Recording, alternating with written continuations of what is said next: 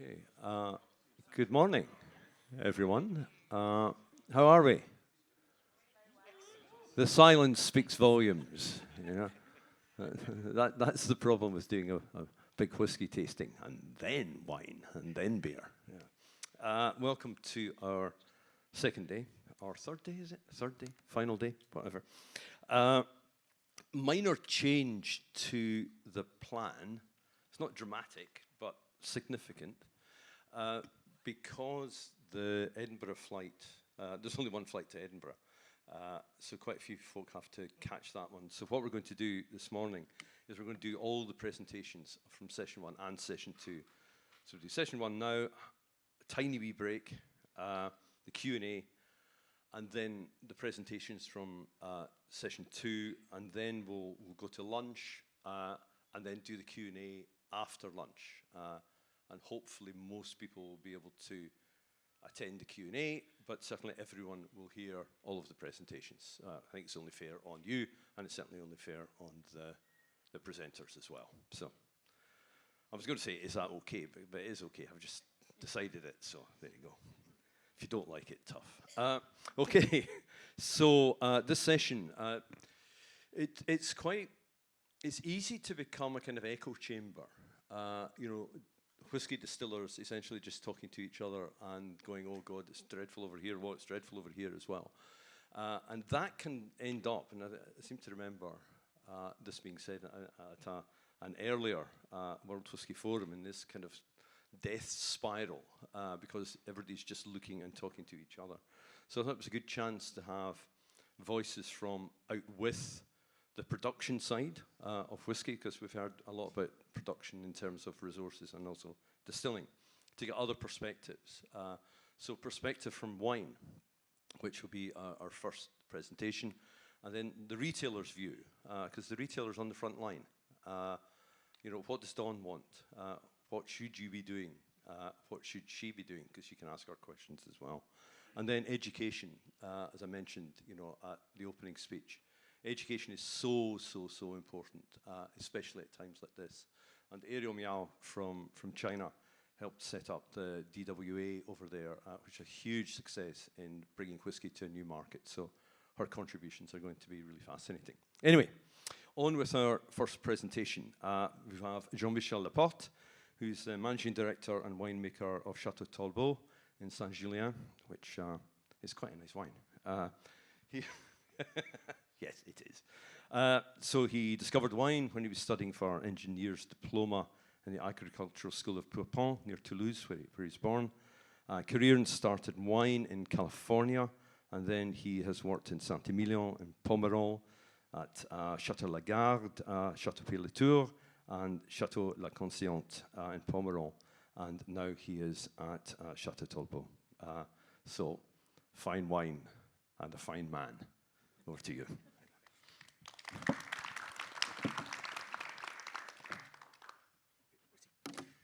Hello, everybody. I'm very pleased to be there. I'm a bit old school, so I printed my notes, and I'm going to read because it's far too long for me to remember everything I'm going to tell you in English, so I'm sorry for that. Anyway, so thank you first for welcoming me into the wonderful world of whiskey. It's a pleasure to share some reflections with you today about another fascinating world, that of Bordeaux wine. We all know Bordeaux for its exceptional reputation and heritage. This forms a key part of both our cultural and economic heritage. This region is not just a vineyard, it's a symbol recognized around the globe. Big one? Yep. To set the scene, let me share a few figures. Until quite recently, the Bordeaux vineyard covered over 110,000 hectares, making it the largest AOC region in France by far. This vineyard includes legendary appellations such as Pauillac, Saint-Julien, Saint-Emilion, Pomerol, Sauternes. These names don't just belong to France. They resonate worldwide.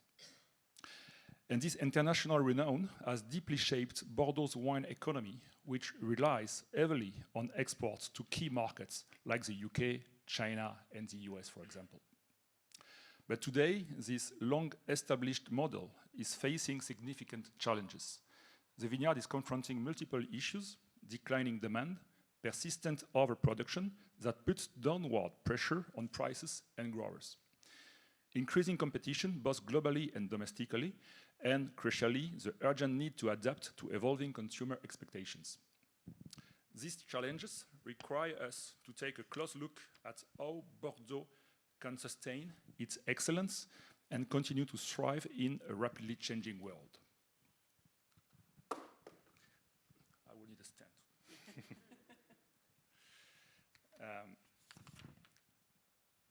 So let's begin with overproduction.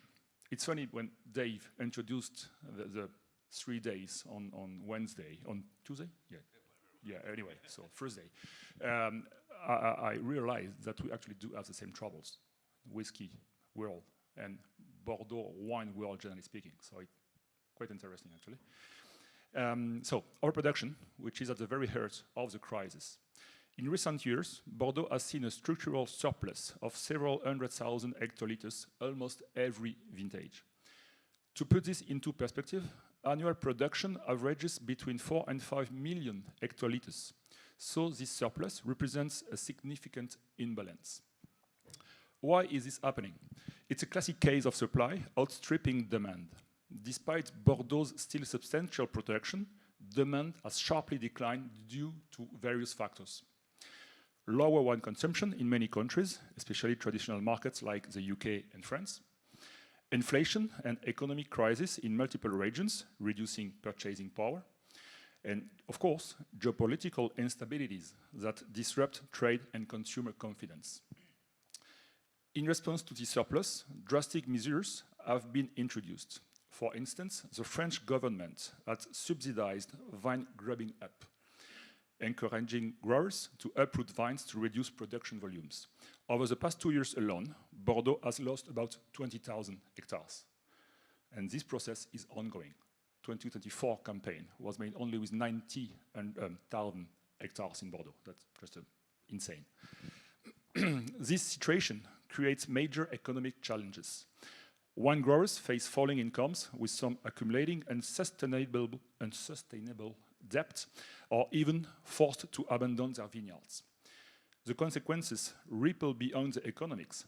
Entire families, centuries-old know-how, and rural communities are being weakened. At the same time, competition has never been fiercer. Wines from other parts of the world, Italy, Australia, California, just to name a few, have successfully moved upmarket with more modern, accessible styles that appeal to a broader range of consumers. They've been agile and innovative in their approach. Even within France, Bordeaux is no longer the uncontested leader. Regions like the Languedoc, the Rhône Valley, and the Loire now offer quality wines at very competitive prices, sometimes capturing younger and less traditional consumers. I don't talk about Burgundy because they're already very high, actually. Lastly, climate change complicates the picture further. Bordeaux experiences late spring frosts, drought, and increasingly frequent heat waves. You've seen a few of it. All of which affect yields and challenge the viability of traditional grape varieties. So the vineyard must adapt its viticultural practices and consider experimenting with different grape varieties to survive these new climate realities.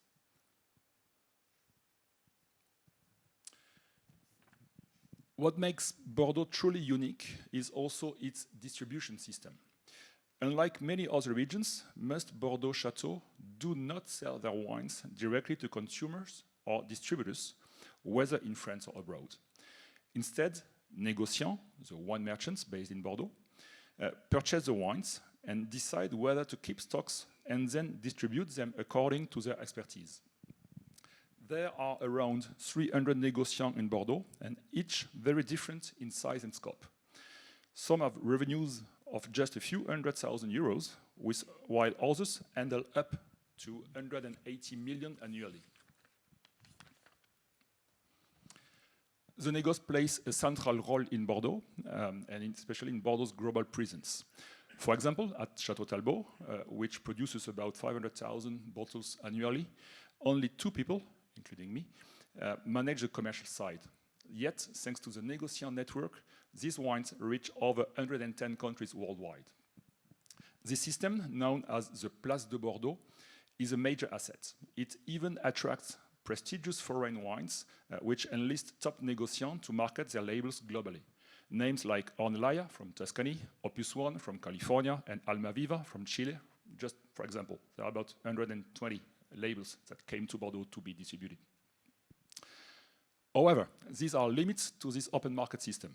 International distributors face fierce competition, leading to price wars and lower profit margins. Unlike exclusive distributors who can command higher prices, these actors struggle to enhance the perceived value of Bordeaux wines. This dynamic sometimes discourages importers who may shift focus to other regions with more stable distribution models. Another Bordeaux hallmark is the imprimeur system, mostly used for Grand Cru, of course. This system allows négociants and their clients, all the way to the end consumers, to buy wines while they are still aging in barrels. The 2024 imprimeur campaign is currently wrapping up, and it's probably one of the toughest ever in Bordeaux. Imprimeur has been a strength for Bordeaux, but is showing signs of fatigue. Chateaux have sometimes priced their wines above market reality, which has alienated buyers and contributed to market imbalances. And we will revisit this topic lately.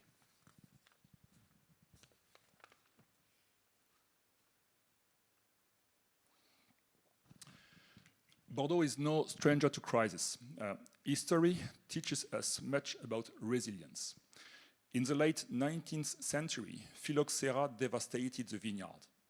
This crisis could have spelled the end of Bordeaux wine as we know it.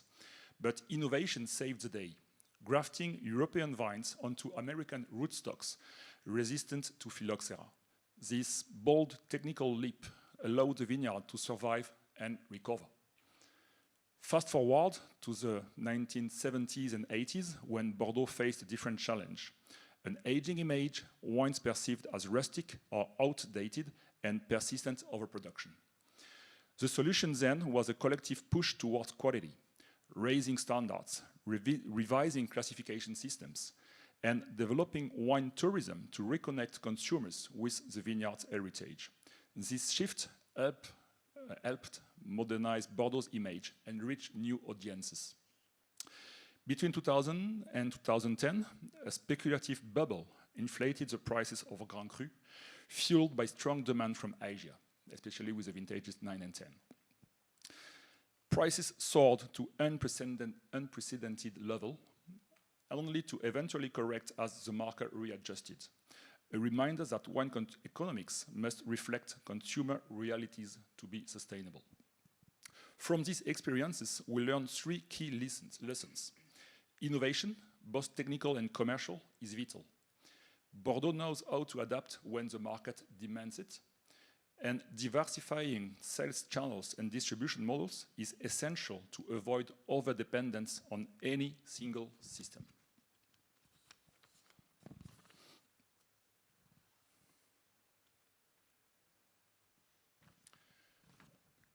Consumers today are very different from those 20 or 30 years ago, and Bordeaux must evolve to meet their needs.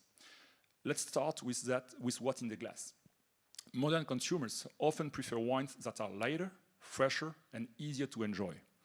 These wines fit seamlessly into everyday life, perfect for sharing casually with friends or relaxing at home. Heavy oak or high alcohol levels tend to be less appealing now. Balance and approachability is key. There's also a growing awareness of health and wellness. Overall wine consumption volume may be down, but when people drink, they want to experience to count. They seek quality and value, and increasingly, they want their choices to reflect their personal ethics. Sustainability has become a major factor. Organic, biodynamic, and sustainability produced wines are no longer niche markets, but significant drivers in consumer choice. Transparency matters. Buyers want to know how their wine is made, if biodiversity is protected, and if carbon footprints are minimized. Labels, certifications, and clear messaging on environmental commitments can influence purchasing decisions profoundly. Younger generations show even more striking shifts. There is less loyal to traditional appellations and famous brands. Instead, they seek stories. Stories about the people behind the wine, about the land, and about passion and authenticity. The wine's narrative matters just as much as what's in the bottle. These consumers engage with wineries on social media, read reviews online, and are influenced by virtual tastings and short videos. Digital storytelling is now a powerful tool in connecting with them. So, how Bordeaux is responding?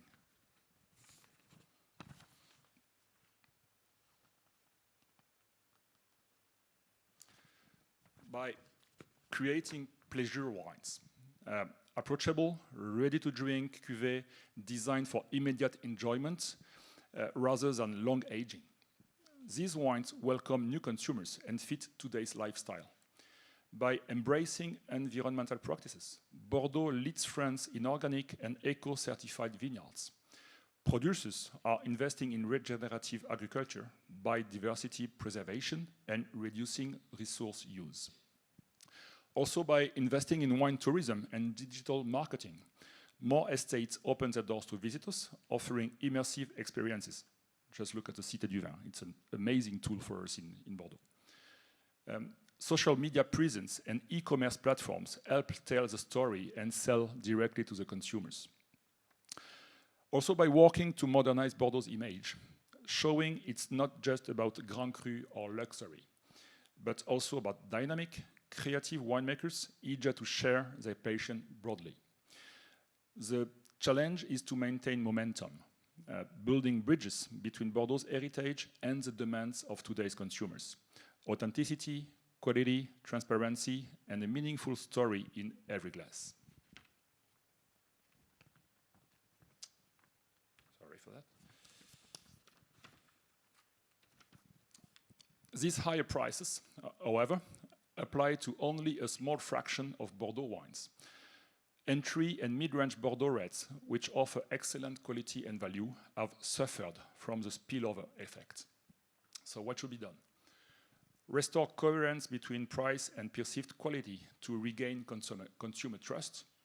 Offer clear and distinct price ranges, accessible wines on one side and premium wines on the other, with transparent, logical positioning.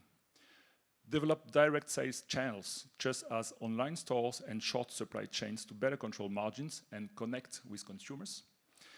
And of course, rethink the Grand Cru pricing policies to avoid speculative pricing that destabilize the market and alienates buyers. Maybe at the Q&A then we'll be able to talk about the 2024 campaign, which is just struggling, especially for the big price chateau.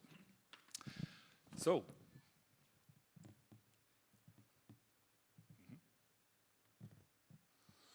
to conclude, Bordeaux has always proven its resilience and capacity to bounce back.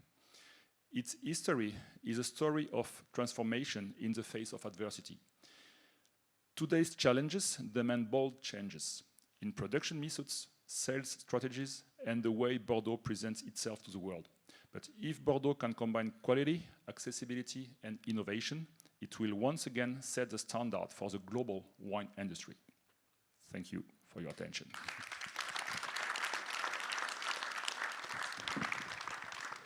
Thank you so much.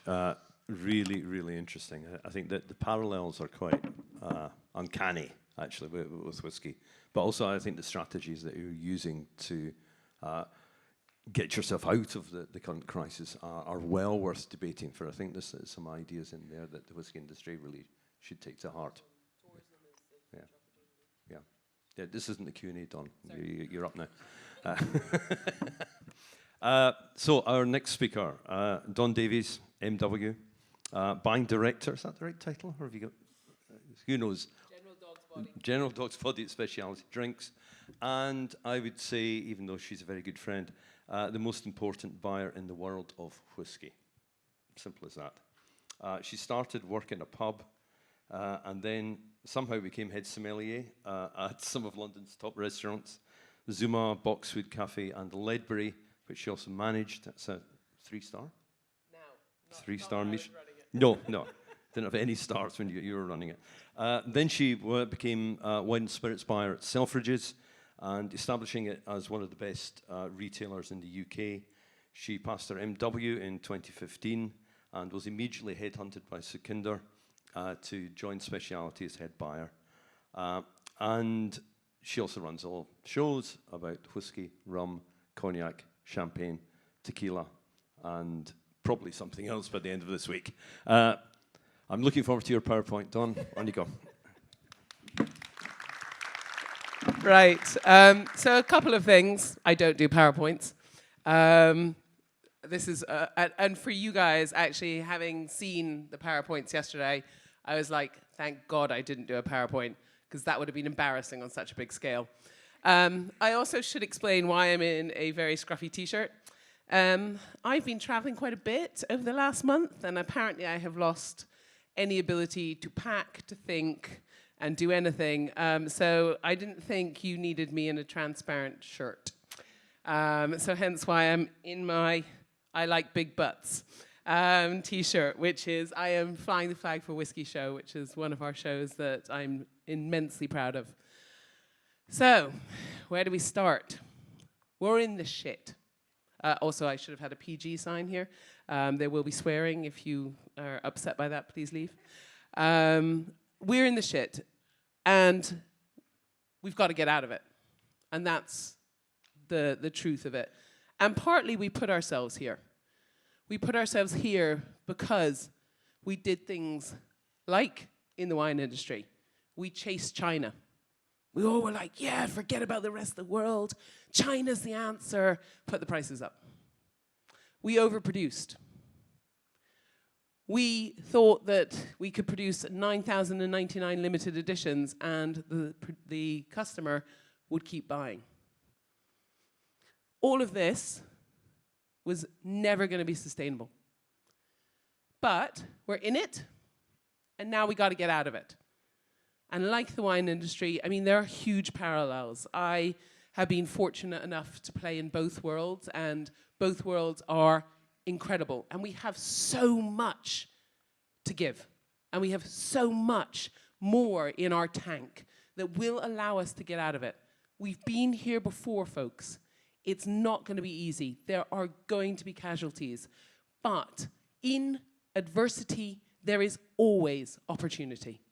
And it's about listening, hearing, and more importantly, working together that will get us out of this. Because we have an advantage over every other industry out there. We have each other. We're family. And family sticks together, they work together, and they can build a sustainable and good future together. And that is hugely, hugely important in where we are today. 2 years ago, I didn't stand on this stage, but I stood on a stage in Macmira without a PowerPoint also. And we were at the beginning of the Nordic Whisky Forum.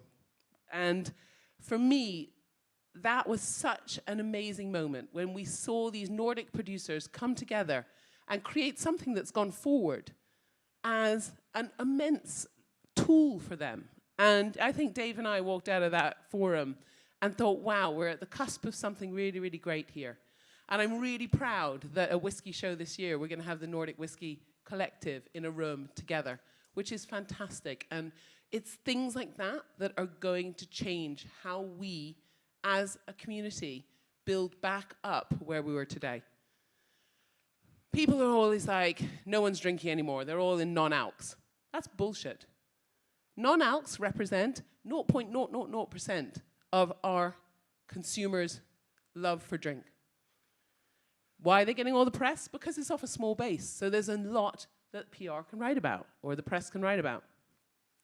We still have amazing opportunity because, as we heard earlier, we have storytelling on our side. People do not buy product. They buy people. When I listen to the stories that are in this room, and I listen to the stories of my producers, I'm taken on that journey. So why have we stopped telling those stories? And I want to kind of use that as a base to kind of say, okay, how do we move this industry forward? And that storytelling is really, really crucial for someone like me as a retailer. I'm your mouthpiece. I'm the person that is talking to the customer every day. And that's something that we've also forgotten how to do. We've told them what we want them to drink. No. We need to listen to what they want to drink. And I think that's something that we've really, really forgotten about. To give you an idea, every Christmas, I spend the last 2 weeks in our shops. And I've done that at Selfridges. I've done that in the Whisky Exchange. Why do I do that? How do I buy if I don't know what my customer actually wants? We can read all the data in the world. Doesn't tell you what a physical person can tell you. And that is hugely important when you go to market. So, where is the market right now? In the UK, whiskey, Scotch, down. Asian spirits, actually up. I've actually had a 140% increase in Baijiu sales. Never thought that would happen. Madeira, very excited to say, is up. American whiskey is actually up for us in Whisky Exchange. Scotch is struggling, and other world whiskies are struggling. I'm going to put Japan in that as well, because Japan was up against some big numbers. So the numbers don't look pretty. They don't look pretty in wine. They don't look pretty in spirits, but there are pockets of opportunity in there. And I do see growth from people doing the right thing. And that's really, really important. So, what is our market today?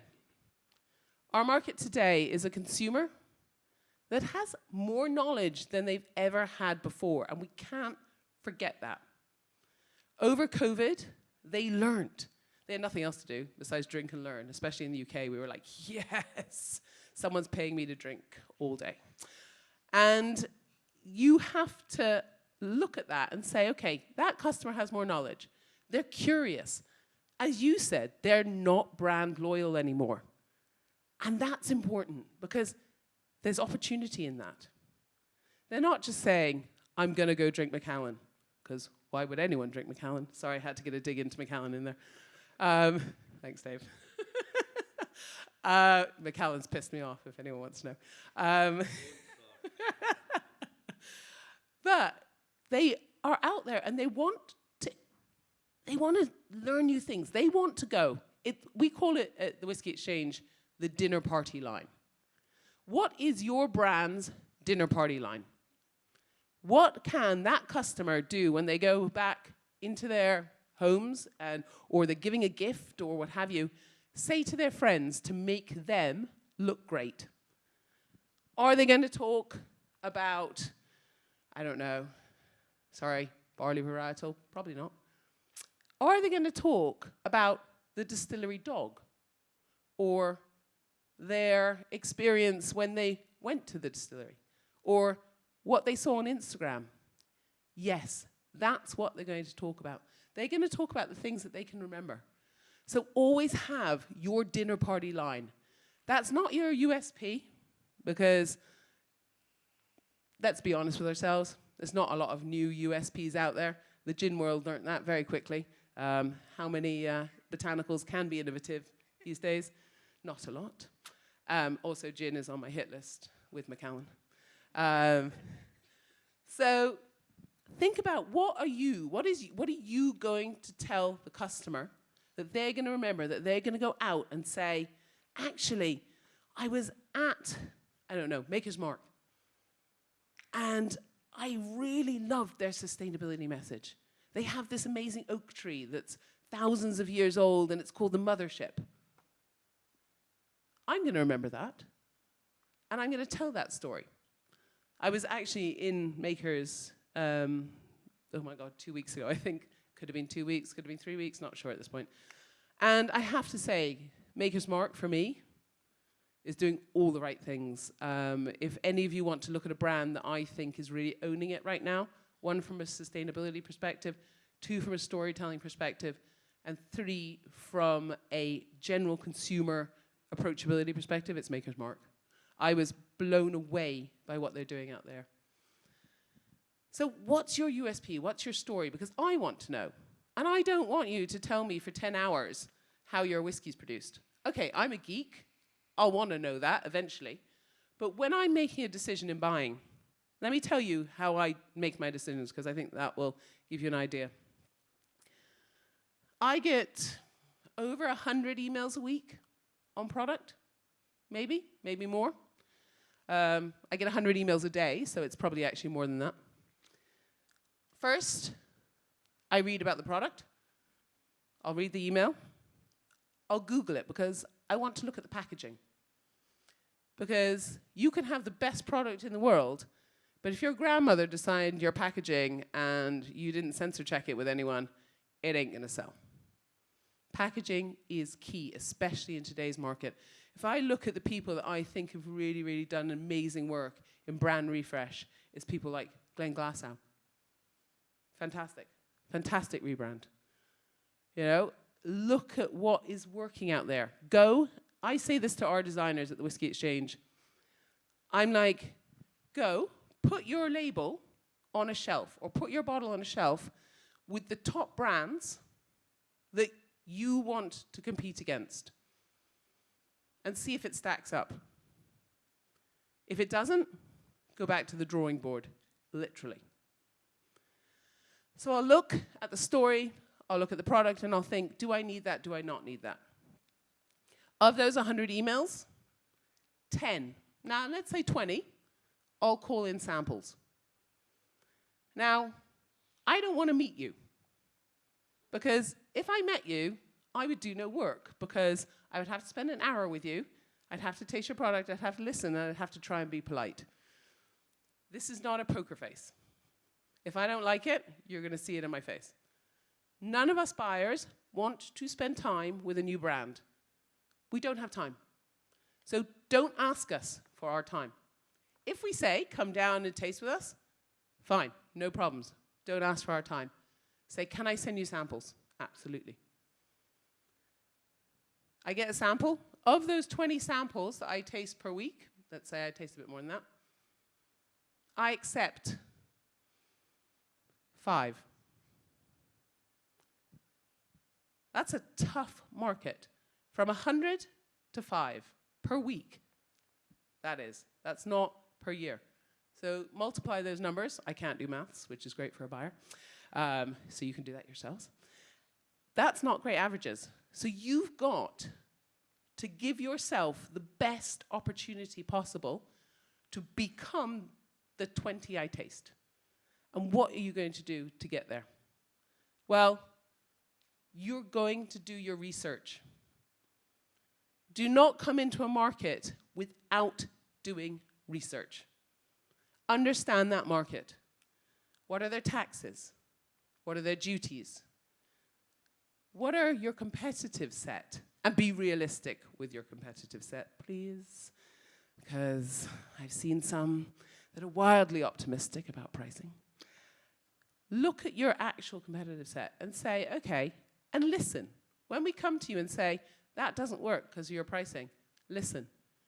You might be able to sell in your local market, and that's because it's a local market and they're loyal to you. My market doesn't give a toss because they're not loyal. So you've got to listen to what we're saying. Because if you don't, we know our markets. We're not going to give you a foot in the door. So really, really do your research. Go out there. Look at who are the good. Also, understand the market import systems. So is it 3-tier like the US? Is it like the UK where it's a free-for-all and anyone can buy anything and do anything? Understand how you're going to get that product to the consumer. How do they shop? Are they online retailer? Are they liking bricks and mortar? Get to know your customer. Because if you come to me showing knowledge of my market, I'm going to be so much more receptive. And we're there to help. If we get you to that point of the 5 products that we are going to take in will help because we're already engaged. But if you come prepared, it's going to be much easier, much quicker, and we're going to be much more appreciative. So make sure you understand your market. Make sure you really know what you're doing in that specific area. Secondly, don't piss us off. So many. If you've emailed me 5 times and 5 times I've said, I'm sorry, I'm not looking for this right now. Yeah, it's not going to go well for you. I'm never going to list you. Respect and understand and listen to the person that's buying. We're dealing with hundreds of you per week. So respect that. Don't push. Listen to what we're saying and why we're saying it. I will often give you the reason why I'm not going to buy it. And it could be liquid quality. 90% of the time it's liquid quality because actually at the end of the day, the buck stops there. It could be pricing. It could be, I'm just not looking in that category right now. But respect and understand that and let that buyer make those decisions. Don't keep pushing because at the end of the day, the doors will shut and you'll never get in. Trust me, I have a memory like an elephant. And I think you've just got to be really, really aware of my customer. So if you do come into the market and we get you through the door and we've got you selling, don't sit there and let us do the work. What the industry is doing now, and especially with the big companies, and they're making a huge mistake, is they're pulling out of shows. They're getting rid of brand ambassadors. This is possibly the worst thing that they could do. Because who's selling the product? You. Not me. I just put it on a shelf. In the Whisky Exchange, we have 20,000 products, 20,000 SKUs. You think I'm going to sit out there and sell your product? Okay, I do have products that I love and I will push. So will my teams. But you've got to engage with our consumer. You've got to go out there, do tastings in our shops. Come to our shows and show people the liquid, because when you engage with the physical customer, your world will change. And this is something I've said time and time again. I have no idea what time I'm on, just as an FYI. You're okay. Okay. I like to. Dave's my PA, if anyone didn't know. Also my new whiskey buyer for the Whisky Exchange, also if you didn't know that. We've got a baby together. It's called a cask, which is very exciting. First baby ever. Anyway, that was a segue. What we've forgotten, the last 10 years, I would say, it's been open the door, they come in, and they buy. Wonderful. We've done no work at all. We've launched a product, and they've bought it. Guess what, folks? That time's gone. So what do we have to do now that we've forgotten to do? And it's super simple. We've forgotten how to sell. We've got to go out there and go old school. We've got to knock on doors. We've got to open bottles. We've got to tell customers why they want us. And that's me. That's my teams. That's you. All of us have got to remember how to sell again. And I truly believe that if we can go out there and sell again, that those numbers are going to turn pretty quick. And there are green shoots. I'm seeing them. They're small, but they're there. But we're having to work for them. So don't think people are going to come to you anymore. They're not. You've got to go out and sell. And that is the simplicity of the message I'm going to deliver today. Because you don't need to listen to me talk about how to sell, what the market's doing. We all know. But we have forgotten the art of sales. And we have to get back to that art. Because That's how we got to where we are, and that's how we'll get back to where we were, because it is fundamental to our survival. And I think, as I said in the beginning, in adversity, there is always opportunity. And it's going out there and talking to the customer and engaging and bringing that passion back. Because the passion is what got us to this place. And our customers are still passionate. And there's a whole new world of customers out there that can be passionate. We've just got to give them a reason why. End.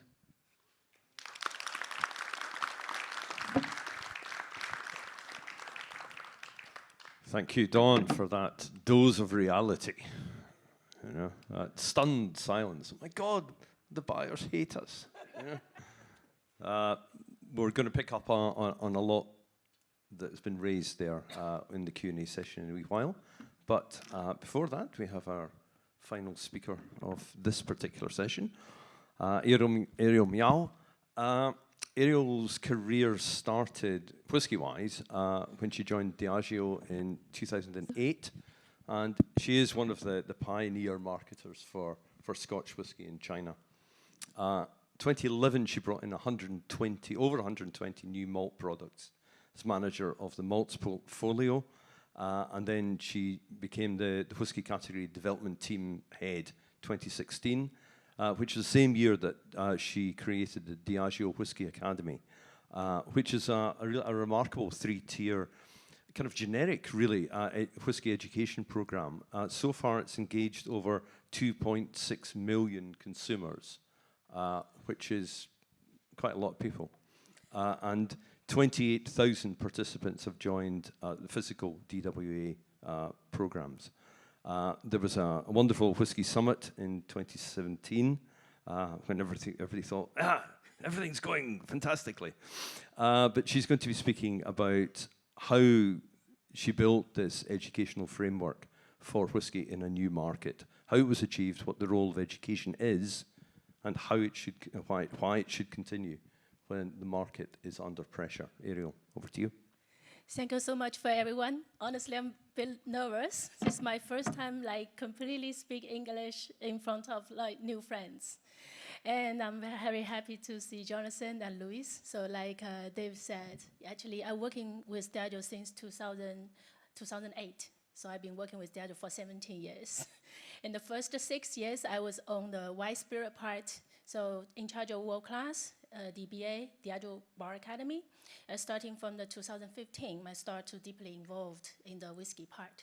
So today my topic will be heavily focused on the education.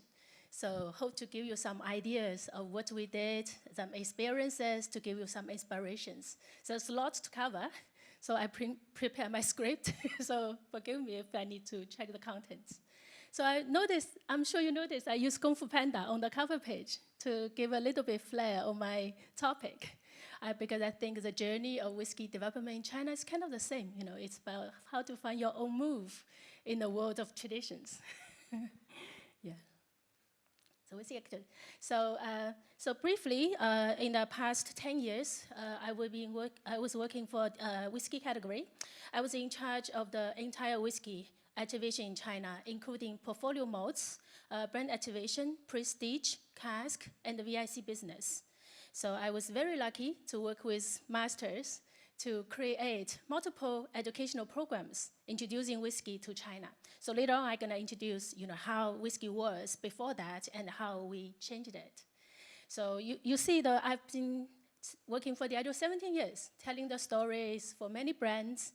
So starting from this, you see these are some of the photos of what we did about having whiskey summit, spaces, mentoring sessions to really bring this category to life. So I've been telling the stories for Diageo for so many years. So now I started my new career with more storytellers, trying to help more brands, because that is what we do, and that is our expertise, and help them to introduce their story well and build an educational ecosystem for them. So now it comes, Now it comes to the first topic. So what truly defines whisky education? Normally, it is like about the stories, right? The history, craftsmanship, tasting profile, and how your father, your ancestors established the distillery, right? We've been hearing that stories from many, many players before. But I think the education is not just about one-way message communication. It is also about, how you understand your audience, right? What do you need? And what is whiskey for you? So just like Kung Fu Panda, Master Shifu helped him to find his own move to become the dragon warrior. So it is really about how you stand your audience. So in my opinion, there are 3 top principles about how we implement whiskey education in China. The first one is about cultural fluency. We need to understand each other. We need to speak the same language. Honestly, in the very beginning, whiskey in China is imported spirit, and people have no idea about it. And the only thing they're gonna do is mix with green tea, because green tea is something they know, that is something we can drink with green tea. Well, honestly, that is how it has become so successful decades ago. And the second, about precision education, like Dave mentioned. We have different stages, like step by step, to get you interested, to get you ready, and we prepare you to explore for more. And the third is about immersive engagement experience. Sometimes I feel like, trying, because I'm a marketing person, what we do is to approach trade and consumers. It's about you go out, date with strangers, right? You find something interesting you do together, sharing minds, drinking whiskey, and eventually you find harmony. So that is how about, you fall in love with every consumer you approached with. So following those principles, DWA, well, like Dave said, we started from 2016 and officially launched it in the 17. But unfortunately, now it is kind of like end. But it is the most respected and professional whiskey educational program in China. So I'm gonna take you through the highlights one by one. So hope to give you some inspirations. So first of all, like Chester mentioned yesterday, we developed a large team of brand ambassadors, total number 19 people. So some of them actually served this industry more than 20 years. Both are knowledgeable and presentable. So over the decades, they held over 10,000 sessions across 40 cities, introducing whiskey to the trade and consumers. We divided the course into 3 stages. First, level 1, meet the whiskey, 2 hours, very simple. And level 2 is 2 days, be profession. And the level 3, it is 7 days trip in Scotland.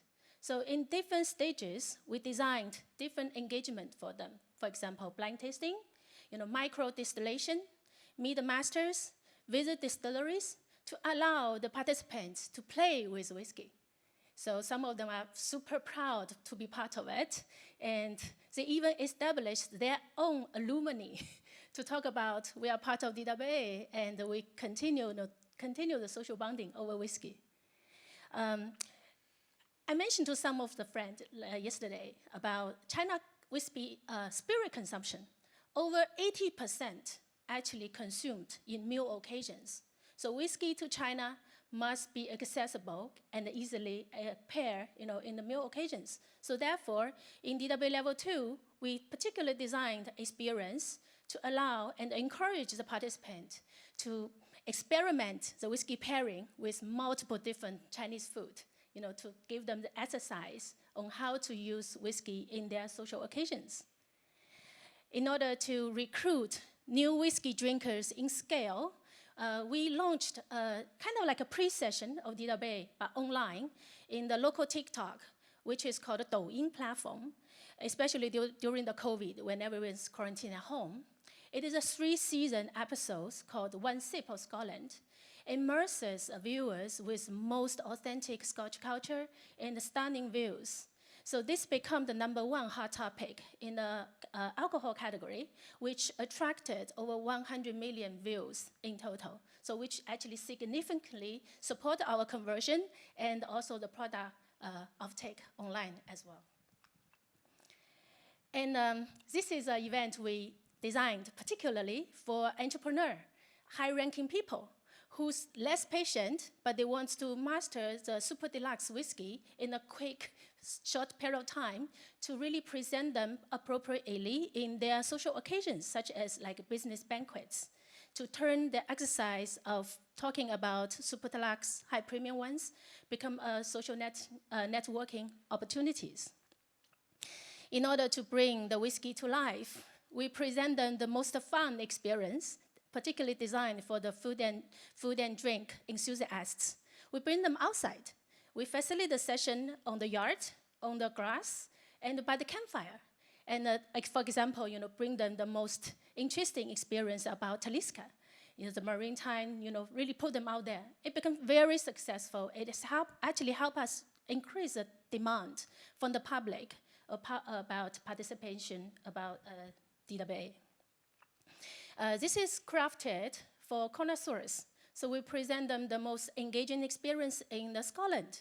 Leveraging Diageo's exclusive resources, we guide them through the most exclusive places, not open to public, alongside with the masters and the whiskey makers to allow them to transfer their industrial insights into the social conversations. This is what I said. They established their level 3 alumni without our participation, but they are kind of celebrate and memorize the days they spent together in Scotland. And because it's a nascent market, right, and the whiskey enthusiasts is actually a very small group in China. So in order to build a sustainable relationship with them and to grow and learn together, we developed different touch points through their lifetime cycle, before, during, and after the session to ensure they're fully engaged with the most updated news to keep them excited about whiskey. So, like I said, education, it is all about understand your audience, right? What do they need and what you can offer, and eventually inspire them to be with you and spend money on you. Yes. So this is a question that Dave gave to me, because he knows all the events I invite him over are all about luxury events. So he was asking, are we really over-reliant on the ultra-premium consumers?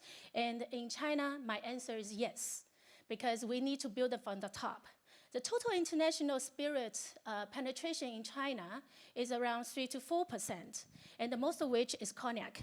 Whiskey is less than 1. White spirit, little. Even though I'm working for the other tequilas, vodka, for many years, but it is super little. So it means I need to compete with cognac in a different price point. So this was how whiskey consumption was before 2015. Whiskey is considered like a very cheap drink mixed with green tea, only in a very lousy nightclubs and beer bars. So it is not very inspirational. So starting from 2015, Diageo made a bold decision to prioritize whiskey in our business. So therefore, we need to build this category an inspirational image for modern and contemporary lifestyle. So we did whiskey summit, tasting, mentoring sessions in multiple formats in order to shape the image of the premiumness. So building from the top, it is actually the quality anchor of this to radiate its followers. And most importantly, the top tier offerings will generate higher margin to allow the company to reinvest in the other commodity marketing activities. Yeah, this is a very important man, Mark Edwards, yes. And, in a nascent market like China, most of the consumers' understanding about luxury image, about this category, is heavily rely on the touch points. For example, high-end tasting in luxury hotels, or fuse whiskey category with elite lifestyles to help them shaping the premiumness image.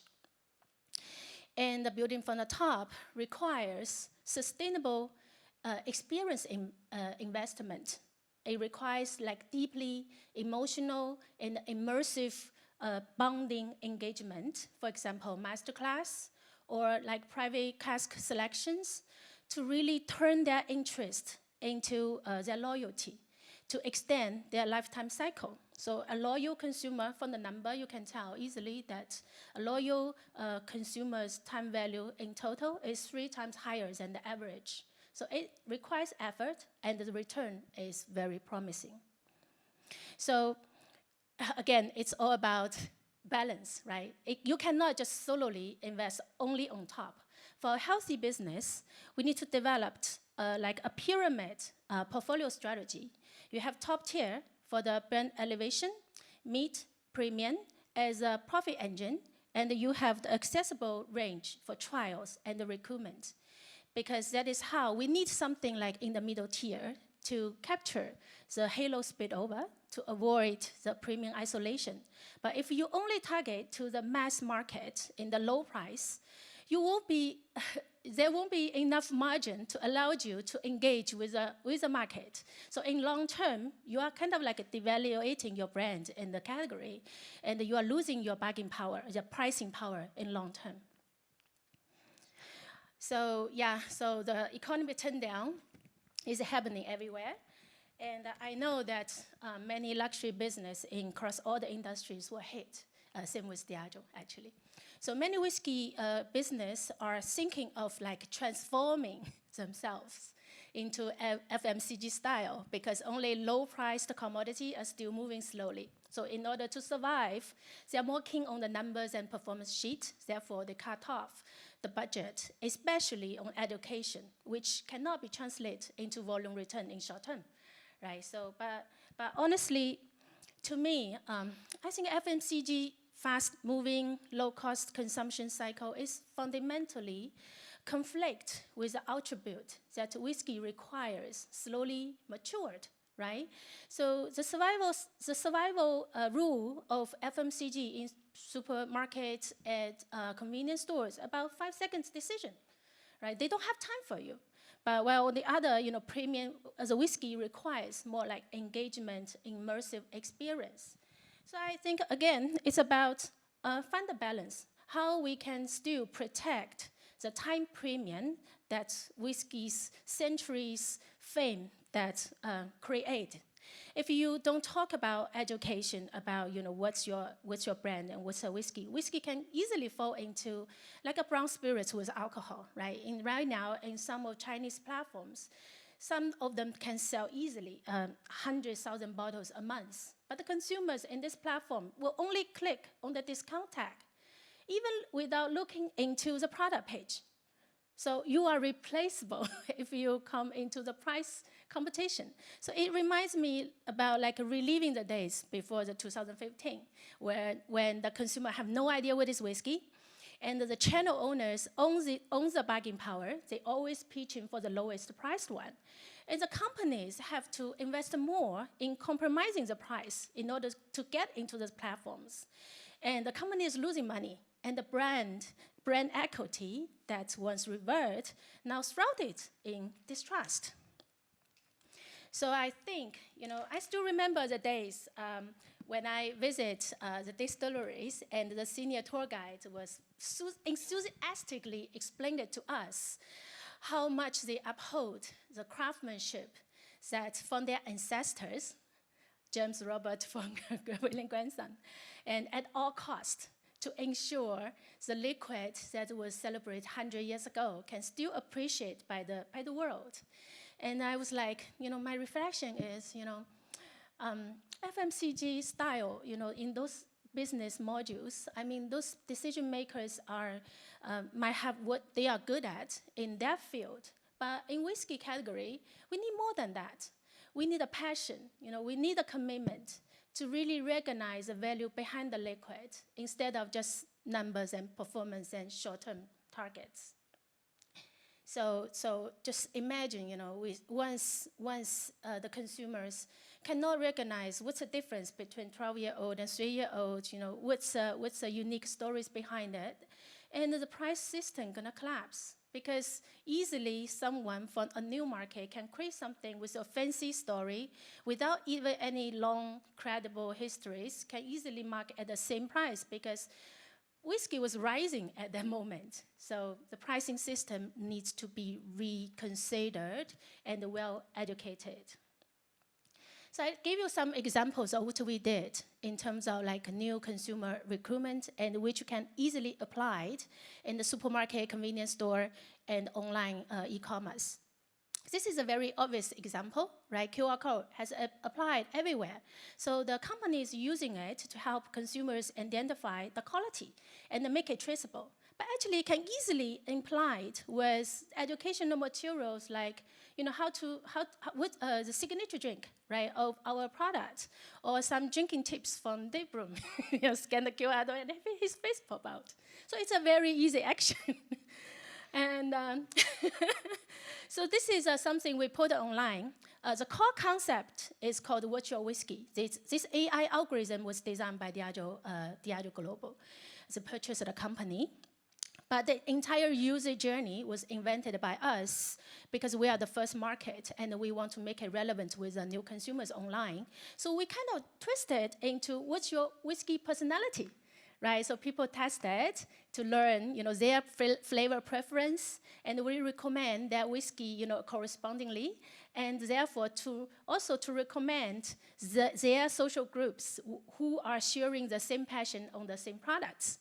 So this was very successful. The entire journey completion was over 98%, which means that those young consumers are very happy about it.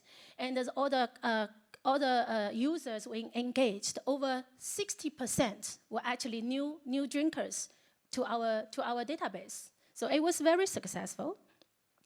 This is a concept we put it online as well, targeting to recruit new whiskey drinkers. Actually, it was inspired by the Diageo Special Release 2021.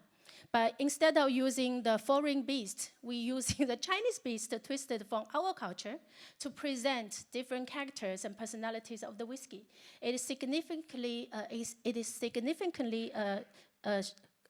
saved the communication cost because people will be triggered, inspired, attracted by the image, and therefore they come to us. So it is actually attract over 28 million users. So be engaged through this platform. So it is easily just get into the new whiskey drinkers in other territories to trigger their interest.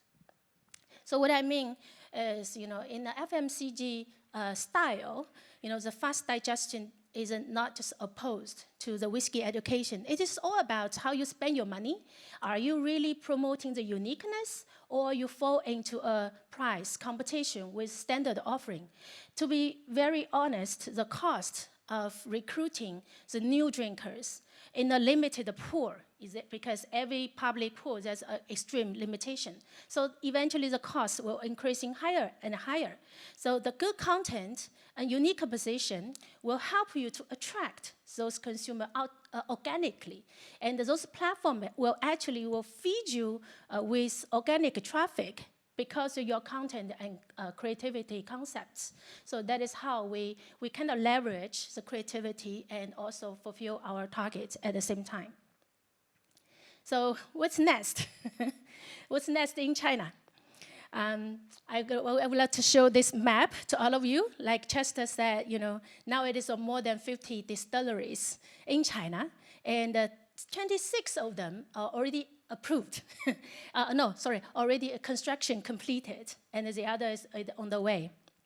So it's remind me the scene of this when Kung Fu Po is rushing forward without control, and the Furious Five are chasing behind it desperately. Yes, it is happening in China right now. China can produce everything and much faster with the investment behind.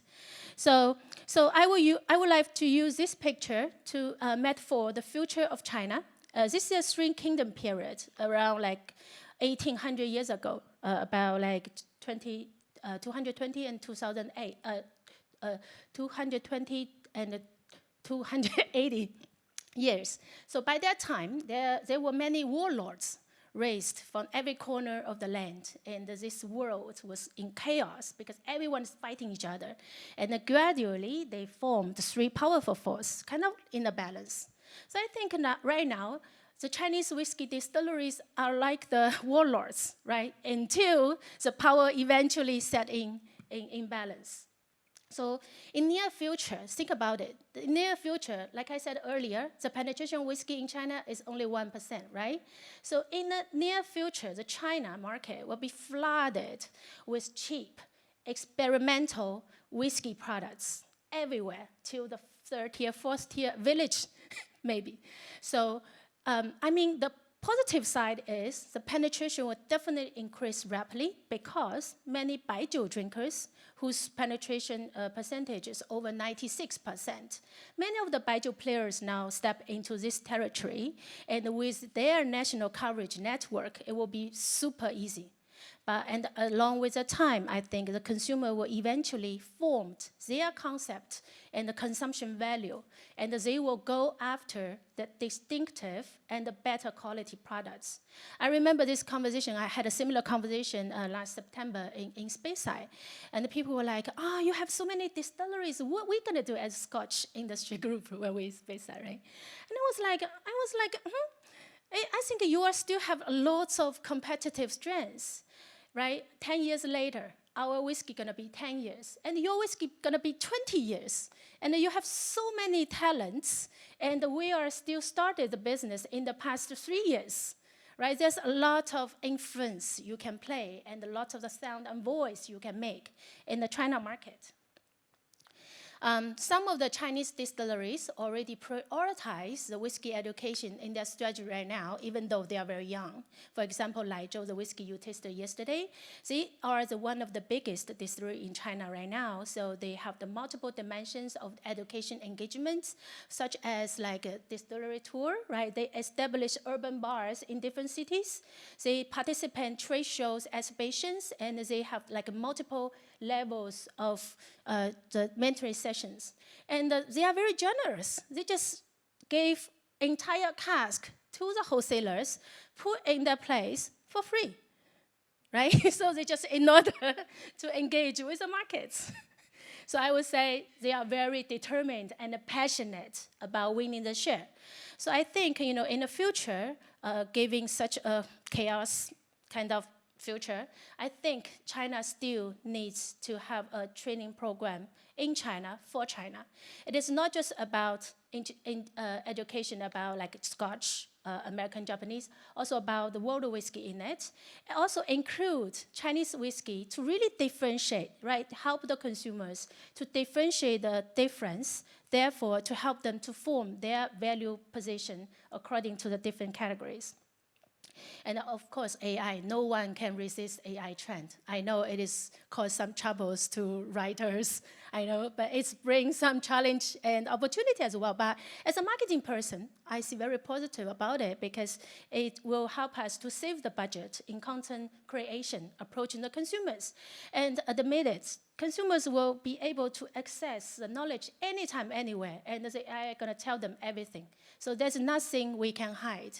But I still truly believe that AI will never going to replace us as a person who owns a passion, and we can share the stories deeply rooted from the culture that share the same genes with the flow in the blood of the consumers.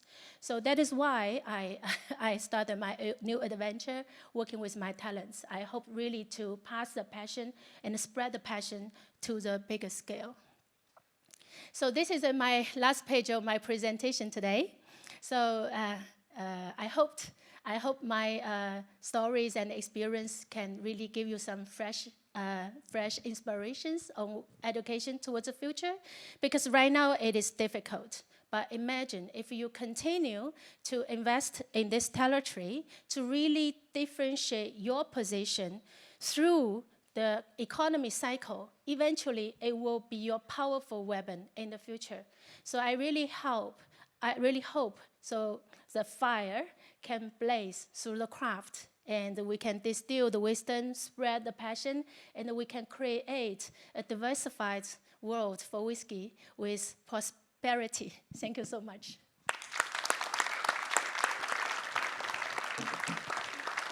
Thank you. Thank you so much, Ariel. Wonderful, wonderful presentation. We're all pandas now. And I'd just like to say congratulations, Diageo, in shutting down the most far-reaching educational program ever seen in the world. Well done, guys. Right, we're going to take a quick... It's not really from Diageo here, is there? But hopefully it's been filmed. Swines. We're going to take a really short break, coffee, comfort break, etc., and then come back here for the Q&A. Okay, thank you. And a big round of applause for the panel.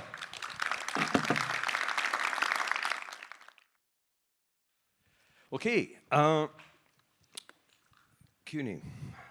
You were going to talk about 2024 en primeur campaign, and I think that's quite an interesting way to start, and then we can widen that to the idea of speculation, cash sales, and everything.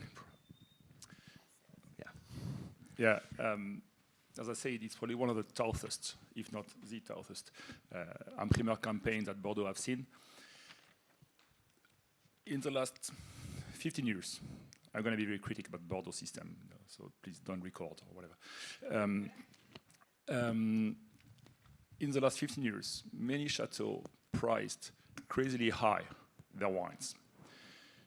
Big names, super seconds, no names today, but anyway, so big wines from the left bank, from Saint-Emilion, from Pomerol. They've done that because China's emergence, UK is still buying high-end wines, US in very high shape, very good shape of economy. And this wine sold in 9 and 10, but 11 was an okay vintage, not a great one. And they didn't correct because they saw that China was going to buy everything. And so they didn't correct, and they began to make, with the 2011 vintage, silly prices. And the négoce, the wine merchants, bought it, or bought them. And it was, in my opinion, the very beginning of this Bordeaux bashing. I don't know if you have heard about Bordeaux bashing. So many in the world, consumers in the world, they don't want to hear about Bordeaux anymore. Burgundy is coming on that way at the moment. So from that point, the chateau and all those big names were almost totally disconnected from the reality of the market. They priced high, but they were not regarding or looking at the consumer point of view. I am willing to pay that price for that bottle of wine, even if it's a very famous chateau in a very nice vintage. And at one point, no, it wasn't. So it took a long time, but now we are 14 years later. And 2022 was a great vintage, probably one of the best ever. Prices were high, but the quality deserved it. So it sold. It sold through the consumers. 23 was an okay vintage, not a great one. And many chateaux didn't correct enough their prices down. So Bordeaux merchants, money is now more expensive. The rates at the bank are quite high. I've talked about the global economy and many, many other things.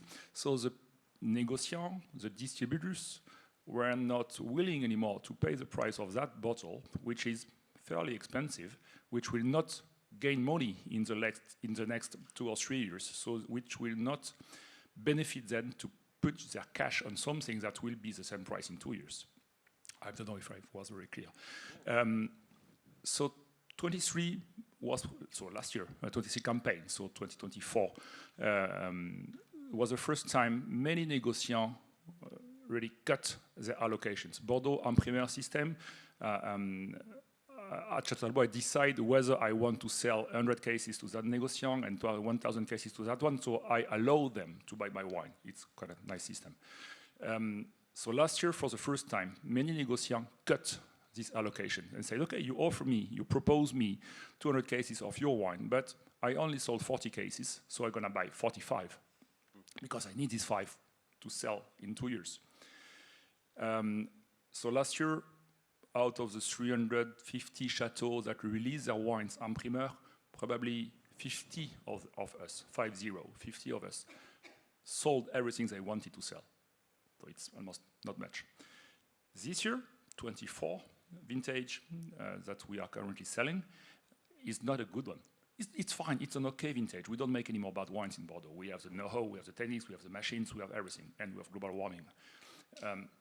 So 24 is an okay vintage, but a consumer at the end, say, okay, I bought some 22s, 23s, potentially I got some 96 and some 2010 in my cellar. So I don't need to buy something that I'm going to get only in 2 years. I'm not sure it will be more expensive in 2 years if I don't buy it now. So this vintage is not a crazy one, no interest. And once again, negociants and merchants and distributors, they don't have money anymore. So they will not carry the stock if they don't sell. So at the moment, we are just in the final week of the Imprimeur campaign, with many negociants being asked to give their response back to the chateau, say, okay, I buy 10%, 15%, 90%. At the moment, I'm seeing that only 10 of us will be able to make a full campaign and sell everything they've put on the market. Nothing. So my point of view about Bordeaux is that in maybe 6, 12 months, 30 or 40% of the estates, not only the Imprimeur and the Grand Cru one, but 30 or 40% of the estate are going to collapse. Just because I will not be able to pay anymore for the labels, bottles, the salaries, and everything. So the Imprimeur campaign at the moment is really tough. Was that a heavy over-reliance on that model, Imprimeur? The system is okay. The trouble is that it was okay when you only had 150 labels on the market. When you got 400 at the peak, who cares about buying? I'm trying to find a name without being rude. So who wants to buy a Chateau La Croix de Guay, which is a nice wine in Pomerol, at 50-something euros a bottle Imprimeur, when it's going to be 55 in 2 years? Price of the money, I prefer to keep it for something else, eventually at the bank, and buy it in 2 years. And in 2 years, I'm going to go in a cellar, in a retail shop, and I'm going to buy the bottle. Imprimeur, I will receive an email, oh, fine, you bought a bottle. So Imprimeur system is about either rarity, increase in price, or both of them. Vieux Château Certain, tiny estate in Pomerol, if you don't buy Imprimeur, no chance to get it when the bottles are available. So, of course, there is an interest to buy it. Lafite Rothschild, the first growth, if you buy it when it's available on the market, you're going to pay at least 20 or 30% more than if you bought it Imprimeur. So you will find the bottle, but the price will not be the same. So interest to buy Imprimeur. When you can buy the same price and find some available bottles when it's available in the market, no interest to buy Imprimeur. So the system works, but not for everybody. Yeah. So a kind of recalibration of the system is required. I mean, and Don, I mean, there seems to be, it's not identical, obviously, in whiskey, but we have seen an awful lot of cask investment firms starting up in recent years, and do you think that has destabilized the market? Because people are beginning to kind of go, whoa, I'm not very sure, this is a little bit dodgy.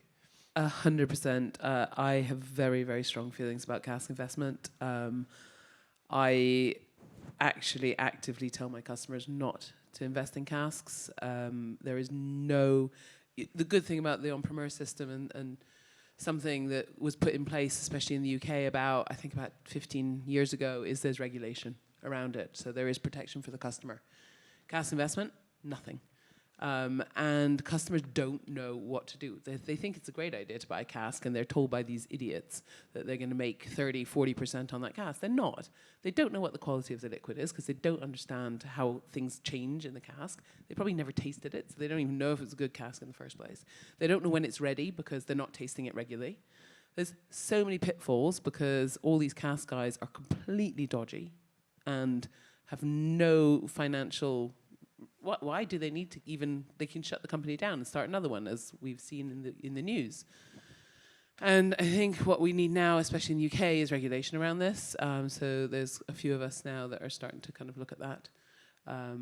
Because really, I mean, I get approached by customers every day. They're going, do you want to buy my cask? And I'm like, nah, because I'll negotiate the price and you will not get even near what you want to get.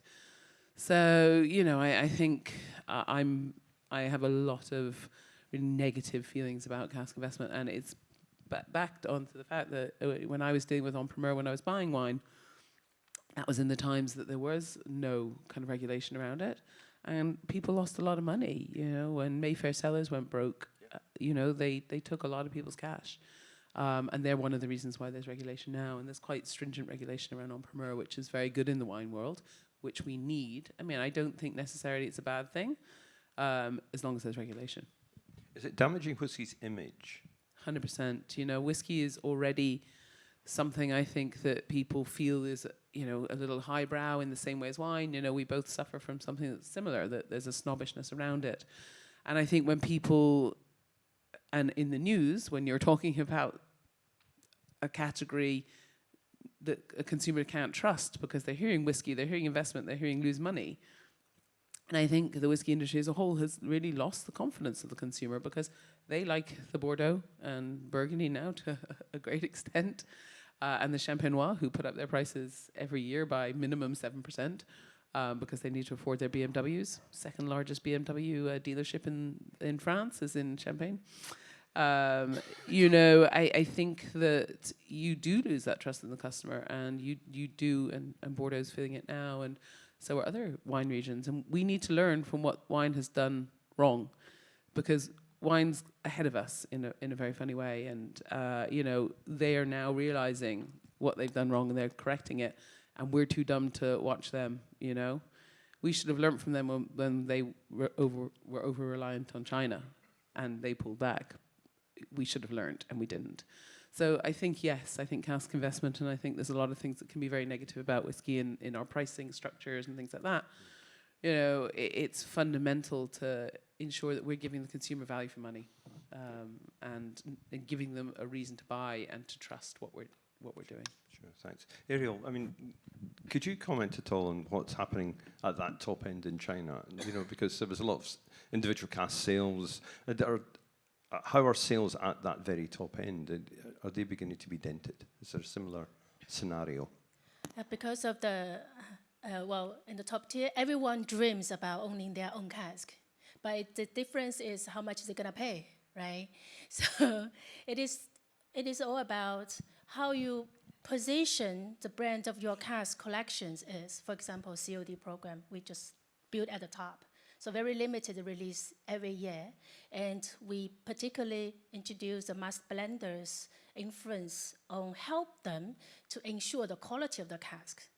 But actually, because there's opportunity, it was like there's a lot of cask buyers selling, no matter from, for example, I still remember there was one conversation, someone asked me, say, hey, Ariel, I wanted to buy some cask from Diageo. And this is money I have. I was like, how many you have? He's like, oh, around $1 million. I was like, you cannot afford Diageo's cask. You can try some Americans. But that was very popular at that moment. But now, Chinese distilleries, they sell the cask around like 100, no, it's around like Chester. 10,000 pounds, right, yeah. See?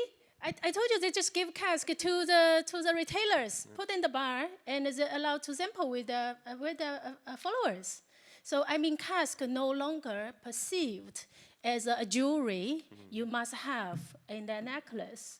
It is something you can easily source because all the players want to get in and seize and cut the cake.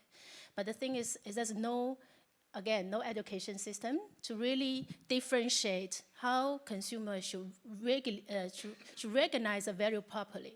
And on the other hand, the cask is not in China, right? So people have no idea where it is. Are you really giving me the right paper to secure my property ownership? And so that is why many people was really hesitant. They really wanted to buy. It is not just for investment purpose. So they showed it as a prestige of ownership to share with their friends. And some of the people particularly asked for, is there any cask in my age that I can bottle to share with my friends? The other cannot give such a big flexibility in meeting the consumer market needs. So a lot of IB players are selling it. But the thing is, without proper support of adjusting the quality of the liquid, there was quite a furious fight out there, blaming someone like, you're such a shit cask, you sold it to me, right? I'm losing my face in front of my friends. Yeah.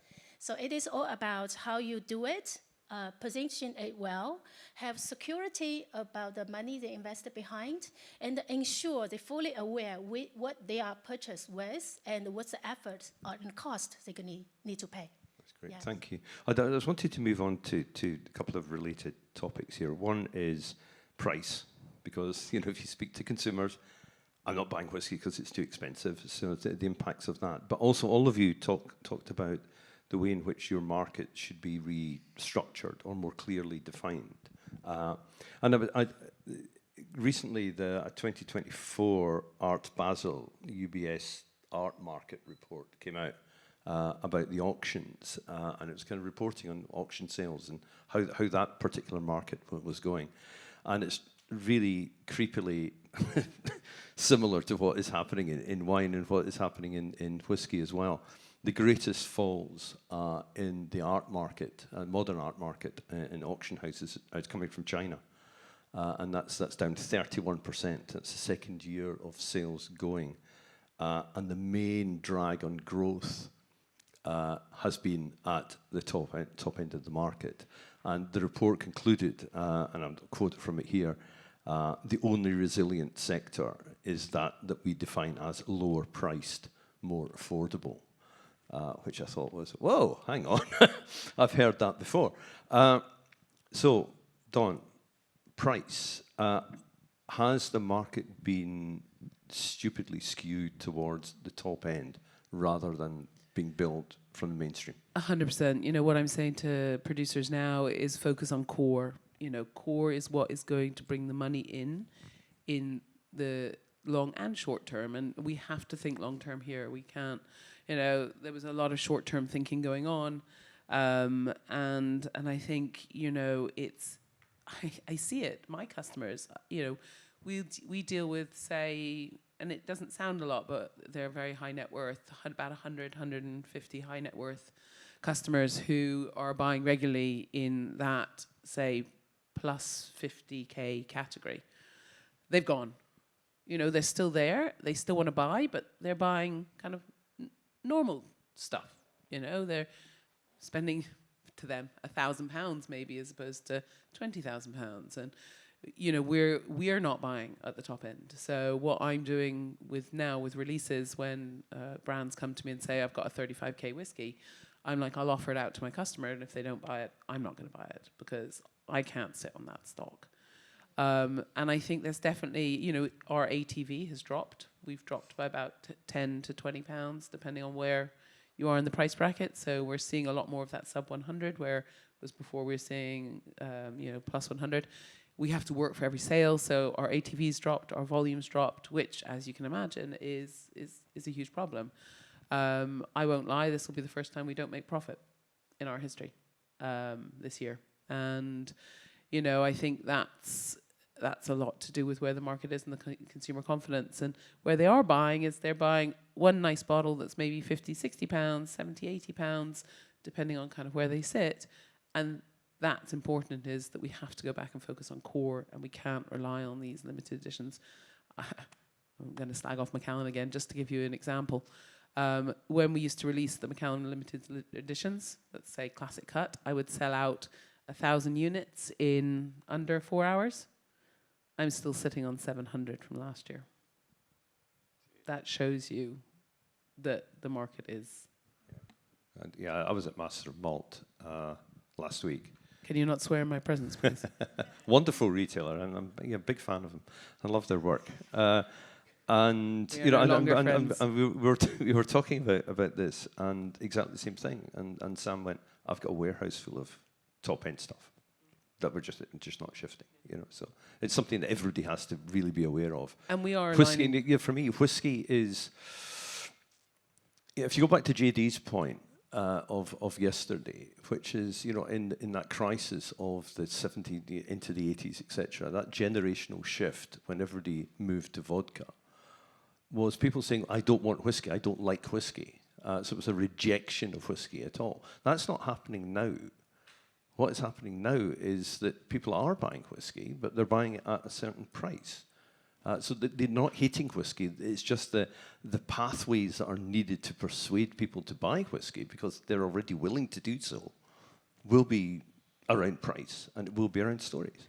And you know what we're trying to do with our releases now is nothing over like 150 unless it's super special. So all our TWE exclusives, you know, we're looking at and saying, actually, no, we want these people to buy. We want it to be affordable for them, because we can't sell, you know, what we were selling in the old days. And I think that bubble's burst, and I think people are being too slow to react to that bubble. Sure. And in wine, maybe just to amplify on what you were saying about the need to more clearly define the segments within the market. Yeah, I think it's something that is currently or usually accepted by people. You got big names, classified growth at a certain price. World is small, so even if I produce, let's say, 500,000 bottles of Talbot a year, 2 years ago, it took me 4 hours to sell them. Then you have the Petit Chateau. The trouble is, I was discussing with these guys a few minutes ago, in Bordeaux you've got 5,000 and something producers. Each of us produce 50, 100, 300,000 bottles. Nothing. So you cannot have a global policy of pricing when you got so many individuals. So it's a question of brand, it's a question of place, it's a question of even not what's in the bottle. Everybody makes a good wine now. So it's a question of, are you at a good price trying to sell to the good consumer? So in the good network, with a good retailer, with a good online shop. So it's all about you. It's all about your cost. Many people are trying to sell wines below the production cost at the moment. So try to do your best to lower your cost, to be more competitive on the market, because you got 5,000 houses trying to sell at the same price, or 4,000 houses. And not only in Bordeaux. Then if you look at the neighbors, as I said before, neighbors and competitors, you got so many more. And now we also compete with brands from Chile, Argentina, Australia, and we are talking about marketing issues. How can you talk about marketing issues when you produce 50,000 bottles? I mean, no budget. But at the same time, on the shelf, if you have the choice between a nice Catena Zapata, Argentinian wine, which a huge poster promoting the wine, and you've seen that on the magazine, and then you come with your bottle that nobody knows about. It's not even the price that decides. So yeah, pricing is just try to fit your market. And Ariel, you know, in China, maybe just to build on what you were saying earlier, the need to, the mainstream in particular, you know, the networks is, you know, high networks, the halo effect, it's brilliant, but whiskey has always been built in the mainstream. Yes. Well, it depends. Again, it comes back to what you said, you know, about the perception of like consumer wants, how much they willing to pay, right? Regardless the image building, but it is very important to have a really inspirational image. Nowadays, consumers' shopping behavior is all about, is this right for me? Or it is really make me look good? So that is very important for such a traditional category like whiskey, 100 years old history, to really speak in the language that the consumer understands. So otherwise, I will use Chinese baijiu as an example, honestly, because baijiu nowadays in China is kind of like losing the future, because baijiu in China is heavily associated with politics, high-ranking respects, which is grandfather and father's drink. So it is heavily featured in the business entertainment occasions. Nowadays, young consumers, they don't want to talk about politics like, or like a PU8. We call it like a PU8 by the high-ranking people. They're all about their personality, you know, have their fun, enjoy their lifestyles. So they'd rather bring the whiskey outside while they're hiking or, you know, picnic with their friends, or have like a homie get together, you know, everyone bring their own bottle and share together. Instead of like, that is why cognac was heavily impacted as well, because cognac is now considered as a father's drink as well. So younger consumers no longer interested on it. And the baijiu, most of the time, well, also cognac, kind of tastes similar, right? So whiskey, they offers more different type of flavors. So in the education point of view, we never talk about if the higher whiskey means a better one. It is all about your own preference.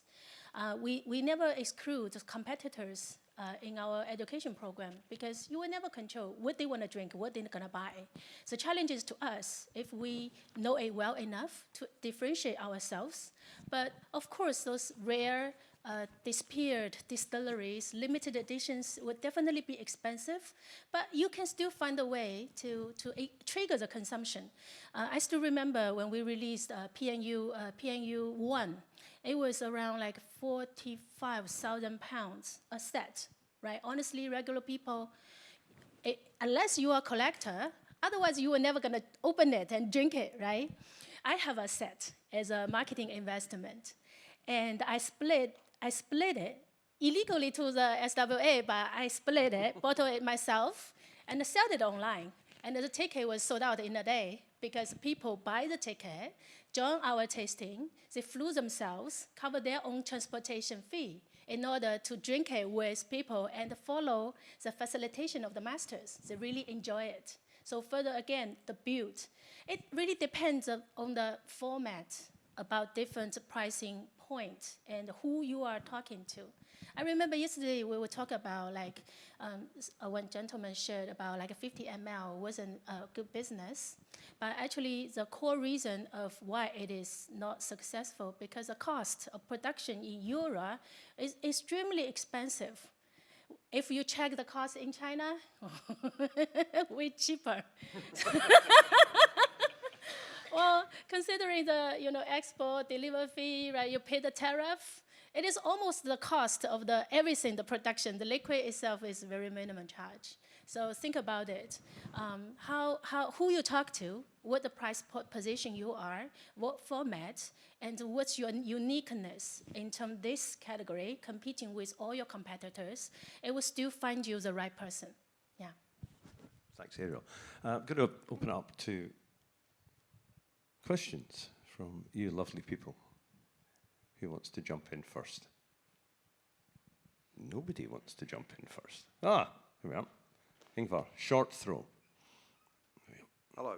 I thought there were some excellent presentations, so thank you very much. I just, sitting here, I think what Dave just said about whiskey being built in the mainstream, are we in danger, especially in this room, of getting a bit too obsessed with single malt? Because if you look at whiskey overall, like it's a bit positive, okay, we had 22, which was significantly like a high point, but we're still, if you look over a 5-year period, at high points of sale overall for the categories, whether that be bourbon, Irish, Scotch. But what's underneath the bonnet is single malt is getting hammered.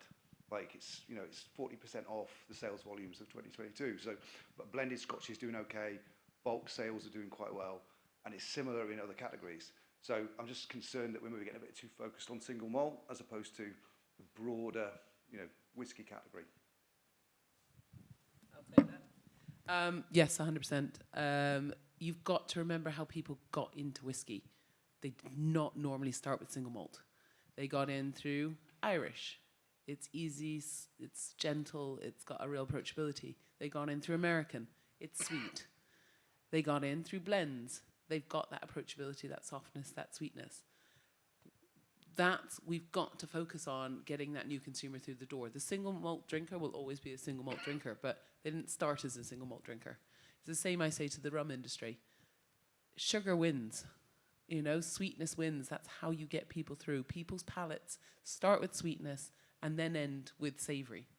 And you've got to get them in through the door. So yes, I think we're very reliant on the story of single malt.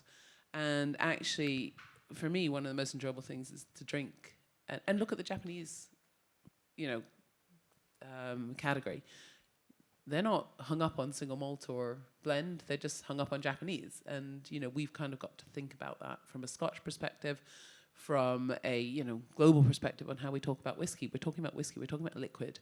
We're talking about quality of liquid. And we've got to think about how we engage that new customer in.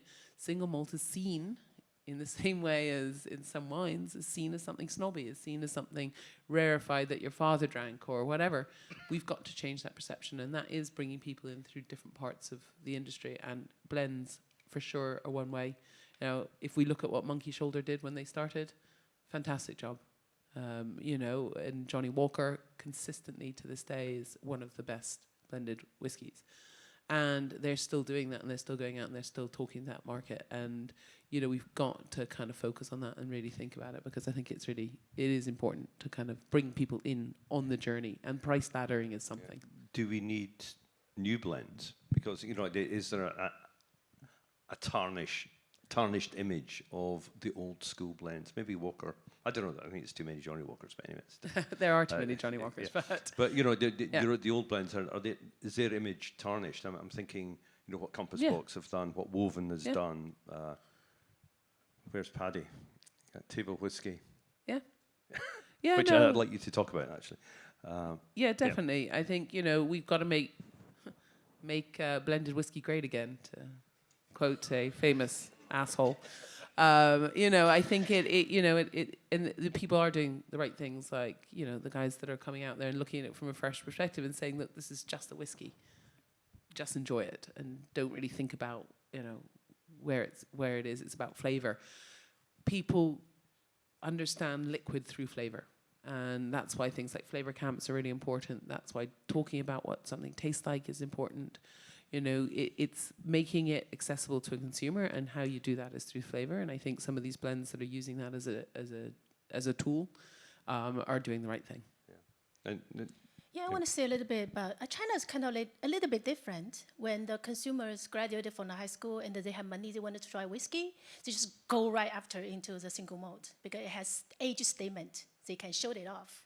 And the blend, I will be saying, in the other markets, they feel like, oh, only better stuff needs to be blended. So education, we educate them. The Japanese whiskey you like is actually blended. So it is all about how you position it. Japanese was heavily benefited from the culture of the craftsmanship, delicate flavors. I think it is important for the cultural inspiration of the brand. That's, again, uniqueness, because people want something really present themselves. Among the whiskey portfolio, there are two whiskey I never really invested much, honestly, in the past 17 years. One is Taliska. We didn't invest much. You only featured it in the sessions, and because it's marine style, it was so unique, and the people love it. And the other is called Klinilish. People love it because it has a small kitty, you know, in the label. Yeah, people call it little cat. Therefore, they call Brara the big cat. So yeah, people love to have this like really emotional engagement with the product you drink because it's something presenting themselves. Blended whiskey now is suffering in China because no matter how much we ever invested behind the blue label, and people were like, okay, you guys always talk about rarity, you know, the liquid behind the blue label, and the volume is increasing every year. So what is a rarity that really means? So when the Diageo released the distillery editions, like Johnny Walker Special Edition with P.T. Vick, Paul Allen, well, again, it becomes very successful. So it is all about story behind uniqueness and emotional engagement. And transparency. Paddy, do you want to, I know we've chatted about this privately, but your feelings about blends and a whiskey on the table. And price. Good throw. And catching. That's the best so far, you know? Well, this is over shake the signal, you see? That's okay. No, on you go. That's fine. We'll just monitor problem. So table whiskey came about partly from the name came first. We just love this concept of stealing from the wine industry and the idea of table wine. You know, your bottle of Plonk, your Vin de Table was nothing that really existed in spirits and definitely not in Scotch. And we thought, well, what if there was a table whiskey out there that was that kind of very easy drinking, shareable, stick it on the table at the end of dinner, and that's a nice thing to pass around. You know, make it approachable, make it easy. We didn't really know what that meant from the liquid perspective, and then we found some really, really nicely matured North British grain. And so very, very sweet, very, very smooth, but matured in ex-sherry a bit of new oak, and some refill stuff. And it was that sherry kind of like overlord that kind of gave it the really nice color and the really nice creamy smoothness. But because it's grain, it's so smooth. And so when somebody says to you, I don't like whiskey, oh, why not? Well, I had that Lafroig stuff and it was horrible. And you're like, no, that's not how you start. Try this first, And so we've managed to persuade people, especially in the on-trade, that if somebody walks into especially if it's a whiskey bar, we run a whiskey bar. And so quite often you'll get people coming in and the first person says, I'm here because I love whiskey. And their plus one says, oh, I'm not here because I hate whiskey.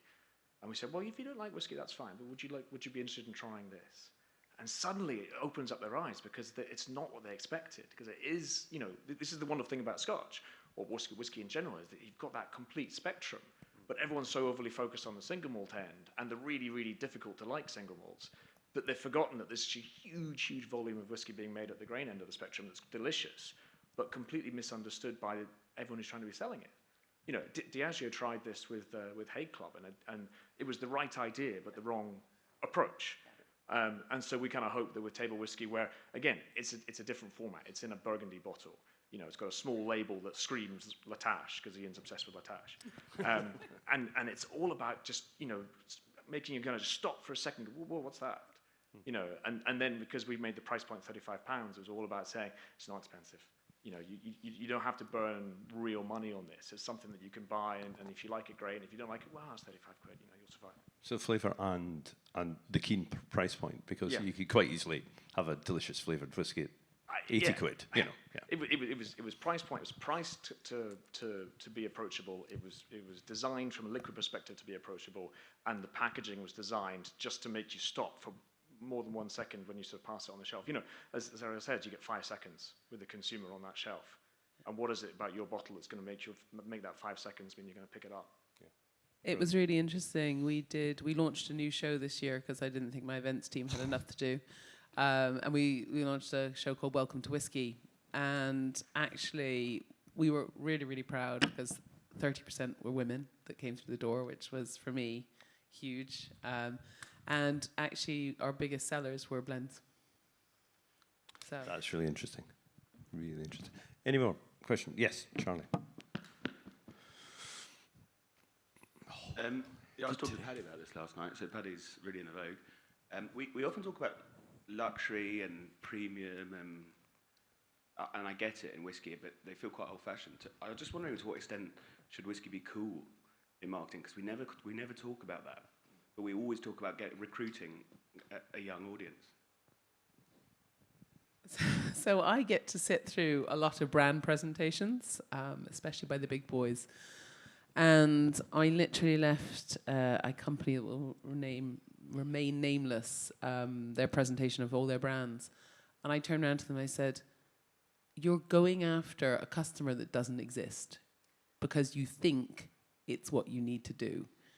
And I literally sat there, and on all 3 brands, they were pretty much saying the same thing, that they were going after this young, cool demographic. On 3 brands, one of them, no one who is young and cool is going to drink because it's just not approachable if you're starting with whiskey. And I just said to them, what are you thinking? And then another brand, which they've just redone, I'm like, you've completely lost your heartland customer. You're not talking to them. So should whiskey be cool? 100% it should be cool. And, I think that's about education and about being fun and being playful with it and doing crazy things like popcorn and whiskey pairing, or, a lot of the sessions we were doing at Welcome to Whisky were not classic kind of sit here and tell you about the producer or whatever. We said no brand talks. It was just done by us. It was all on education. And I think that, yes, there's a complete opportunity and probably a lack of... It's got to be a balance, hasn't it? Because you've got to talk to your existing consumer. And I think a lot of the brands are trying to just not talk to their consumer that loves them and wants to go on a journey with them. They're ignoring them to try and chase this mythical beast, this unicorn. And I think that's very short-sighted. We've got to look at it from a 2-pronged approach. You've got to keep talking to your heartland customer. And I say that to my marketing team every day. I'm like, talk to our heartland. But yes, we can do fun things and be cool and be a bit different and try and engage a new audience. So it's a real balance between the two. And I think there's no one out there that's doing it well in the whiskey industry. It kind of strikes me that an awful lot of the brands who try to make cool whiskey, it's a bit like bad dad dancing at a wedding. you know what I mean? Yeah, it doesn't really work. Ariel, because you are cool. Thank you. Look at the state of you. I want to give an example of Puerto Rico did on Valentine. So Valentine to us like a blended whiskey, right? And it's not cool. And people think, oh, it's a lousy whiskey, not premium anymore, honestly, in the Chinese mindset. And they did a very cool thing. And they held a party in the desert, inviting the young consumers joining them. So they changed the package accordingly to make it really fun, playable, like with music. They like a pop-up in the desert, have a band, live band there. So it's really cool. And they adapted in a traditional way because in old time in China, when you walk along the street and you're thirsty, you buy waters from the shop nearby, right? It is called the cha guan, tea house, little tea house. So they turned the concept into a tea house. They use ceramic bowl and to drink whiskey. And therefore, they design the products and the gifts according to the theme. So it is all about who you talk to and what story you wanted to create. In China, at least in China, whiskey is a very cool thing, especially nowadays after Baijiu generation getting older, right? The more and more consumer want to pursue for the personality. And there's a lot of local distilleries kind of collaborate with like a rock band to create their release, limited editions, to really associate and get into the young consumer's lifestyle. So it's quite cool to us. Yeah. Good. And with wine, I mean, trying to get a new consumer, because you're seeing wine sales fall. You mentioned generational shift, but what's the approach? How are you trying to? I don't wear a tie anymore. That's helped a lot. That's a shift. No, it's it's a funny quote, but it's true. Yeah. When you say wine business, Bordeaux, cool. No, it's not the first words that come in mind. Because Bordeaux is not cool. Burgundy can be cool because you got a farmer. He's not even a viticulturist. He's a farmer. He has boots and he has no harm, coat. And he has an old car in front of the chateau, of the domain. But back in the courtyard, he has a brand new Range Rover. And he travels in business. But the image is cool from Burgundy. The prices of the bottle is not cool, but the guy is cool. So in Bordeaux, it's quite a long story for that, because 15 years ago, probably I would have come in front of you with a suit and a tie, for true. Nowadays, I travel a lot to promote our wines. I wear a tie for the classic dinner with some gentlemen everywhere in the world, and in 2 tastings. One is in New York because people are high-class customers, so they need us to see with a tie. That's about it. So we have to engage with new consumers being more approachable. That's why social media is very important. That's why if you want to visit Bordeaux, the image is still complicated to get. But if you want to visit any chateau in Bordeaux, but probably Petrus and a few others very top estates, you just have to go on the website and book a tour. And it's so easy, but many people all over the world consider that Bordeaux is closed. You cannot come to Bordeaux and visit and taste. No. In Napa, you can go everywhere, but these are not visits. These are shops. You go into a wine shop, you pay for a tasting, and then you buy a drop stop and a sweater and a golf polo or T-shirts. When you come to Bordeaux, you pay for visits, which lasts at Talbot, it's 20 euros a visit. It's a price, but we are classified growth. We refuse many people to come and see us. It's a private tour. So you pay 20 euros, but you get a 1-hour tour with a guide and not an hostess with a miniskirt. She knows about what she's talking about. And then you taste 2 wines. At the moment, we do taste Chateau Talbot, the first wine, and Connétable Talbot, second label, in 2015 vintage, drinkable wines. And you got a real experience. So that encourages people to come and understand more. I was also discussing with the gentleman about changing the image, but Bordeaux labels are Bordeaux labels. You've got trees, you've got a chateau, you've got the fences, you've got whatever. It's very classic. If you want to change it, consumers at the end say, oh yeah, it's not boring anymore, but it's not a Bordeaux. So we are obliged to keep something quite standard. If you want to make something different, my cousins, they own a chateau in the Entre-deux-Mers, so 5-10 euros a bottle, Chateau Thieulet, just to name it, of course. But they were not able to reach the retailers in France, the cavistes, anymore. Because, oh, now the Bordeaux, and we know that name already. Your grandfather was doing that already. Yeah, sure. But they came with a Burgundy bottle, with a fancy label. It's not a Bordeaux anymore. It's a Vin de France, so wine of France, IGP, sorry, appellation or identification. Same wine in the bottle, more or less the same price than the regular Bordeaux one, but it's not a Bordeaux anymore. So we have to change our image, we have to reach new consumers, but being a Bordeaux, it's not that easy, and that's why it takes some time. That's an interesting parallel with table whiskey, actually. I think, you know, change the image, you know, change the bottle shape, you know, do all of that. It's amazing. Questions?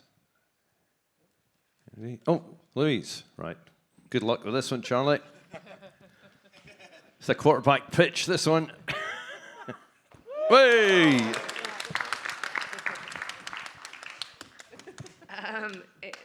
Dave, that was the best throw and catch, surely. It was. Okay. Ariel, this one is for you. You know, you've given us some very interesting insights around China, I think, and the rise of local Chinese whiskey in particular, which is clearly coming, and probably, you know, the rise in consumption of that. I'm interested on your opinion around beyond Scotch, I suppose, in China, you know, world whiskey and, you know, other categories and, you know, other genres. What is the current thinking in China beyond Scotch, you know, for any of the world whiskies, and what do you think the future is? At the current stage, I would say Scotch is still domains, but Japanese also is a quite share portion as well. And the American whiskey, those are the three top highly mentioned names. And but also there was like Indian whiskey, and also like a Swiss. I just saw a photo from my friend yesterday. A Swiss whiskey is doing the tasting session there as well. Irish whiskey, yes. So I think right now Chinese are more eager to explore the world instead of just following the same category. They're eager to understand what is the world is producing and how the differences are. And they are tired of, I would say the age is around 20 to 35, that is a major group of the people we're talking to. They are more well educated, like more more international lens of visions. So they love to learn and to appreciate. Therefore, eventually to find their own whiskeys to say, oh, this is something presenting for me, because there's like a linkage of the stories or maybe their travel experiences. And also it is according to their flavor preference. When he asked about the flavor about whiskey, I was like, in my mind, it's all about the occasions, right? It doesn't have to, you be super loyal to one category, one subcategory. It depends where you're going to have it. For example, in China nightclubs, gentleman's paradise, right? Normally, you're going to consume at least 5 to 6 bottles of whiskey a night. Can you drink smoky whiskey all night? No, it is too much. So that is why the Flora lighter one will be more easier for you to have like a heavy drinking game with your peers. But Don't remind me. don't remind you. There's a lot of stories. So, but if you go to the west of China, where their palate is more spicy and appreciate the spiciness and hotness of the food, where the hot pot is, right?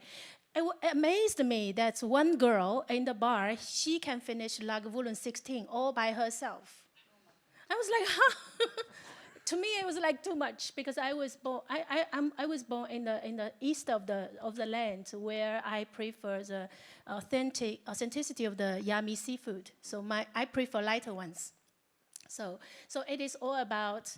It is no longer about the category anymore. But of course, because Scotch exists longer, but people appreciate more exotic culture. and they are looking forward to have more options. So I see many players now entering into this market, trying to leverage the opportunity. And because of its downturn, it is more, I think a consumer will be more appreciated to develop and form their value of the consumption, the money they are willing to pay. I still believe their consumption behavior still exists. Just for example, 10 years ago, when the policy was anti-corruption, it was heavily impacted on cognac. But the cognac pricing is around 3,000 RMB, and whiskey at that moment is 300 RMB. So like a 10 times price. Because of anti-corruption, and people can start to turn into whiskey, looking for alternative solutions. And they were asking, what's the most expensive one you have? And it was like, okay, 500 something. They was like, super cheap. I want something more premium. That is actually motivate us to trigger us to really release something very unique and more premium target to this particular people who used to consume like 3,000, 4,000 a bottle people. So again, it's about who you talk to.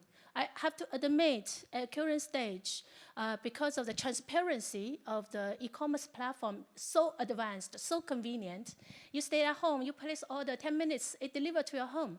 So now, horribly, it is fall into the price competition. People only check the discount tags without even looking into the product page.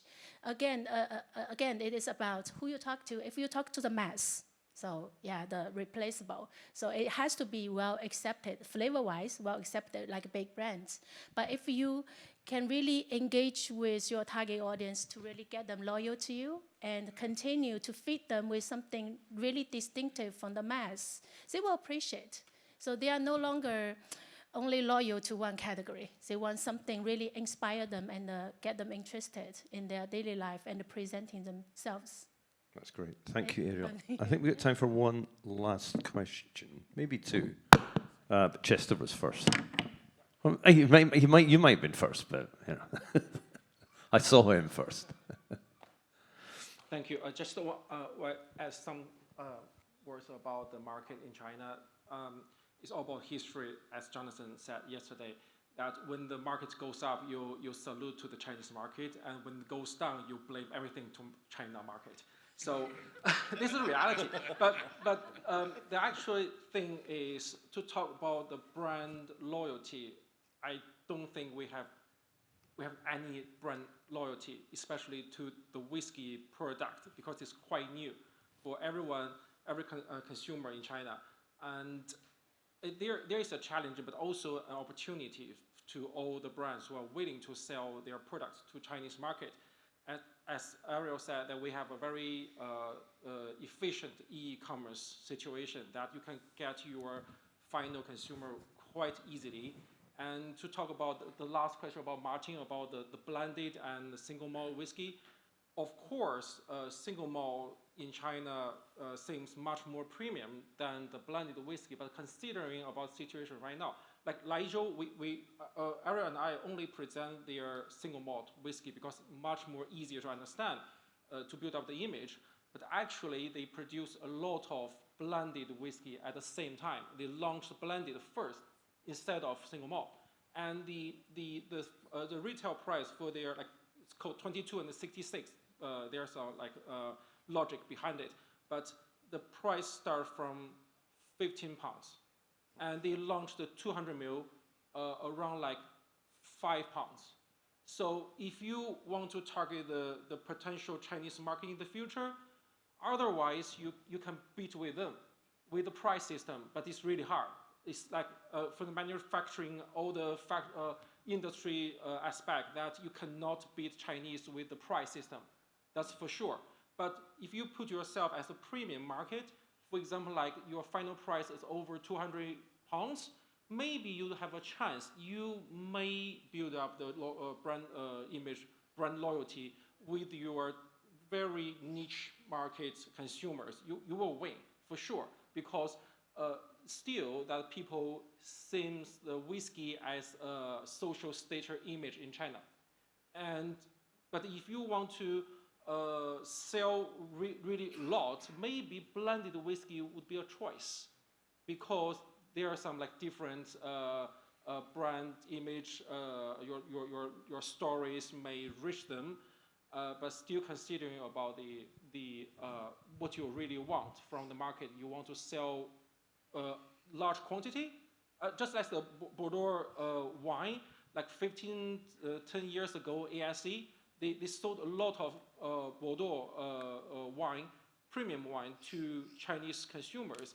I believe most of them, maybe 80% of them, are still in the warehouse.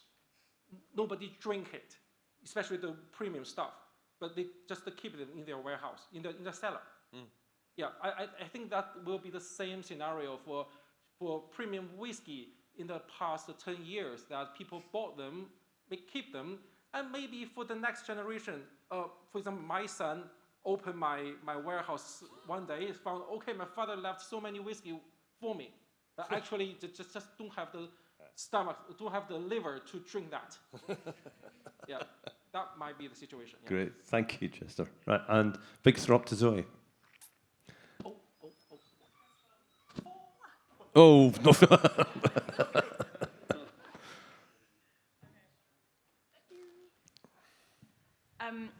Ariel, you were talking a lot about being really agile in response to changing consumer needs. Really specific stuff, like the law changed, they needed a new product, and the market offered it to them. Fantastic. And I don't know whether outside China, the rest of us are doing enough to listen to consumers and actually, like, how is it as an industry that we're asking them? Are we doing focus groups? Because I feel like, certainly from my perspective, the only consumers that I talk to are at whiskey shows, and they're already in. Like, they're already our tiny little whiskey nerd gang. They're on board. We don't need to recruit them. We know what they want to drink. But if we're needing to find out the new occasions that consumers are looking for drinking, and how their tastes are changing with new generations coming through, are we asking them the question? And how are we doing that? Like, I literally don't know what the mechanism is to find the new consumer and ask them what they want from us. I share some experience what we did in China. First of all, who you work with. The first 6 years when I was working in Diageo, our business is super, super tiny. Until we prioritize whiskey and we're working with a top tier, like one of the top cognac wholesaler in the Asia, that is in Quanzhou, where you went to. And they will work with them, and they will like give us challenges about, I need something more expensive, and your package looks so lame. You know, the 200 something and the 20,000 something looks exactly the same. So they share our share inputs with us, which reminds us to evolve the package design, the way of mentoring sessions, the quality touch of everything. Actually, we are competing with cognac, and the baijiu is learning from us. So that is one. And the second, for example, why we decided to go with What's Your Whiskey and the Whiskey Beast campaign online, it is about the data analysis. We partner with the platform to pull out the consumption who bought whiskey or click on the page before to study their behaviors. So therefore, Diageo established a CRM database to check with the consumers using their mobile number as their ID. Then allowed us to check our own channels, which is Jingdong, Taobao, Pinduoduo, Douyin, different platforms. We pull that data together to analyze where they normally go. Of course, it's going to cover some of offline, but we never touch that part because it belongs to the wholesaler's private zone data. But we use online data to analyze. And it will give you informations like, okay, apart from whiskey, maybe they're also interested in the cars, or the cameras, on whatever they will be interested. From there, you can see how you can sneak in, leverage the others. And also we have brand ambassadors and also the DWA participants. During the session, they will feed with the Q&A questionnaire, to give us feedbacks about what they're interested. They shared what they normally do with the whiskey once they take it home. And their comments about our experience, because of this rising demand of like, oh, we are so bored of sitting in the classroom listening to your lecture. Can we do something else? That is why we designed the food and drink outing on the yard. And my leader team was like, on the yard? You have so much budget? I was like, no, you have no idea how cheap it is. And it all costs you 3,000 RMB for a yacht renting. And that's it. I don't even pay for the actual fee. So people looks super glamour, from the outside, from the photos.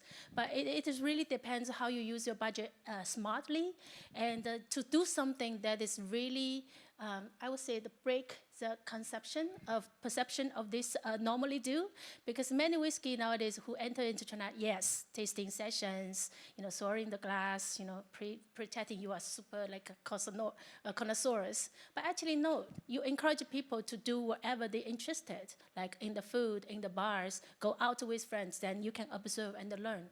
And I think most importantly is the people, the team, who manage this brand and the business are really listen to the voice everywhere, then either to improve, consistently be agile and consider improve the format of the engagement. Yeah, jump in. I might just add a little bit. So one of the things I'm really passionate about is talking to wine people, because wine people like flavor already. And so why would they not engage with another category? So, for example, we do 3 wine men with Oz, Ollie and Tatkin.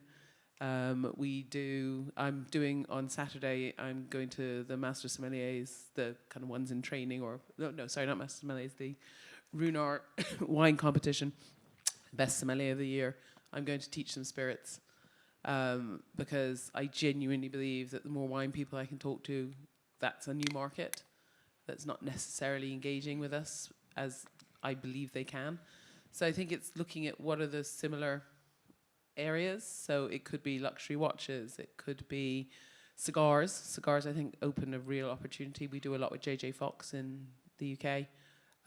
There's avenues that you have to go, but it's going back to knocking on the doors and talking to the people. Nothing replaces a physical conversation.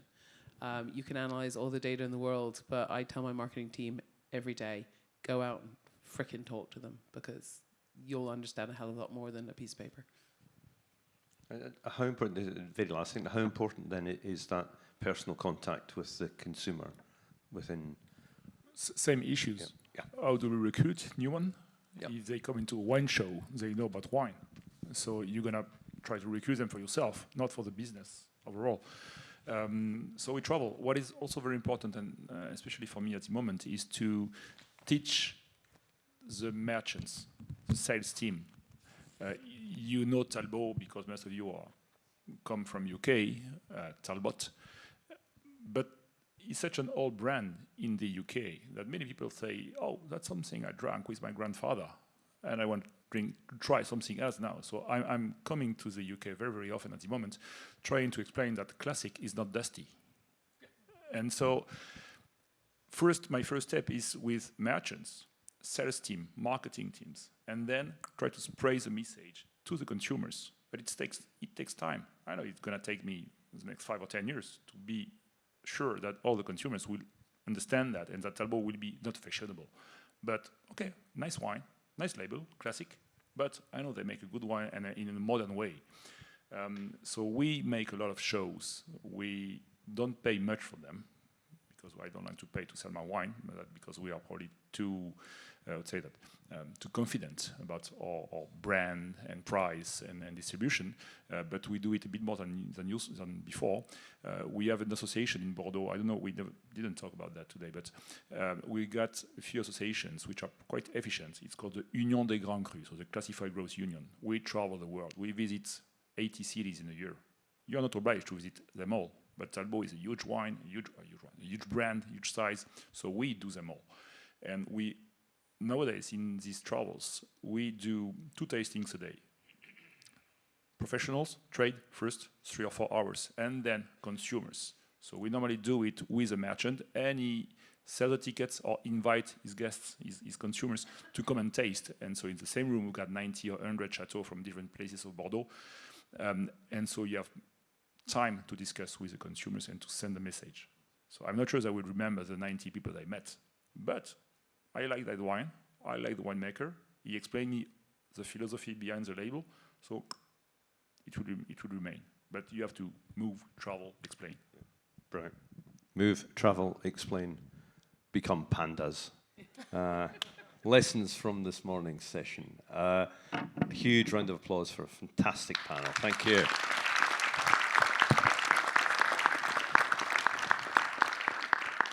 Right, we're going to have another short break, about 10 minutes, if that's possible. I'm just very aware of schedule today. And then there are 3 other presenters who are dotted about somewhere. I haven't seen Fanon. Is he here? Oh, he's there. Oh, all right, that's okay. Are you sober? Yeah. Fine. Okay. Right, go. Have coffee. Yeah. Fantastic. Yep, thank you so much. I think that I need to. I've just realised I've left my passport in the car. Oh, your car. Yeah.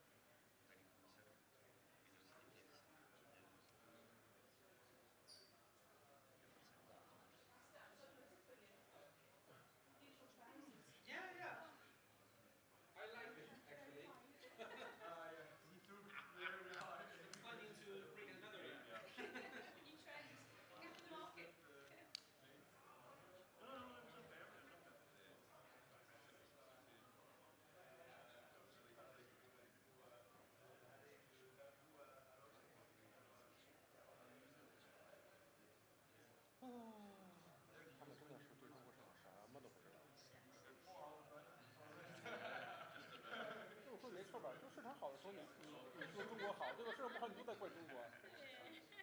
你们找到了一个非常合理的替罪羊，对。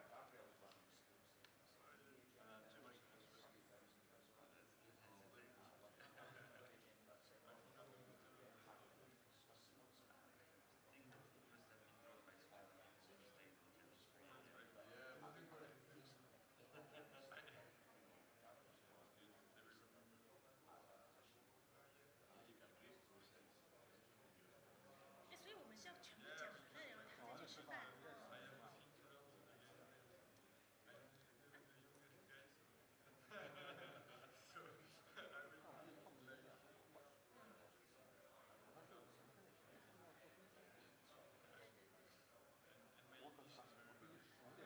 晚上10点。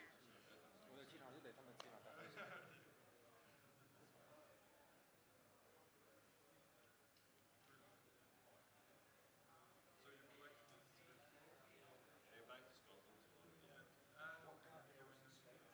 但你看，我们作为展会来说，我们现在就有压力，就是因为愿意进中国市场的品牌越来越少。他就觉得中国行了。你知道吗？上次我有跟一个金酒的一个，不，说错了，龙舌兰酒的一个在聊，他们就说，哎呀，他说中国啊，它就是一个坑，他说每个人去就是失败，就是失败，就是失败。他说你拿老外那一套来，那是肯定失败，对啊。那你想想，因为我刚才有一句话没说，就是说，一个是没有品牌忠诚度，其实给大家机会嘛。但是其实我还有一句话，就是说，如果你错过了这一波成长起来的年轻客户，你就真的永远错失了你。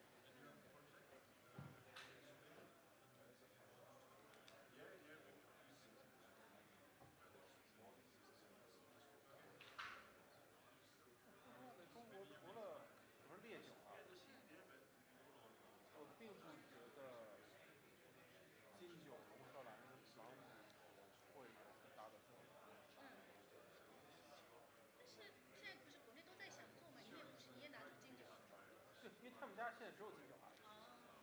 你看莱州一开始也是先出的金酒伏特加呀，对吧？因为它不需要陈年嘛，它可以先稍微回点钱嘛。回点钱，对啊。但说实话，因为咱们还是没有这个饮酒的习惯，饮这种酒的习惯。而且你看现在的年轻人，就是就像我们这种，出去吃个饭，你也不会大喝呀，对吧？对呀。就是意思喝点葡萄酒，开心一下，微醺就可以了。已经到了那种重度的要用醉来换成功的。已经过了。这还是一个问题，这个整个的市场啊，经济形势没有那么好。你看看，如果政府给大家撒钱，你看这帮人喝不喝？爱喝还接着喝。这2天最关键的问题是茅台都降到1800了。对的，没有，我昨天看到已经1650块钱了。我天哪！连跌下来。这就是其实踩踏了，大家都踩踏了。就是羊群效应。对，这个很糟糕，非常糟糕。就是羊群效应，就是大家一恐慌就都喝。所以你知道威士忌为什么之前那个价格就怎么都控不住吗？因为你自己在电商团队上面掏，我为什么还要继续努力？更掏。对。然后谁拿的量大，反而它价格拿的最低嘛，因为它折扣最少嘛，所以它反而抛到那个其他的那个都撑不下去，你北京就撑不下去。裤子实在是太郁闷了。你就这一条裤子啊？没有，我有3条裤子。这就是很郁闷，因为这条裤子很舒服，但这条裤子很薄。你看，它是一个带洞眼的，你知道吗？所以很凉快。刚买的撸撸。Speak about technique now. More fun.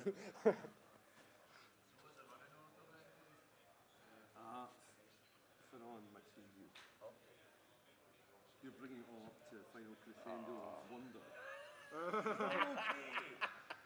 I have a solution. Run for the hills. Yeah, the last one. It's direct fire. Direct fire. Increased cost to make, that's what you need to hear right now. 1 parameter and it's okay. Well, you've actually got a wee clock here too. Yeah. So how many time you have? What we're aiming for, if we could do it all in roughly an hour, that'd be great. The 3 in 1 hour. Yeah. You've done really well so far.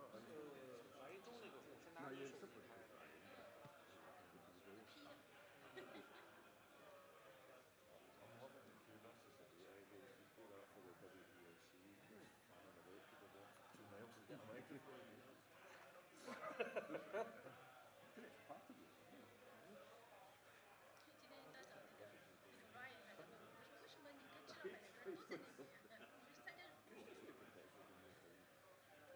起来像我是来玩的。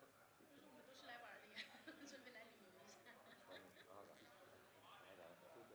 问老师也是，这么多年了，居然还能在第二天见到。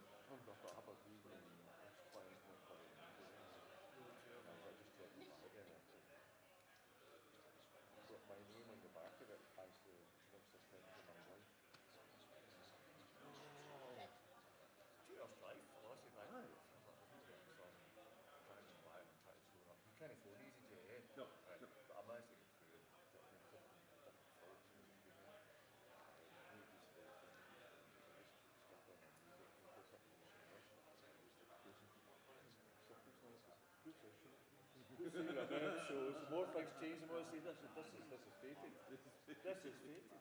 Well, I think it's all going to the cycle of life in the whiskey industry. 我8点10分才能去 check in。我那天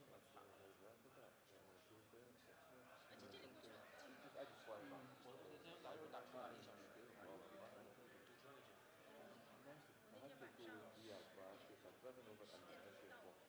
我正好周1的下午到，花了40多大车馆。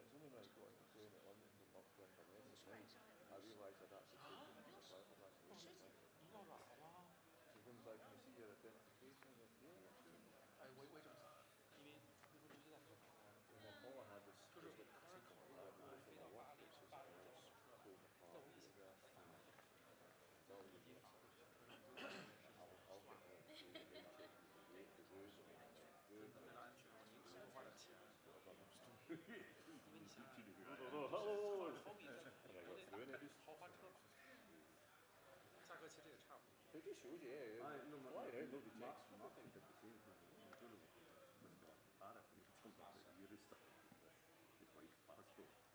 They actually let her through. They just before Brexit. You'll have problems coming back. It's a joy to come. Joy to come to Paris.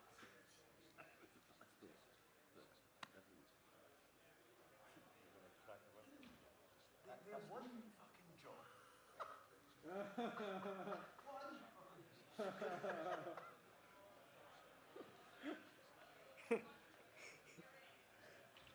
They just like life. So they don't care. So what we got, because I've got...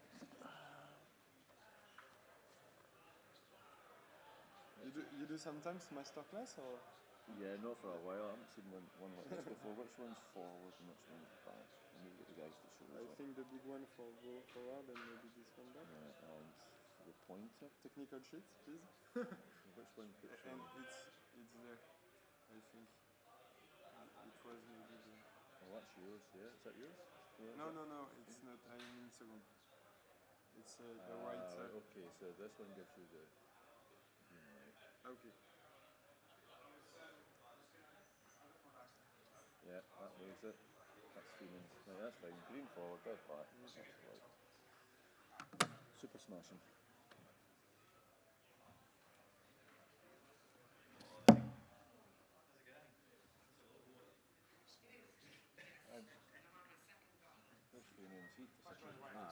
He was there, so straightforward. Yeah, we just had a wee play about it there. I haven't seen one like that before. It's quite nifty. Child attention to it. Somebody find that child.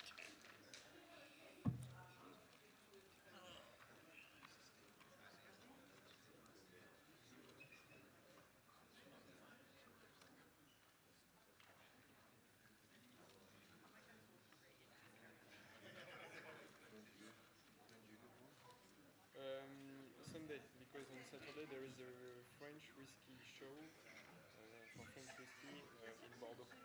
So it's perfect for me. Yeah, it's a small trip, but I'm the assess.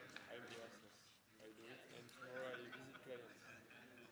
The people say visit clients, so I go to shop. Look, there's already you've been beneath the chase. I'm being headed from inside. listening to other voices this morning. Am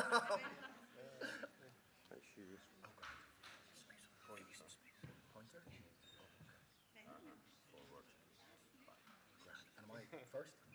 Oh, God. Rightly so. Time. Don't break it. There you are. Grand, okay. It looks like you're... And if I lose track of time, just... Oh, don't worry. Yeah, we've got roughly an hour. We'll all do that. Okay, everybody in, thank you. Right, our final session. My goodness, tragic. The way that we tried to structure this whole forum is that we're making it's a bit like joining the army or something. Like yesterday was really breaking you down emotionally and showing you how dreadful everything was. And today is about a slow rebuild to encourage you, to give you enthusiasm and encouragement, and even joy, perhaps, so that we leave with a jaunty step. So no pressure. So our first speaker, Fionnán O'Connor, independent whiskey writer, doctor almost, Fionnán O'Connor, based in Dublin.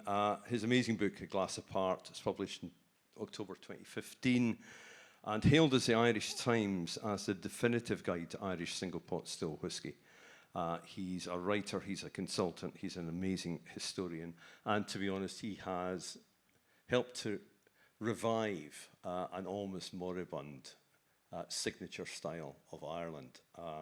You know, what this man has done for Irish whiskey has not been fully appreciated, but I hope you will appreciate what he's going to say. Fionnán. Thank you.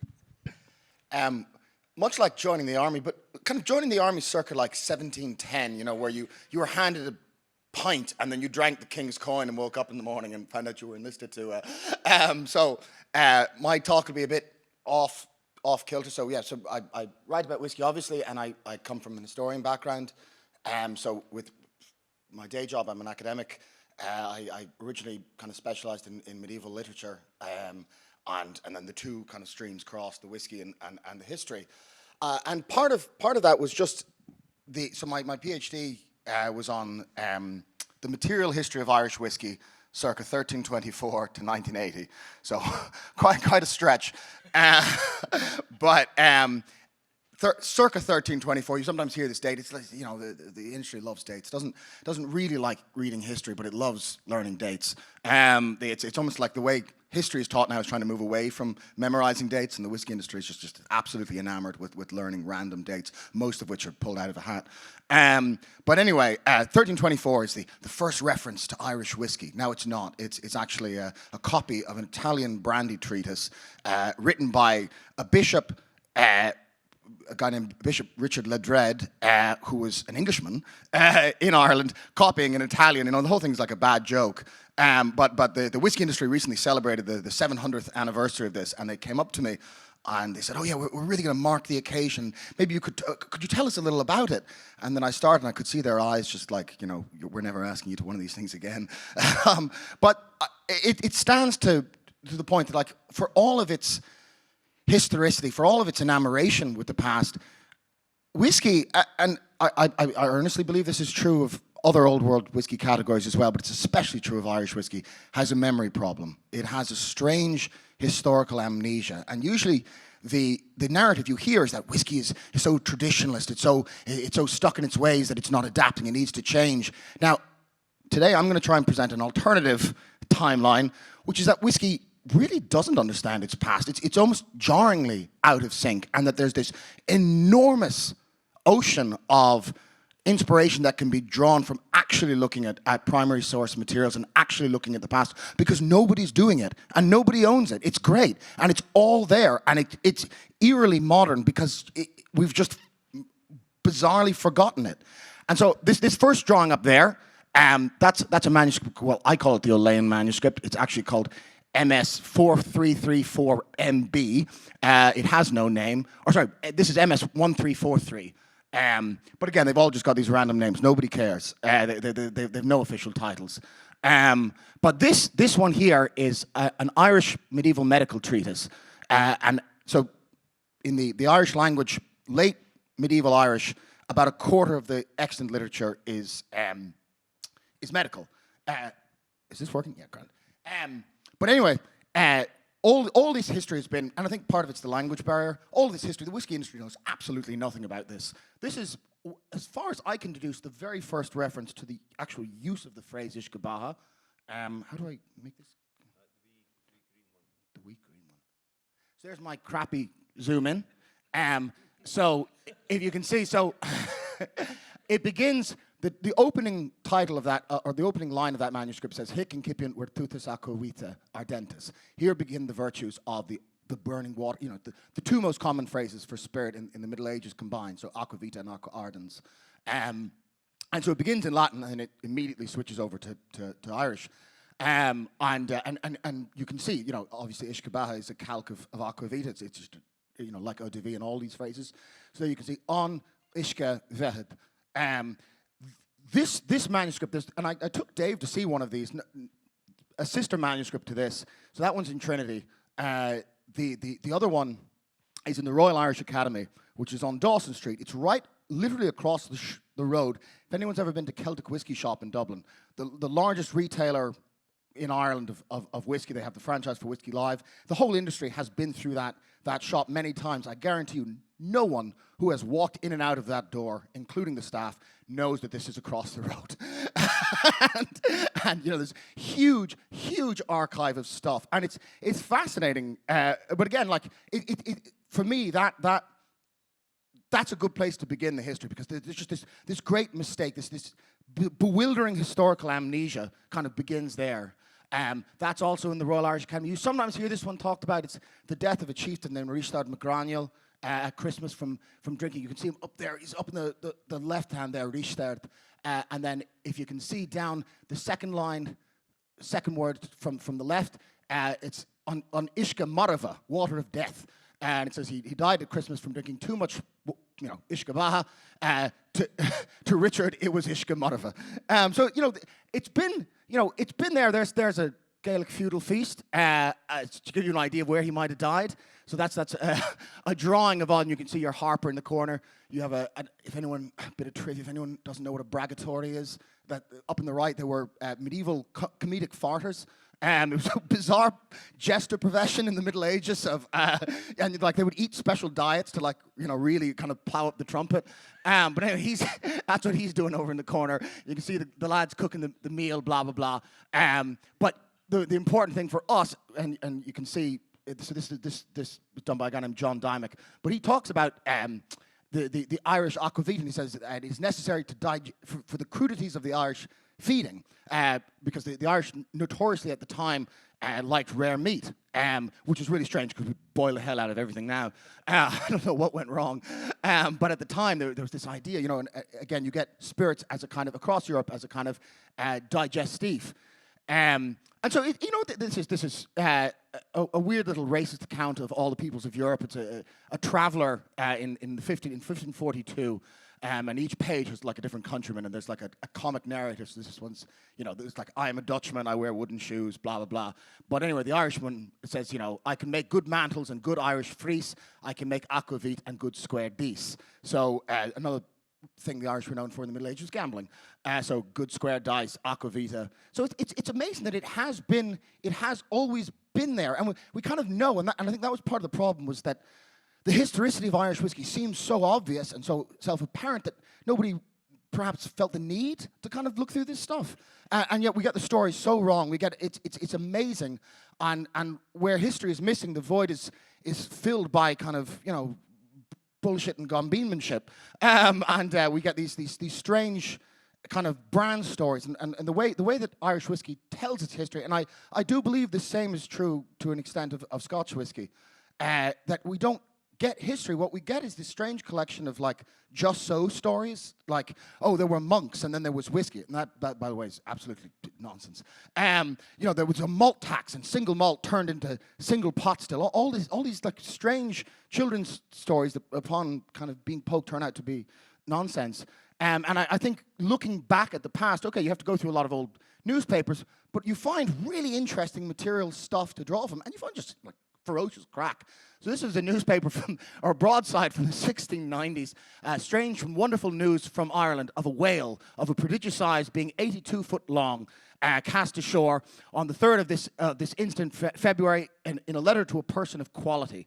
And anyway, this goes on. It's actually set near where I live, kind of Baldoyle, right on the Irish Sea. And they describe this whale coming, and all the Irish are terrified that the end of the world is nigh or something. You know, they see the Leviathan. And I remember looking through this, and it said, and your man is saying, oh, I got great enjoyment out of watching them all panic. He says, to me it was a pleasure to observe the variety of pastimes and humour amongst them. Some setting up the hullabaloo and Irish howl, others singing Macklemone and the crone, from their Ave Marias. You know, they're all despairing that this whale is going to kill everyone. Others at the whip of Dunboyne, some at their padrines, other at a jig of Bulruddy, a dance of Baldoyle, to see Sheila at her prayers, and Nabla at her sneezing, Dermot at his beads, and Rory at his Bolcane and Usquebaugh. Now, Rory has the right idea. But this word, and this was the first time I had seen it, Bolcane. And if anyone's ever come across this, it set me down this path. And I was thinking, what the hell is Bolcane? And then I found it was an old word for spirits in Irish. Bolcán, it's Bwilciaun, literally knocked to the head. And I started kind of trying to hunt down kind of material history around it. And it turned out to be an old word for oat spirit. And so I went up to a distillery, Killowen, with what we found. And said, we found, well, okay, it was either made from oats or half and half mixture of oats and barley. A very simple mash bill, one of each. And probably very simple thinking. Oat malt, as many of you already know, is not as potent as barley malt, just in the aesthetic potential. So someone clearly understood that, if you put in a bit of barley malt, it'll help the thing along. So anyway, we put out a putching called Bolcán on the strength of this, and it began a kind of, that was one of the earlier projects I did, kind of taking this stuff and just handing it to people. But it was a sign that there was an appetite for this there. When I found it, it started appearing absolutely everywhere, and it had gone on for some time. Like even Douglas Hyde, Love Songs of Connacht, this collection of folk songs from the late 19th century. And I think I found the least kind of romantic love song ever written, and it said, "Come with me, my darling, and roam through the mountains. We'll drink milk from the goats and Bolcán in fountains." Anyway, it's all there, and it's not just plain spirit. There's a whole history of mixed drinks, and obviously, like, we're coming very much from a producer kind of scenario today, but the whole cocktail world, in Ireland, cocktail culture has seen a real revival in recent years with, Bar 1661 and Cask and these people. And I remember thinking, well, we always draw our inspiration from America. It's all this kind of Jerry Thomas type classic cocktails idea. And we had this huge reservoir of mixed drinks coming from essentially big houses in Ireland, almost entirely written by women. And what's really, so this is from a manuscript. I took Dave to see this. This is from Catherine O'Brien, so it's in the National Library Manuscripts Collection, and it's 3 generations of O'Brien women, basically from the time of the Restoration just into the early 1700s. And what's fascinating, first of all, she makes drinks, and there's this weird mix of cocktail culture. She makes punches, she makes these various cordials. She's also making medical alcohol, and then the most fascinating thing is she goes on and on about her limbeck, which is an alembic. It's a still. And she knows what she's doing as well. She talks about heads and feet, which is clearly heads and tails. She double distills, she triple distills, she mixes things back together. But anyway, and the O'Briens are a fascinating group, the Protestant O'Briens. So it's a very specific part of the family, but they essentially were old Gaelic feudal lords who converted at the right moment and kind of became, Anglo-Irish ascendancy. So they kind of bridged 2 worlds as well. And she has all these recipes for, like, to make Usquebaugh the best sort. And it's a malt liquor, but it's full of saffron and raisins and all these, finest brown sugar, etc. And there's a whole list of them. She says one to make Drogheda Usquebaugh. They've got particular names. She talks about other women that she's gotten the recipes from. She's done experiments. She's trial stuff. Said, I tried this, didn't work as well. I tried that. And it's amazing to me that there's all this there, and there's huge social history in it as well. So I think this came up yesterday. Hysterical water. Hysterical water was a very complicated social history of women being given alcohol. If you were a woman in the 1700s and for some reason you weren't happy with your lot, you might be handed hysterical water to, make peace with the situation. But what's fascinating is that they made it themselves. And she's the one responsible for making it. So anyway, there's a whole history there. So there's, it's to me it's enormous that the whiskey industry has absolutely no clue that all this stuff is out there, and the mixology world has no clue. There's a bit more hunting down going on than there used to be. And then you talk about the other things, like when we talk about the history of whiskey, the huge fallacy that we usually do is we take modern brand categories, words like blend, single malt, these concepts, and then look for them in the past and say, well, if you were to look in the past for a plain grain cask-aged spirit, you're not looking to Friar John Core or anything. They're kind of separating the past from what the past actually was, and it leads to a lot of wrong stories. So on my top 5 list of bullshit in Irish whiskey history, number 1 is monks. But only shortly behind them is the malt tax. So some of you might have heard this story that there's and the stuff that the book was about, single pots to whiskey, Irish pots to whiskey. The story that's put out is that there was single malt, and then the dastardly Brits put in a malt tax, and to fox the revenue, we started using raw barley. That's nonsense, and the revenue, will get your money regardless. They're not foxed long. But second of all, like when I went looking for this stuff, the malt tax was only extended to Ireland in 1785. It was really late. It was brought into England in 1698. It was introduced in stages into Scotland just after the First Act of Union. But embedded in the actual malt tax is a prohibition on the use of raw grain. And they were trying, now it didn't work, and then they didn't extend the prohibition after 15 years. But it was already there. And then I started looking through, and I started finding, mixed malted and unmalted barley and other grains as well. All this mixed mash bill stuff made up a huge part of the history. Going back to the first, as soon as they start naming whiskey at all, like the 1540s found a reference to wheat distillation, and wheat comes up again and again and again, usually in the form of a prohibition. Stop distilling that. That's a bread crop. But where you really find a lot of this stuff is in corn market. So that wall there is the old, what remains of the old city walls of Dublin. You can see Laura Hemme lives just around the corner there, so she'll recognise she's here. But anyway, we're on the verge of the Liberties there. But that area is called corn market. And corn in its original sense meaning just grain. But all these towns in Ireland have corn markets. The corn market, so in Dublin, you had to bring in grain into the city along Thomas Street if you wanted to collect the bounty. So like most cities, there was a bounty offered on grain carriage into the city to encourage people from the countryside to bring grain to the city where it's needed. But to avail of that bounty, you had to go through these walls.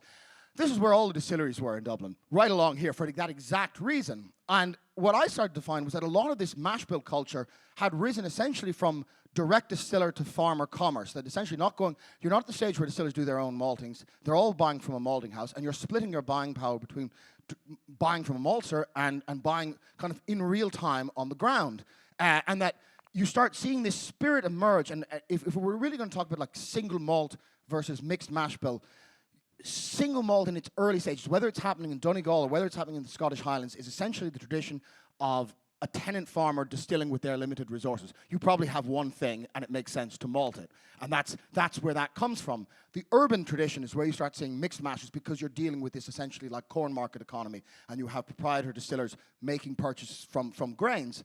And you start seeing these various prohibitions really early, again, like 1620s Galway corn market. They say, well, if the price of oats goes above this, you can't distill it. If the price of barley goes above that, you can't distill it. If the price of wheat goes beyond that, you can't distill it. And there's this complex economy based on yield, on the harvest that year. If there isn't enough of this, you can't have it.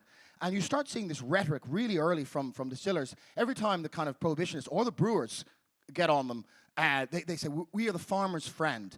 Because unlike brewing, distilling can readily avail of inconsistency, as it were. Of course, there will be differences in the taste of the spirit, but it's not like beer where, huge deviations will turn people off and this and that. So they start pitching themselves as a kind of a agricultural valve and saying, well, you need to have high tillage levels in case of famine because you need to have enough grain. But if there's too much surplus, the price of grain falls through the floor and the farmer's left out and may even convince, there's a big thing in Ireland trying to get people to farm grain rather than pasture. And say, well, they may find, a herd a safer option. So anyway, it becomes this strange valve. And for me, that whole history of Irish mixed mash bill distilling, that's where it begins. And for me, A, it's a more honest story, but B, it's just a lot cooler. It's a much greener story, much more humane story than this nonsense about like, oh, they gave us a tax and we kind of, worked around it. But anyway, and so you can see there's loads of prohibitions. So for instance, you can look down, it says, this is 1766, which was a particularly bad year. And the distillers of Dublin are making a pledge that for that year, they will not buy or cause to be bought for distillation any wheat, meslin, rye, or oats, flour, or meal made from wheat, meslin, rye, or oats. So for those who don't know, meslin, more commonly called maslin, is mixed agriculture. Very commonly in Britain and Ireland, wheat and rye. Properly, meslin just means mixed growth. It's now become a very kind of fashionable thing in terms of climate change, in terms of kind of new ways of thinking about agriculture, because we moved away from meslin toward monocrop agriculture, and you can actually see that some of these crops thrive when they're grown together. So this is all becoming very fashionable again. But meslin was a weird one for me, because when I was thinking about mash bills, it's no longer a distiller's proprietary decision. It's you can't separate the grains. You're stuck with wheat and rye. They come as a team. Laurel and Hardy. They're both going in, and it changed the way that I thought about mash bill history. So that's this is 1784, a year before the malt tax, but again more of the same. That all wheat, rye, meslin, barley, beer, of course beer, no form of barley, oats, malt, peas and beans. Make of that what you will. We haven't quite expanded the Irish technical file that much, but that'll be stage 2. And it's strange because unfortunately the way that, and I try not to become a kind of a crank and pick on brands, because it really is easy and there's a lot of bullshit. And it can be difficult because it doesn't always, I won't name, but you can see it up on the screen, the story doesn't always align with how they present themselves. And I've, in naivety, gone to some distillery and said, like, look, this is what you used to do. And they've kind of shown me the door pretty fast. And so, but there's no getting it around it. Like if you look for any ads for Bushmills from the 19th century, they all say peat flavored, that classic Bushmills peat taste. And again, I'm personally kind of jarred by the whole thing, because if it were my distillery, I'd be all over this. I'd think, why are we afraid of the past? Do a peated run and say, look, we've got this, and we're the richer for it. But I think the problem with how whiskey thinks about its past is it starts with a branding idea and then projects backwards and says, well, how can we find some sort of gimmick from the past and keep it simple and keep it on brand? And unfortunately, and it doesn't. And again, it can be quite difficult. Like even in Ireland, I mean, I like single malt as much as the next man, but if you look at the history of Irish distilling, there was almost negligible amounts of malt whiskey made in Ireland, and nobody wants to hear it because everyone sells their single malt and wants to say, well, we've been doing this for so long. And if you look through the tax records, so the excise paid quite a lot of attention, because actually the other thing about the malt tax is you got a rebate if you use pure malt spirit. So you got a bit of money back. So they were quite particular. So they don't really care about whiskey. They're just talking about spirit. So whether it's English rectifying spirit or whatever, it's either just from malt or from any mixture of malt and grain. And if you look at the Irish numbers, like, I mean, the malt stuff is less than 3%. It's tiny, and all in Ulster. And so you find some stuff from the past that's really animating, some stuff that just is really disaligned with what people want. And you say, well, unfortunately, this is it. This is what happened. And you start, there's a lot of references. So basically, if I was to talk about, in Ireland, Scotland, originally, it's really an urban versus rural split that you see, and malt is the tradition. And there's a huge history of single malt oat whiskey, basically, both in the west of Ireland and in the Highlands, of, it's a malt, but it's not what we call malt. But that whole, like, single grain, all malted thing is rural illicit distilling, and that mixed mash tradition is urban. Now, what really changes is that essentially the lowland distilleries get hooked on the rectifying habit very early on and start a relationship with the English gin industry. And so, England had, the English law divided distilleries between distillers and rectifiers. They're separate businesses, and there were loads and loads of rectifiers. So you had the primary distillers of England who were competing with the primary distillers of lowland Scotland for the business of the English rectifiers. And every once in a while there'd be a trade war, and this spirit would get dumped on the home market as hugely and unpalatable whiskey. And again, a lot of you will know that Lowland whiskey had a terrible reputation, the Haigs and the Steens and all that crack. But to an extent, it wasn't their fault. It was the nature of their business. They were selling to rectifiers. So if you look at the reports that describe what they're doing, they're not taking a tails cut at all. They're literally running the stills until they go, because it's all going to get redistilled anyway. So it was a question of what they do. Whereas in Ireland, first of all, we didn't have access to the English rectifier market. Before the Act of Union, before the Irish Act of Union, Ireland was treated as foreign spirit. So before 1801, we're not even in that running. And even afterwards, it's cumbersome and there's a weird domestic market. So the mixed mash urban tradition in Ireland essentially has to provide at least a palatable product to consumers and starts really kind of owning the show. And when you look at these numbers, you know, if you look at the Scottish numbers, all right, there's actually, you know, and it's funny because that mixed malt stuff in Scotland will eventually get eaten away by the advent of the column still. Or when it's still made in a pot still, they'll start calling it Irish whiskey, regardless of, you know, even if it's being made at Cameron Bridge. That starts to emerge as they start thinking about each other in these kind of nationalized terms. And they say, well, the character of Irish whiskey is mixed mash, the character of Scotch, you know, and like quite late, you see ads for Bushmills, and they say that Bushmills is a Ferrantosh whiskey. You know, they're presenting themselves as this weird, like, you know, well, I don't want to say transplanted Scots, but there is that sense of nationalism that comes into it. But that's all. It all begins as historical accident. I don't know what that is. So then we get to the kind of the jazzy bit, which is the kind of golden age of Irish whiskey, and you start getting these proprietary mash bills, and the distilleries start having a house character. They don't, obviously mash bills is originally an American term. They call it a grist all the time, but they have their house grist. But so this is the old Almonds distillery in Bandon, and you can see the kind of this is just one day in the life. But you see malt, oats, barley, wheat, rye, and they start being quite complex. These kind of strange proprietary mixtures. And that's where the real jazz is for the industry now, because all this stuff is gone. There's this whole Irish pot still history that no one has tapped. This is Joseph Alfred Nettleton's manufactured plain spirit. This is the 1893 one, not the later one, not the 1913. But he talks about these old mash bills, and that was the thing for me, was that Irish whiskey legislation did not actually allow any of this stuff to be called Irish pot still whiskey. Some of you might have seen there was a lot of acrimony around this. Thankfully, it looks like the law is going to change. And it was actually my proposal from the PhD that's now becoming seemingly the new legislation. But it was based on I basically sent the Department of Agriculture a list of every mash bill I'd found and the logic behind this. But the current law says minimum 30% malt, minimum 30% barley, and no more than 5% anything else. And if you can see, you start seeing these averages develop. And this here you can see 30 to 50 malt, 30 to 50 barley, 20 to 30 oats, 3 to 6 rye, 5 to 10 wheat. So the new law will be up to 30% traditional grains, oats, wheat, and rye. So there was some fear that, like, if the category was expanded, it would get flooded with maize. So again, greatly expand, but similarly define. Make it, if you're going to call Irish pot still whiskey anything other than just whiskey made in a pot still, if you're going to say this demarcates a heritage beverage, then get it right.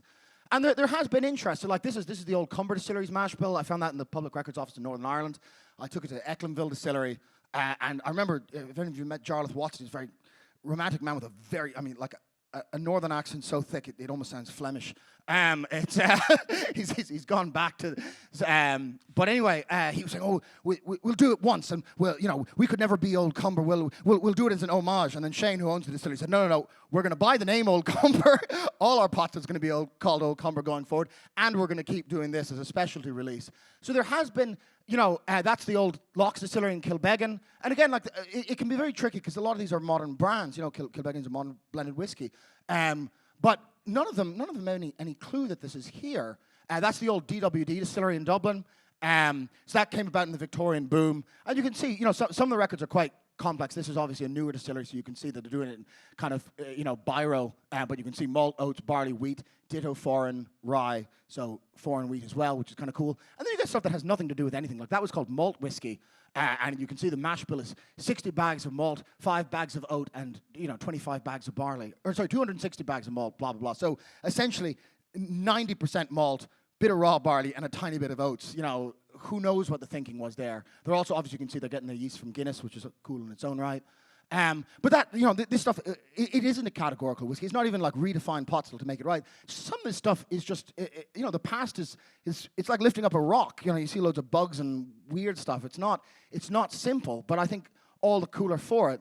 This is a letter from the Irish Pot Distillers Association to the government. This is another part of proving to the Department of Agriculture that the law needed to be changed. I went through their own records and came up with this. Said, look, we've had this conversation before. 1953, they were already, you know, it's time you go. But you can see there at the bottom, the sowing, growing, and harvesting by the farmers starts yielding barley, oats, and wheat. Barley supplies about 80%, oats 15%, and wheat 5% of the distiller's cereal requirements, and half of the barley, or 40% of the total, converted into malt. Gave that down to Peter Mulryan down in Blackwater. He's done, you know, Peter would be a good man for taking that particular mash bill to point, saying this is... and then Ireland is just a graveyard of old distilleries. You know it's there. We can see the physical remains. They're scattered about. That parking lot is all that remains of the Phoenix Park distillery, the one that James Joyce's father managed into the ground. And again, you know, most of them out in the countryside, they're usually crawling with ivy. So this huge... So for me, that's, again, just under Dublin there, the old warehousing for Mitchell's.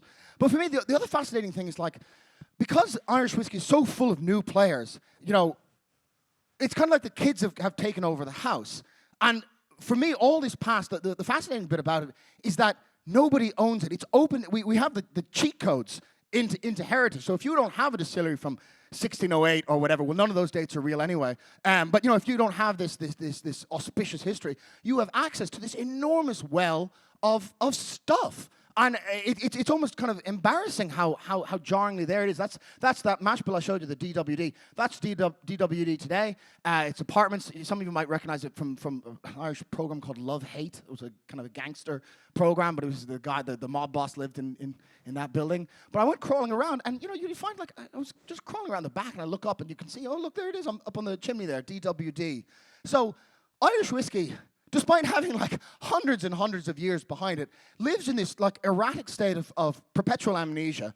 But the silver lining, the positive news, and again, as Jonathan was saying yesterday, the more you read history, the more you see boom and bust, boom and bust, boom and bust, just in rinse and repeat. So you can draw comfort from that alone. But similarly, that we have length. There is memory. Well, there isn't memory, but there is history here, and it's not jingoism. It's not, you know, can I find a date that suits my brand? Can I come up with some yarn about whatever? And you know, and I think, you know, and I mean, you guys heard Louise talk yesterday. There is a huge injection of authenticity coming back into Irish distilling. I think it was direly needed for a long time.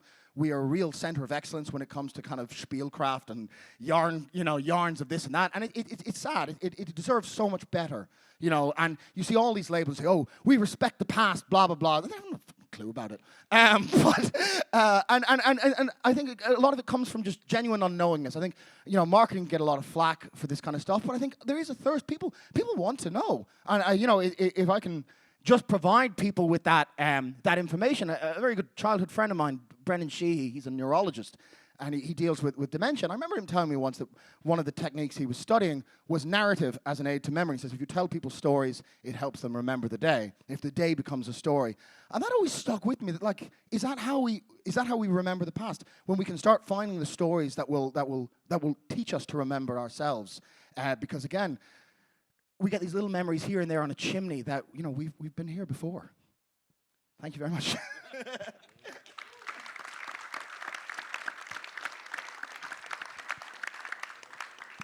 Thank you so much, Fernand. Sorry, I had to wind you up there. But yeah, history, we cannot forget the stories. I mean, it came up in the previous panel, it came up yesterday. We can't forget the history. We learn from history, we move forward. And we'll talk more about this after lunch, about bad history, you know. The truth is far more interesting.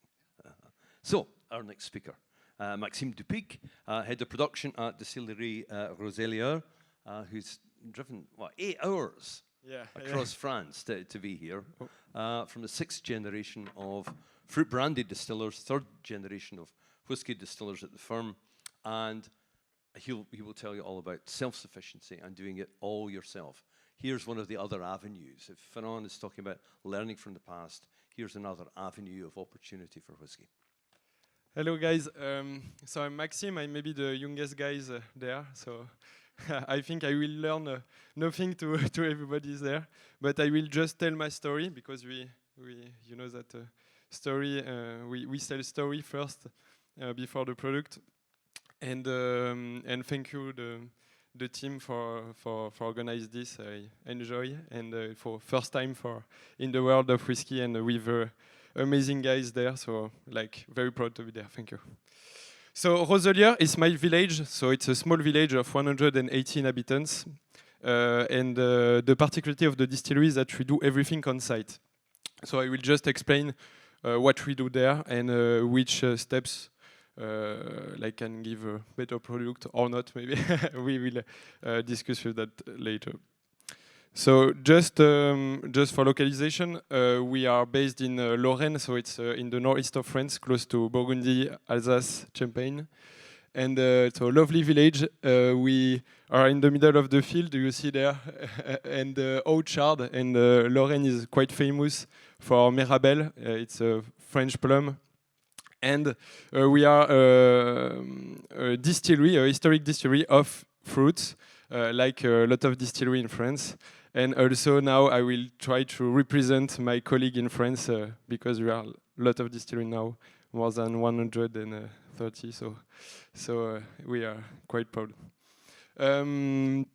So the distillery is just there. My family house is there, so I grew up there. A few friends there. The brewing is there, and the farm with tractors, etc. And now there is a warehouse, but we will see later. I will try to do quick because it's time.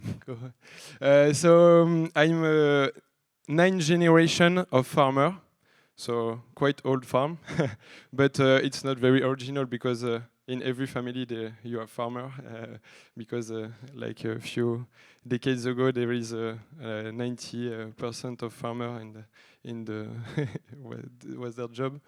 And so we start distill at in 1895.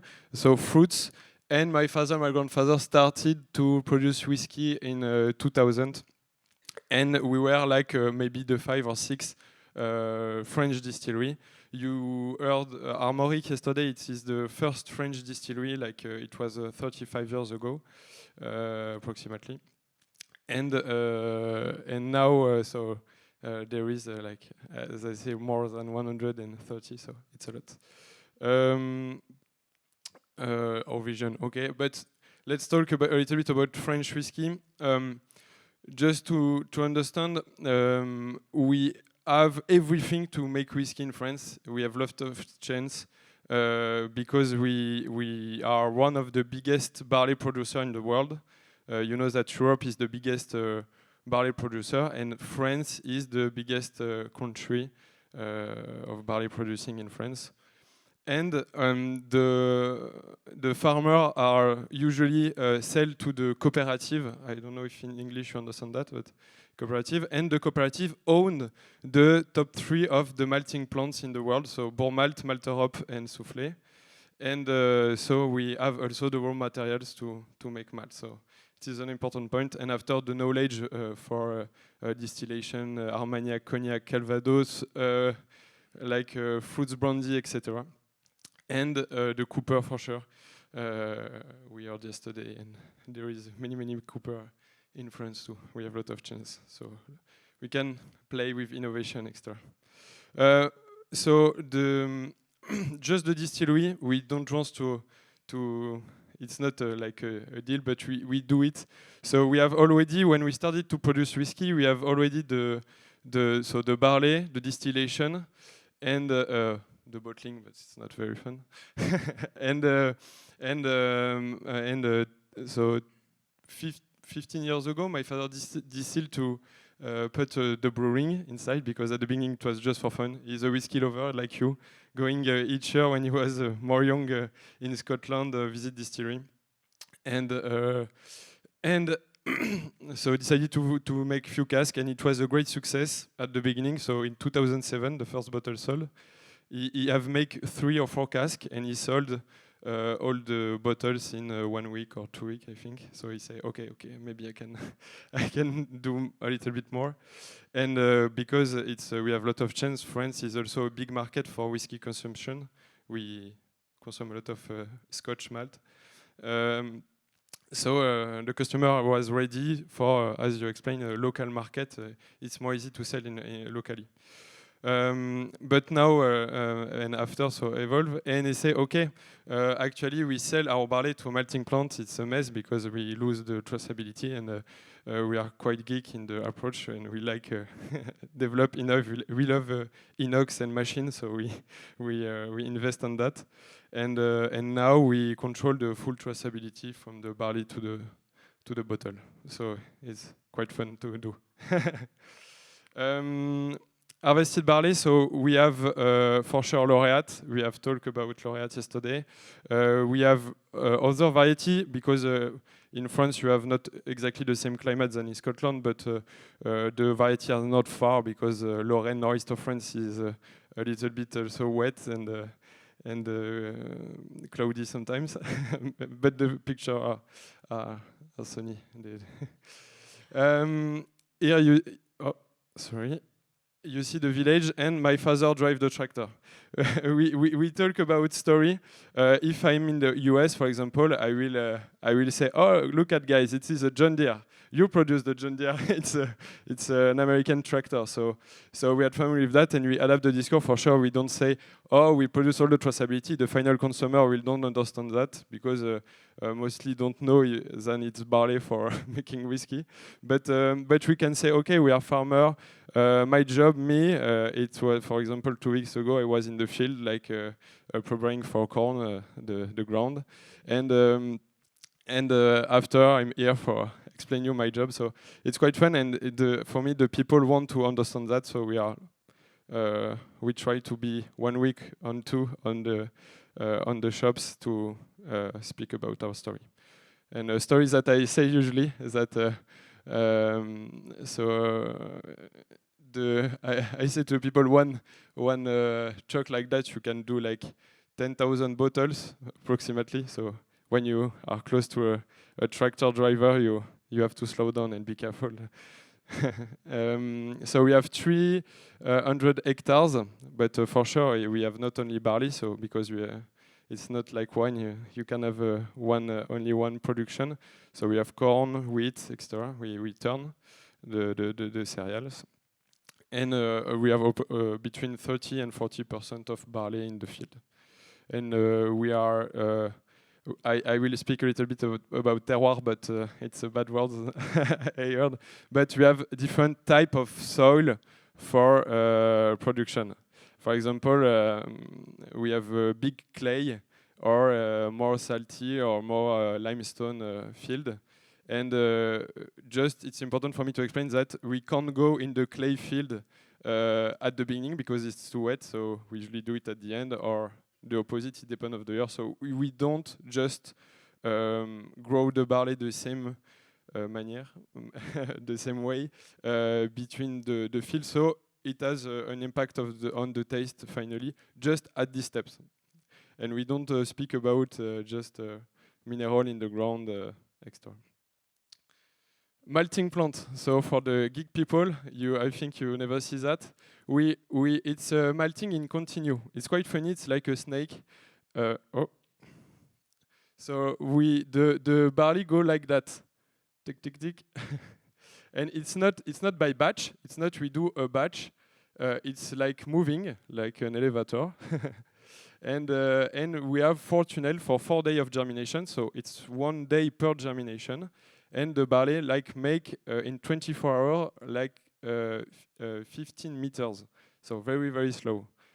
And so 4 days of germination, and we have the last tunnel is for kilning. So here the same way, the barley arrive there, go slowly there, and after go to the distillery. And so here we can just add fun with peat too. We can. If we just want like normal barley, normal malt, we just put warm water, or we can with the oven on the top, like a smoke pit, and the pits go there. And we can do 1,000 tons per year, which is big and not big, because to compare to classic malting, we are very, very, very small. But it's very enough for us for our production. And we sell a little bit to other distilleries in France. And but the price of doing that is maybe like 40% more than the classic price of the malt. So it's quite expensive. And we do that for economy of energy also, because you know, in a closed tunnels like that, we can just be more efficient in energy. Brewing, okay. Distillation. Like a lot of distillery in France, we use the same pot stills than we used before for fruits. So with the cognac shape, like we see in Maison Lineti, it's you know, with this onion there, it's quite short alembic, so it gives a lot of texture and lot of texture, and we have pear notes.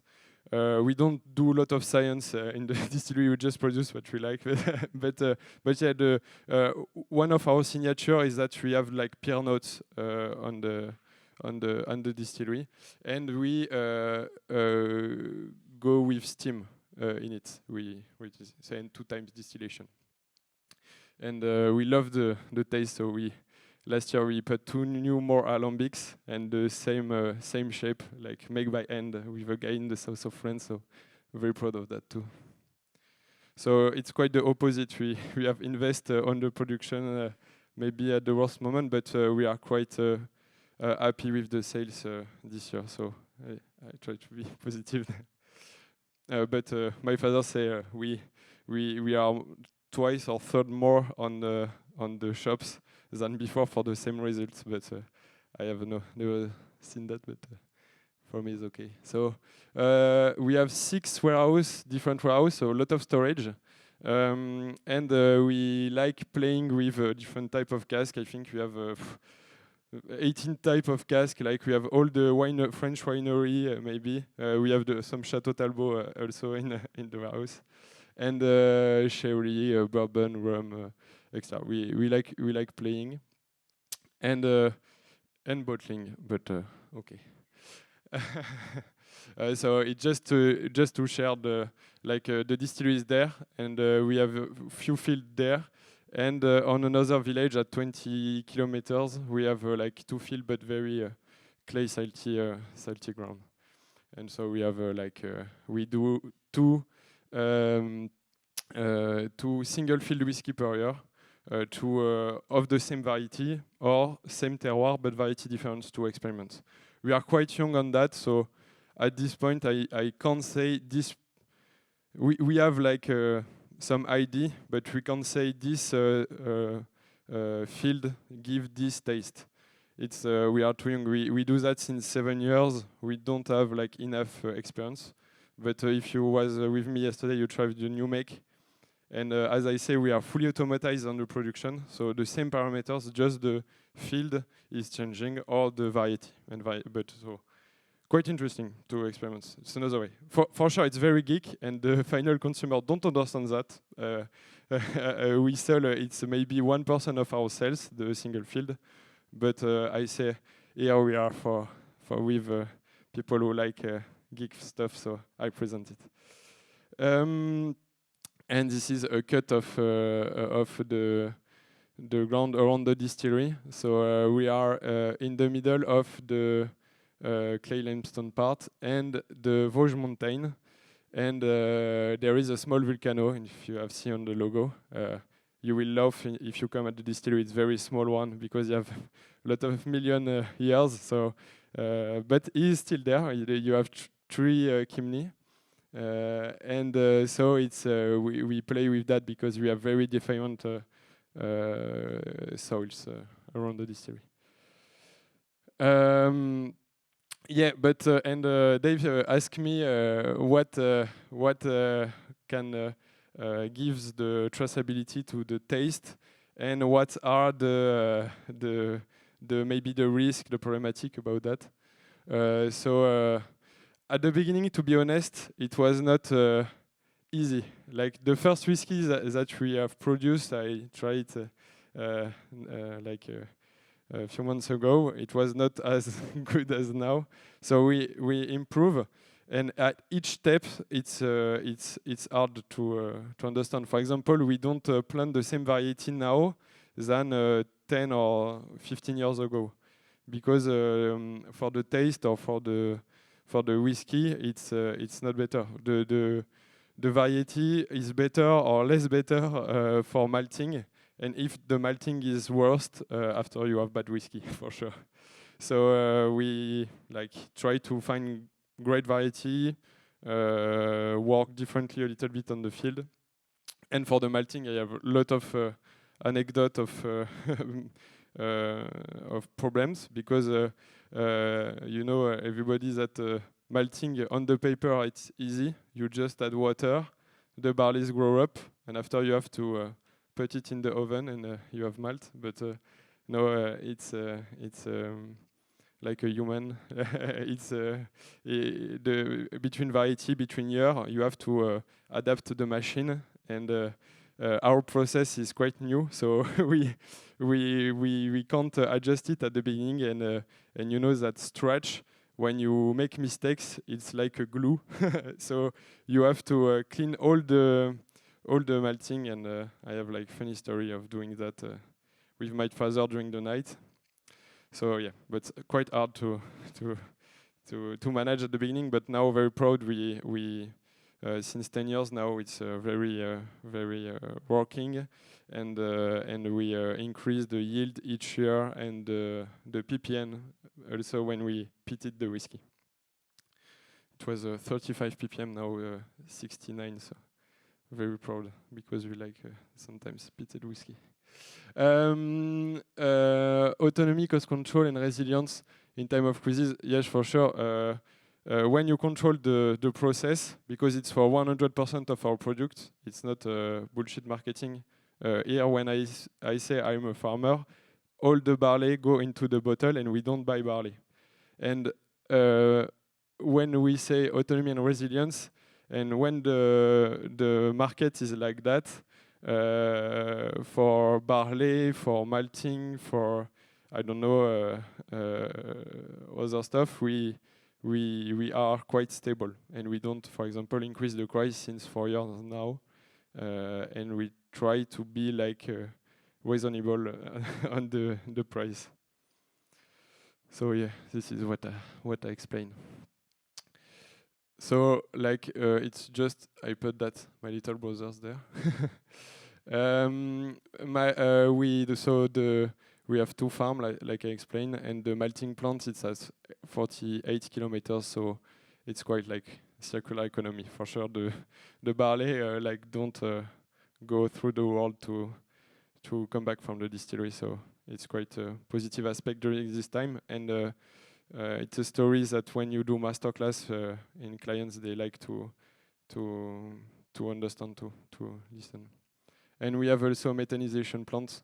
So I think for me it's one of the best ecological energy, you know, because you just put a big hole in, and you put all the waste of the distillery, and for us the malting. So the skin of the barley. I'm sorry for my English. In French, I will be more technical, maybe. But we produce biogas for 250 houses with the waste of the distillery. So it's not bad, because before it was like spread in the field.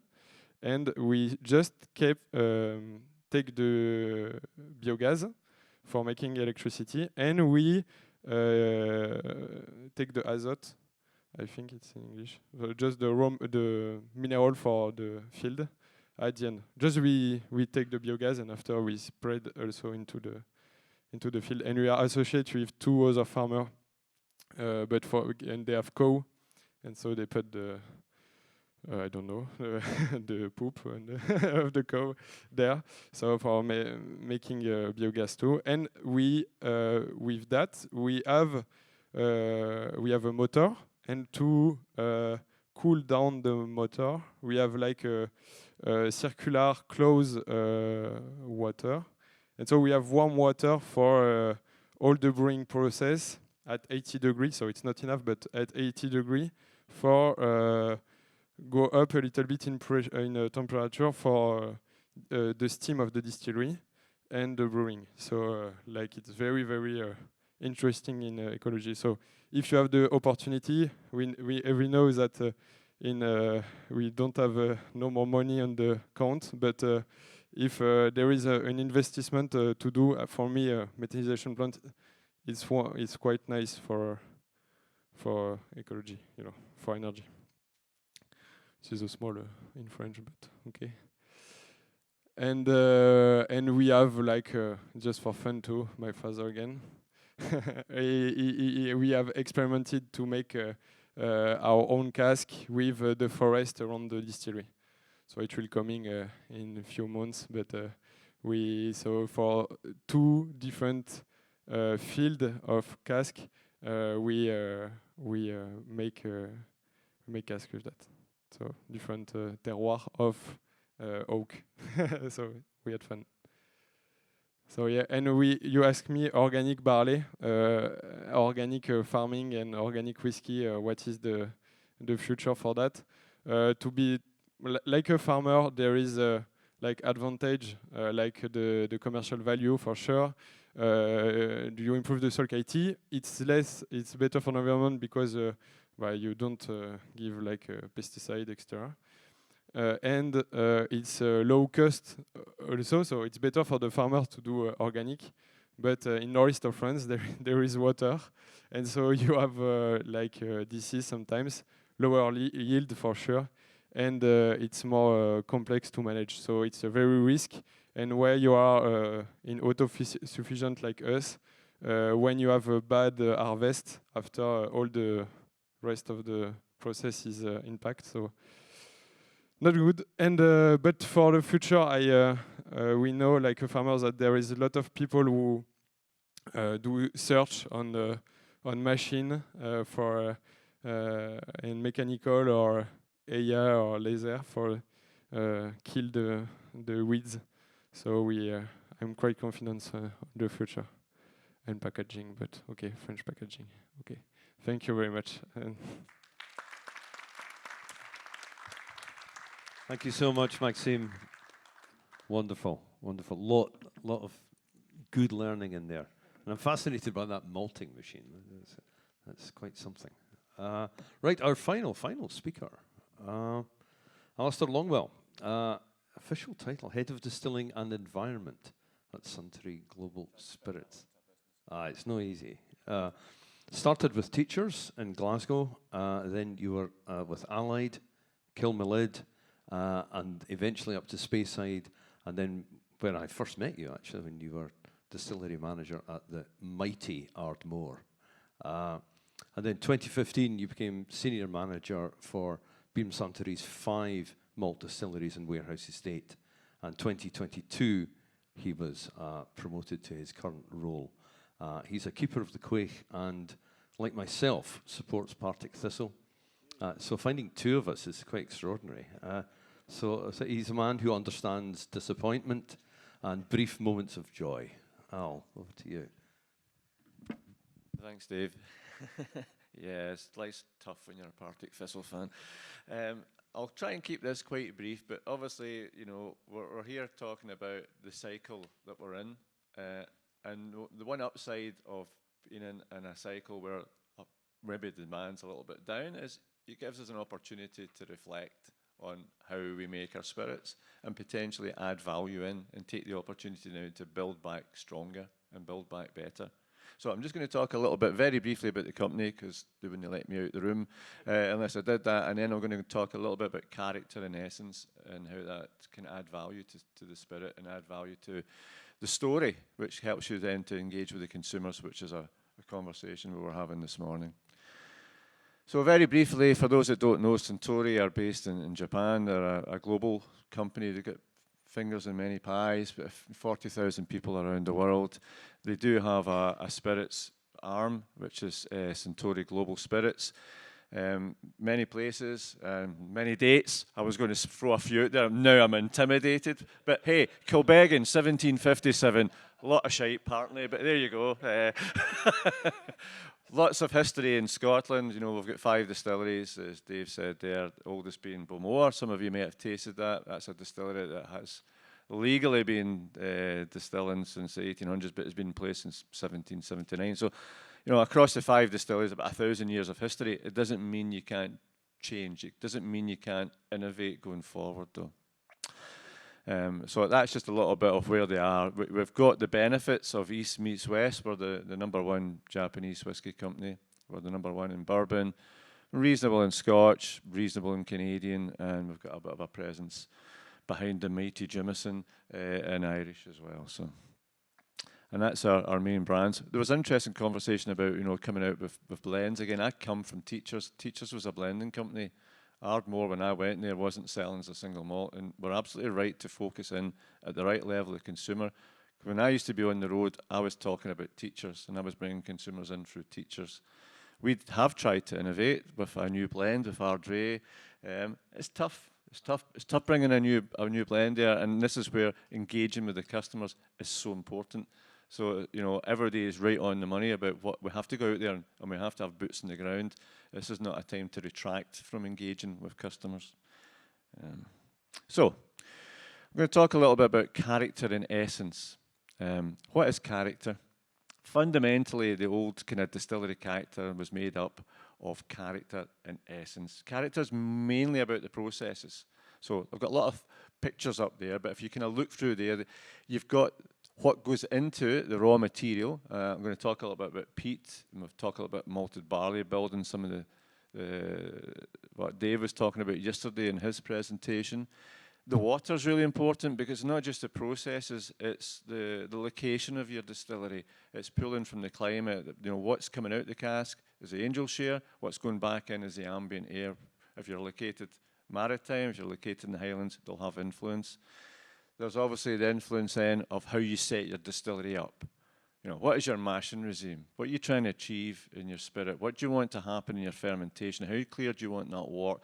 How fruity do you want that spirit? The fermentation style can be influenced by the vessel. You're using stainless steel or using wood. How long do you want that to go? How anaerobic do you want your fermentations to go at the end? Then we get into the stillhouse, and that's a very old picture I've got from Ardmore. The Egypt on the right is me, and the right-hand one, gazing meaninglessly at a still. But the guys at work on the left were the stillmen, and that was taken circa about 97, 98 on the night shift at Ardmore, when she was still coal-fired. She was coal-fired right up until 2000. And we converted that, and then we converted Glendronach, which was the last distillery in Scotland to be coal-fired in 2003. Both of these were Teacher distilleries, and it was very important to the full flavour and character of the Teacher's blend. Then, of course, there's a wood policy. What cask do you select? How long are you going to store for? You know, what's your, again, the target? What you want to add and augment within your base spirit. But fundamentally, character is about building in that base spirit. It's about creating those elements that give you the definition of what your spirit needs to be. Essence is slightly different. Essence takes us a little bit away from the practicalities. You know, where the baseline is established in your character, you can then start to manipulate that from a sensory point of view. And I've got a colleague of mine, I'm sure, well known to a few of you there. You've got nodding heads there. So Callum's been around the industry a little bit. He took over from Ron, and Callum's kind of defined the essence there, the total experience of the whiskey. You know, the nose, the mouthfeel, etc., all brought together in one place to provide that higher essence, to give that elevated experience for the consumer. And it's funny, you know, we're sitting here, as I say, we've got a chance to consider how we got to where we got to. Whiskey has changed over the years. I came into industry in the late 80s, and very much the mantra, certainly in some of the bigger companies I worked for, was about efficiency. You know, how can we get more out of that barley corn? How can we get more out of that distillery? How can we get more out of that cask? And ultimately, how can we get more out of the consumer and just create bigger and bigger margin? And a bit like the boiling frog, we kind of lost a few things over the way.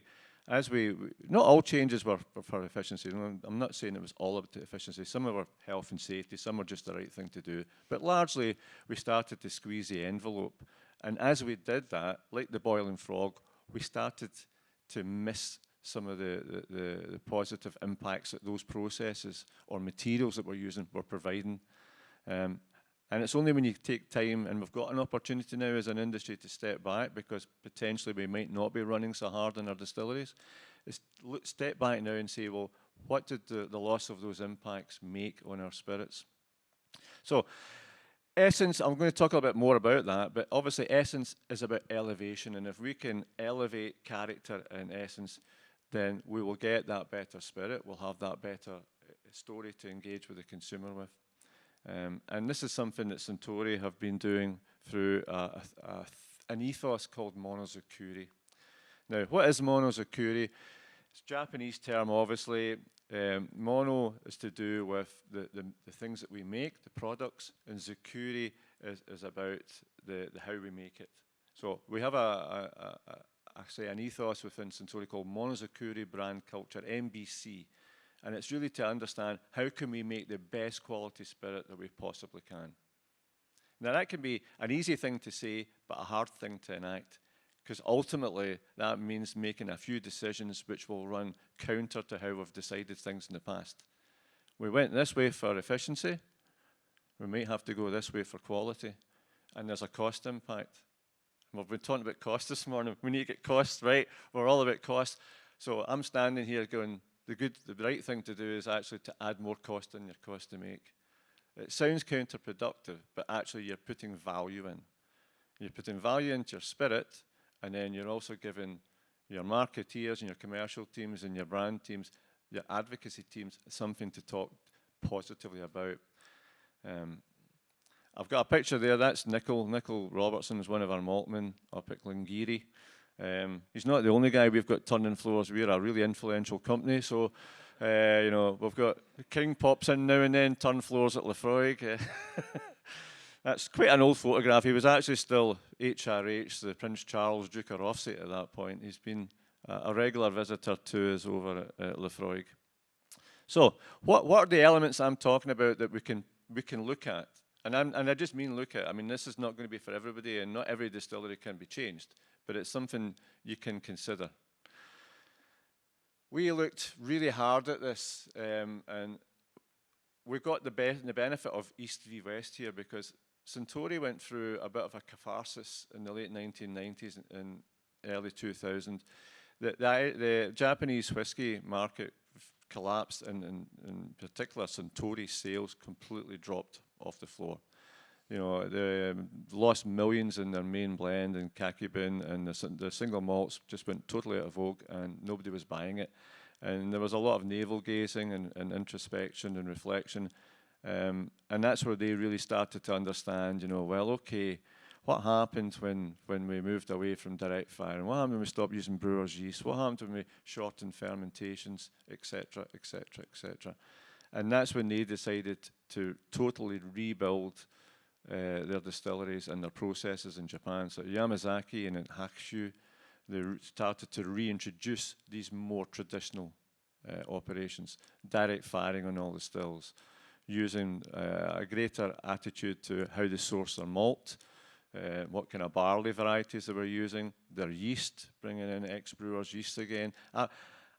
I was in distilleries using brewer's yeast in the old days, and it came in bags. And I don't know why they put liquid into bags, because it was just about liquid. You know, the brewing industry in the UK had contracted, and therefore the attention to the yeast that they were then supplying into our industry had gone, and it wasn't good quality. And that's fundamentally why we moved away from it.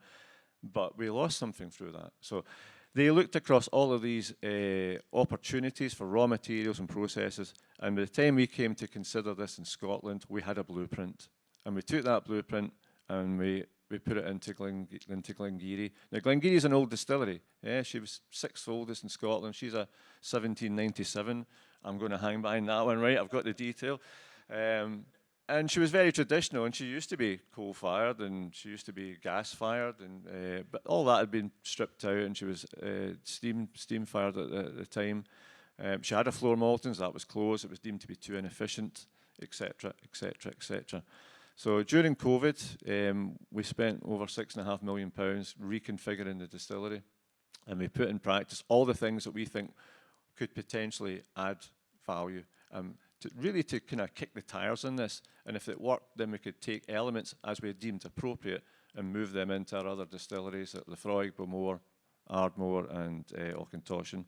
So there's literally nothing was left. You know, I stole that from Peter Moser. That's not my picture, the one that says "smile" in the malt floor. So I'll need to see him the next time. But floor maltings was really important for us. You know, if you're going to try and amplify flavour through direct firing, you really want to get the right components in there. So amino acid creation through the way that we can control that floor malting is extremely beneficial by the time we've come through enhanced fermentation with those amino acids and into the direct fired pot still. Then we can really get the Maillard reactions moving in that still and add the kind of furfural and elevated characters that we want.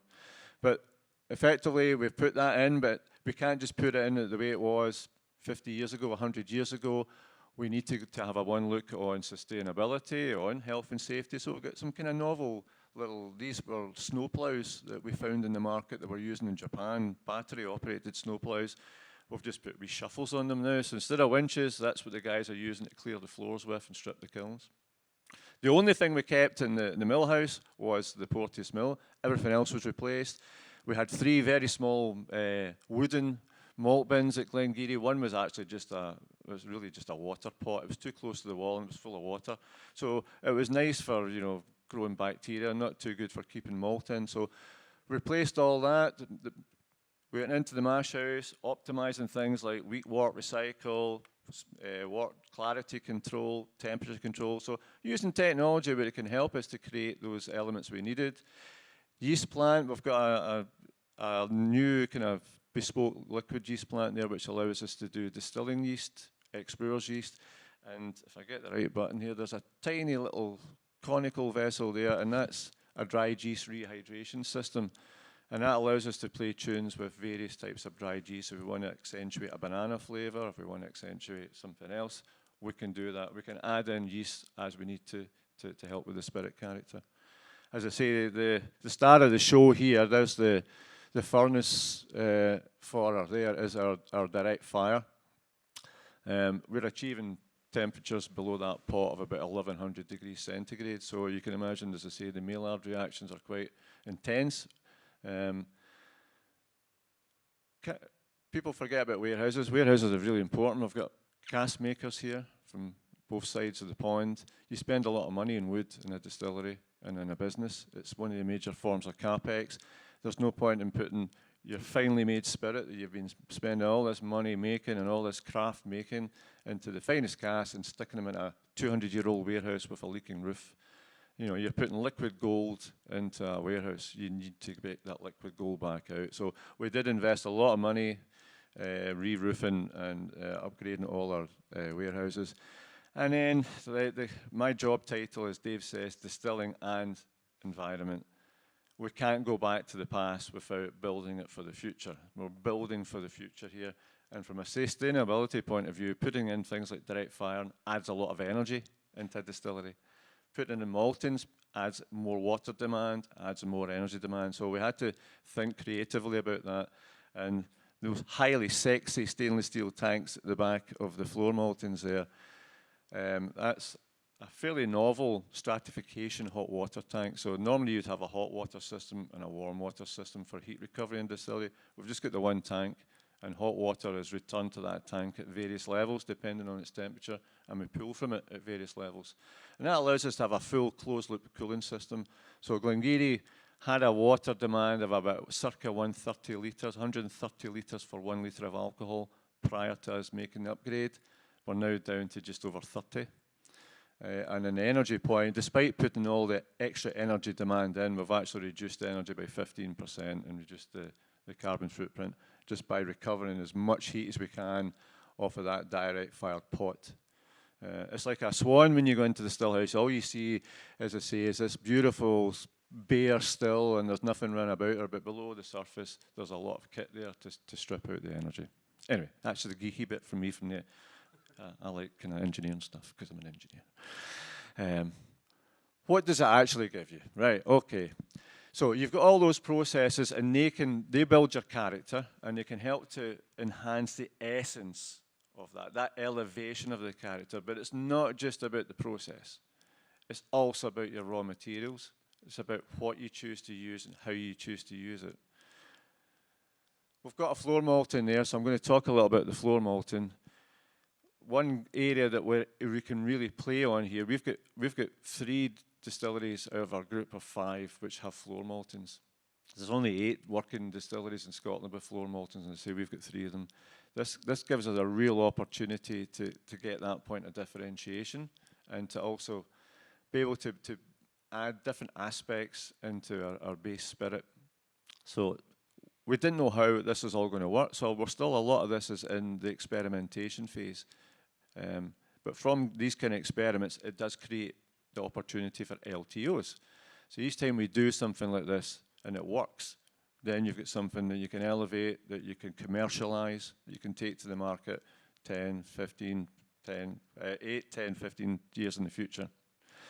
Where we work on predominantly within our floor malt, and certainly on the 2 on Isla, are on peat provenance. We've got our own peat source at Glenmachrie. So we're looking across what's the differences between Isla peats, we actually harvest it in 2 different ways. So Lefroyg's peats are harvested in a method which is sympathetic to the traditional hand-cut method, whereas at Beaumont we do a very sustainable subsurface extrusion system, but it creates a different type of peat because of the moisture content. And I don't want to go there, that's all Barry's stuff. He can talk about that later on if you want to see him on his way back to the airport. But you know, it burns differently. And then also within the kiln, you know, we're not Dave, you know, I don't have a massive big commercial maltings. These are small floor maltings, and that's part of the real beauty aesthetic. If you're standing at Beaumont or Lefroy, especially Lefroy, and you're maybe gazing over towards Bushy, over to Bushmills, and you get total envelopment from the peat reek. It's wonderful. It just tells you how bloody inefficient the kiln is as well, though, yeah, because most of that reek should be on the barley. But we can play tunes with this, and this is what we're trying to do. We're also working across the varietals. Dave again touched on this. You know, bit of Maris Otter, Golden Promise, does it make a difference? Well, that's the kind of things that we're working on to see whether they do make a difference or not. We also need to prepare ourselves for the future. We need to build to last.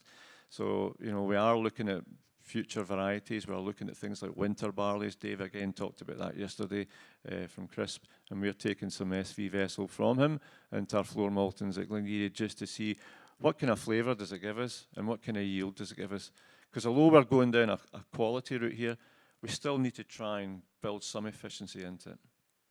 And then there's barley nitrogen, and this is an area that we feel quite strongly about. We do believe, as I say, this will give us increased benefit from a flavour point of view, especially through the amino acid creation. And that's an area where that might have more precedence over using a heritage variety. So we could potentially use a modern variety with its yielding capacity, but still get the flavour. And that's an area that's of interest to us. And that might save us from dropping down to using a Chevalier, which is only half the yield, yeah? And then there's the kind of experiments that we're doing about where's the tipping point? You know, is it 100% floor malted barley, or does it just need to be 30? Is 45 going to get us there? Will 10% given us there? So that's kind of some of the work that we're working on at the moment. And ultimately, it'll all come down to what's the impact on it? Does it actually make a difference? Well, for those of you who were last night, some of you might get a chance to taste the Beaumont. That was from one of our very early experiments where we used 100% floor malted barley into Beaumont. It was high nitrogen. We had set up quite a few of what we perceived to be the critical elements through the distillery, you know, to do with fermentation, to do with wort clarity, etc., etc. And I obviously can't tell everything about that because some of that is quite proprietary. But you can see clearly there from the left-hand flavour wheel, this was a kind of fairly typical mash bill output new make spirit from Bowmore. As you'd expect, it's on the smoky side, and then it's leaning into the leathery tobacco and a little bit of that fruity sweetness, which hopefully in time then goes into tropical notes. However, by putting in our inputs, you can see what we've got on the right, and you can see this, well, just like reading a map, we have actually got elevated aspects on the peated side, but more importantly, we've now got this full rounded from cereal through green grassy, through floral, into fruity and into sweet. So effectively, we've built that much deeper, much more fuller spirit character. And what that gives you as well is obviously a latent flavour on the new make, is it gives you maturation power. You put this now into a good cask, you can leave that for a much longer time and it will not be enveloped by the cask. It will still retain its distillation character, and that's really important. Because one of the other things I think we've lost as an industry over the last 15, 20, 25 years, certainly during my time, is we've become too reliant on the cask. And I don't want to offend any of the people who are selling like casks here, because the casks are extremely important, but it shouldn't be the defining piece of the story from a flavour point of view. We need to retain those distillation characters, because that's what makes every one of the distillers here unique. And we should never lose sight of that. A cask should be there to support, augment, and amplify flavours, not to dominate. So by having that greater depth of spirit character, that allows us to build in the maturation power, to sustain those unique natures. So when we bring it out of a cask, whether it's an ex-bourbon cask or whether it's a Bordeaux red wine cask, it will still retain those critical elements which define it, the essence of that distillery, the essence of that brand. And that allows you to then tell the story, which we call monogatari in Suntory, tell that story to the consumer. And it's a real story. It's not something which is reliant on a cask. It's the story of the distillery. So it's authentic. So hopefully some of you who tasted the Bowmore last night will have noticed that it was slightly different from a normal Bowmore. And that's kind of what we're hoping to get from. As we make these changes, we're looking to drive what adds value. And if it adds value, then we'll consider retaining it. Yeah, and even if you don't want, even if you can't afford or are unable to make 100% floor malt, which we can't do, we don't have capacity to do that, this will be something, we started doing this in 2016, it just lay down so much each year, and there you've got something which you can really take to the market as a premium expression of your brand, a higher essence expression of your spirit character. I think I'm near the end here, Dave, so I'll just very briefly talk about water as well, because people forget about water. Eh? You know, certainly in Scotland, we're only allowed to use malted barley yeast and water. Water is critically important. On Islay, we've lost about 8 days of Lefroy just about 3 weeks ago because we ran out of water. So water resilience is important, but water quality is critical. You know, as I've said there, you know, we rely on water as humans, as a society. But water is critically important for a distillery. You know, it's impacting so much of the distillery processes, from fermentation right through. And from a character point of view, it's intrinsic to your distillery character. From an essence point of view, it can be part of the story as well, because if you're going to reduce your casks in your distillery source water, if you're even going to do that in the bottling hall when you bring the strength down, adding more of that high quality water in, again, you can enhance the essence. But you also need to work at it. You can't just expect Mother Nature to give you the water. So the first thing you have to do, I believe, again, putting on my environmental hat, is be sustainable about it. So again, this is an area that we've looked at in Suntory Global Spirits, and from 2020 or so, we've had a program to introduce closed-loop cooling. I mentioned we did this at Glengiri. We reduced the water footprint. We've done it now at Bowmore. We did it at Auchentoshan in 2023. Lefroy's getting done this summer, which is just unfortunately 2 months too late.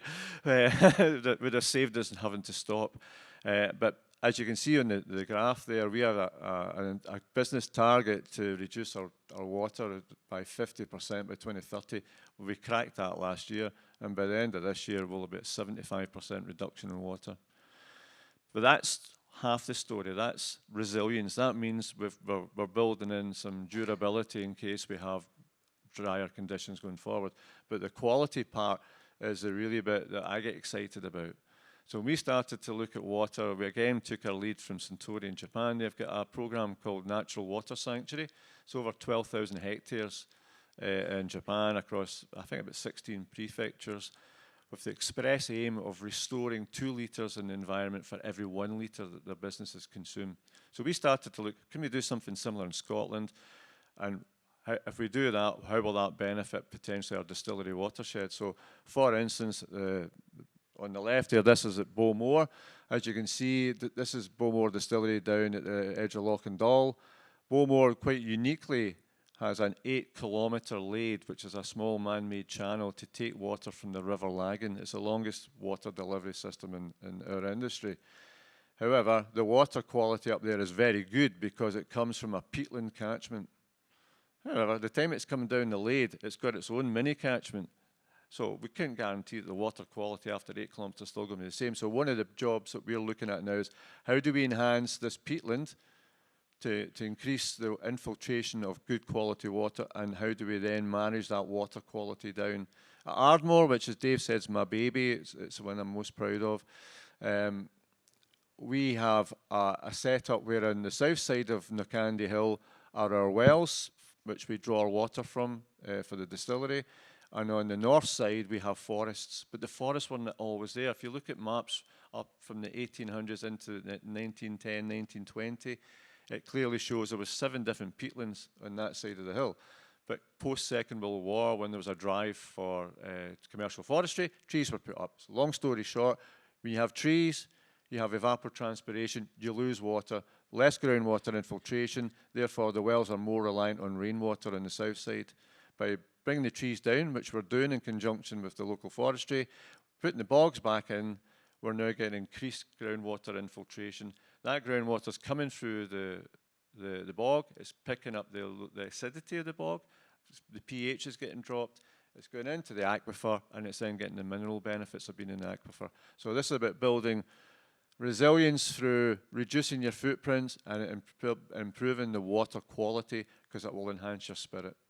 And that's driven us to have a program which I'm very proud to lead called Peatland Water Sanctuary. It's a $4.5 million program to restore about 1,300 hectares of peatland across Scotland, and it will impact mostly our water resources as well. So it's a double-edged sword. Benefits water, and it benefits obviously peat. We're putting back the peat we consume, and we're improving the water quality for making our spirit.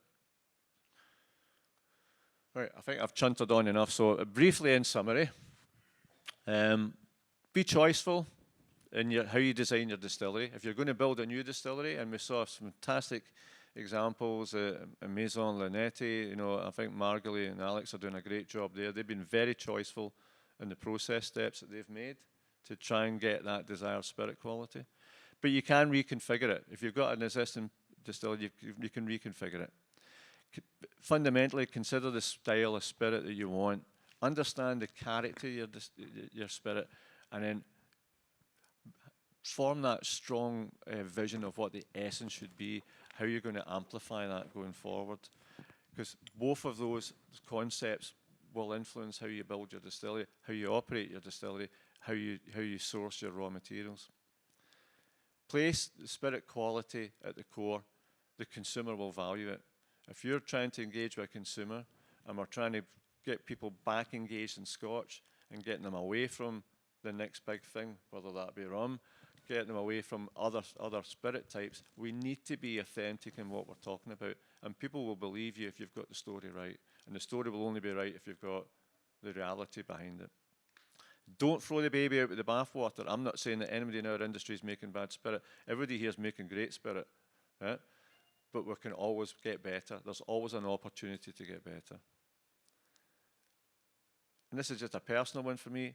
Produce spirit that will be enhanced by maturation. Let's not fall into the the trap of relying on the cask for everything. There's some awful things have been said in blogs over the last 5-10 years about cask being 60, 70, 80% of a spirit character. It should never be that way. It needs to be about our distilleries, first and foremost.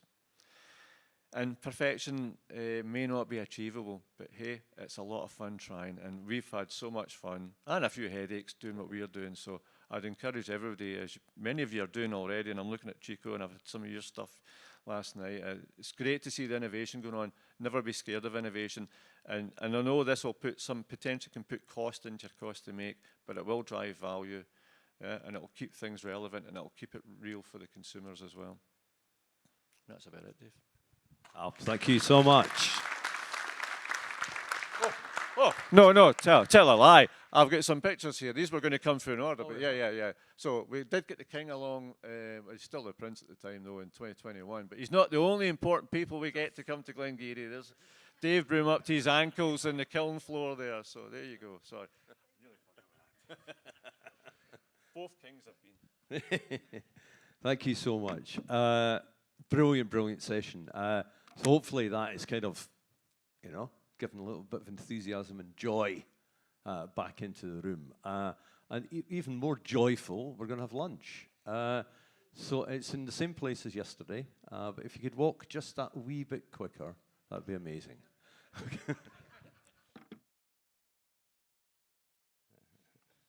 Okay, on to our final Q&A with our fantastic panel from earlier this morning.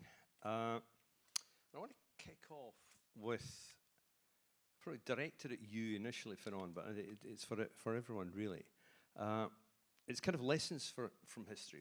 Why, it sounds like a daft question, but why is history important? Why do we forget? And the third part of the question is bad history restricting creativity? I suppose the answer for me will kind of begin. There you go. Bad history restricting creativity. Absolutely. I think a lot of it what I'd like to see the back end of in whiskey is the kind of just soism. It's not history. It's not traditionalism.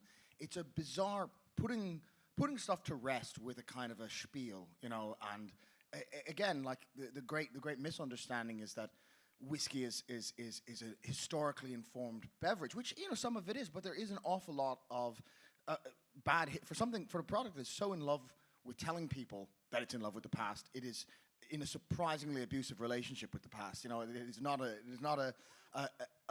what one would call love in this day and age. It's just mining bits of the past for something that can help a brand. And I think why study history? First of all, it's genuinely fascinating. And second of all, because there's so much there. And I think it also, at a time, history belongs to everyone. It's an open access reservoir, and I think that's really important. It's tied up with authenticity. I think it's who we are. Are we full of it, or do we believe what we're saying? And I think that's important. First of all, it's just a better way to live, just on top of everything. But I also think there's tremendous, almost again, as I was saying earlier, shocking amounts of stuff just utterly untapped. And I think when we go to the past with inquisitive eyes, and we don't repeat stuff just for the sake of it's fun to repeat history, but I think the more important thing is to learn from it, and I can tell you all kinds of, again, even in the current moment, knowing that there has been since literally 1760, there has been ups, booms and busts as just a natural kind of current. So that's a good thing to know if you're contemplating sitting it out for the next few years and wondering, is this ever going to turn around? And I also think authenticity, it can't just be a buzzword. It means something to be interested in the product. It adds intangible value to the whole act of doing it. And I think studying history, it's like, why study peat? Why study any of it? Well, there's the very clear deliverables in a very clear subject, but being interested in what we're supposed to be being interested in, A, is very interesting, and B, is just, again, it's an amazingly kind of potent philosophy to make something with. You know, there's just an enormous amount of nuclear energy in it, and I think it's got a lot more to offer than either ignoring the past or, worse yet, you know, misrepresenting the past. Yeah. Have we been looking in the wrong place, or have we just not been looking at all?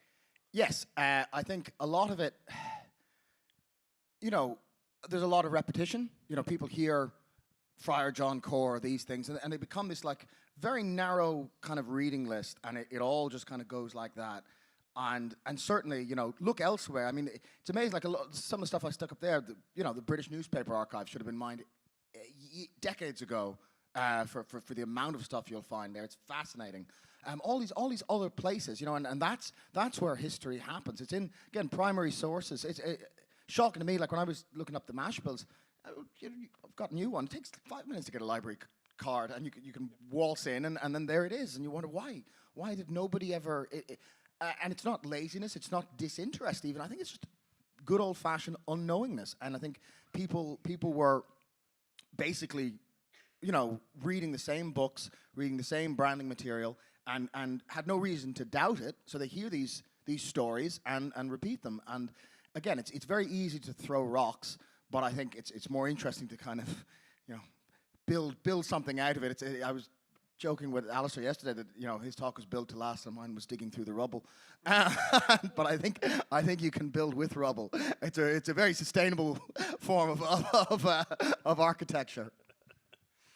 How important then is the story, Al, and getting the story right, and is that feeding into the whole character and essence element of your new approach? Yeah, as I said, within the kind of Suntory ethos, there's the monogatari, which is how you craft your spirits, but the monogatari is how you tell the story of your spirits, and ultimately you're only going to put all this work and effort in if you're going to be able to express what makes your spirit good, why the consumer, why somebody should pick up a glass, buy that bottle and drink it and become emotionally attached to it. So the story is everything. I think it was touched on a few times already this morning about the importance of that authentic story.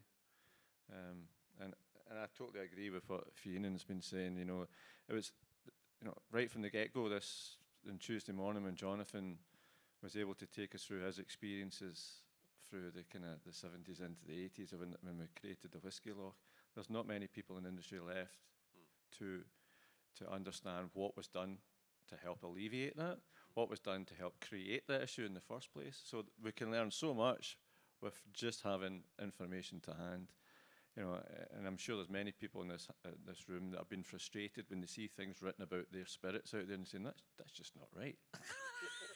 Who made that up? You know, or they're missing a trick here, right? You're just, because we've got such a rich seam of history, legacy, story about whether it's an old distillery, a new distillery, just how we do things, and we just need to be more tapped in. It's not just about trying to find a hook to sell that latest expression in travel retail for the next 6 months. You know, we need to write down how we evolve our brands. We have to evolve how our people, and people history is a huge part of this as well. You know, we're making spirits which really make human connections.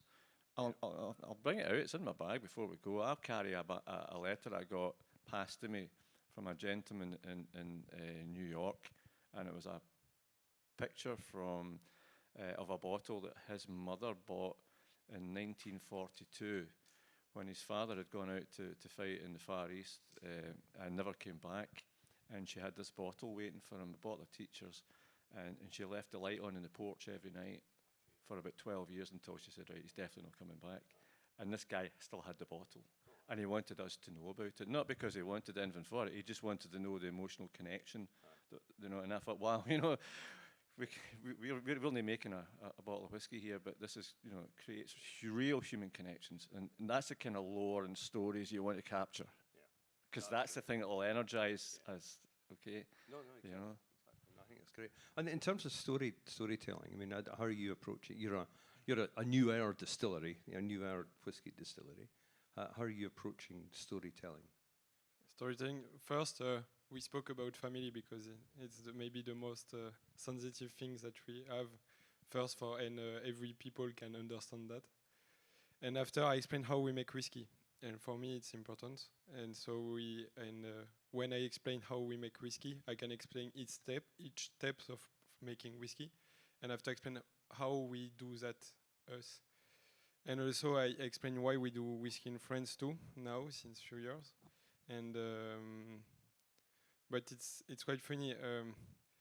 I'm not 100% sure that I will done, but I call before coming the French Federation of Whiskey because we are working to have GI, yeah. And they tell me that they find a Napoleonian paper who say don't stop distilling cereals because we need cereals for the people who live in France because it was like not enough for the guys who live there. So and also to protect the rum consumption, the rum production and cognac production. So it's quite funny in the story.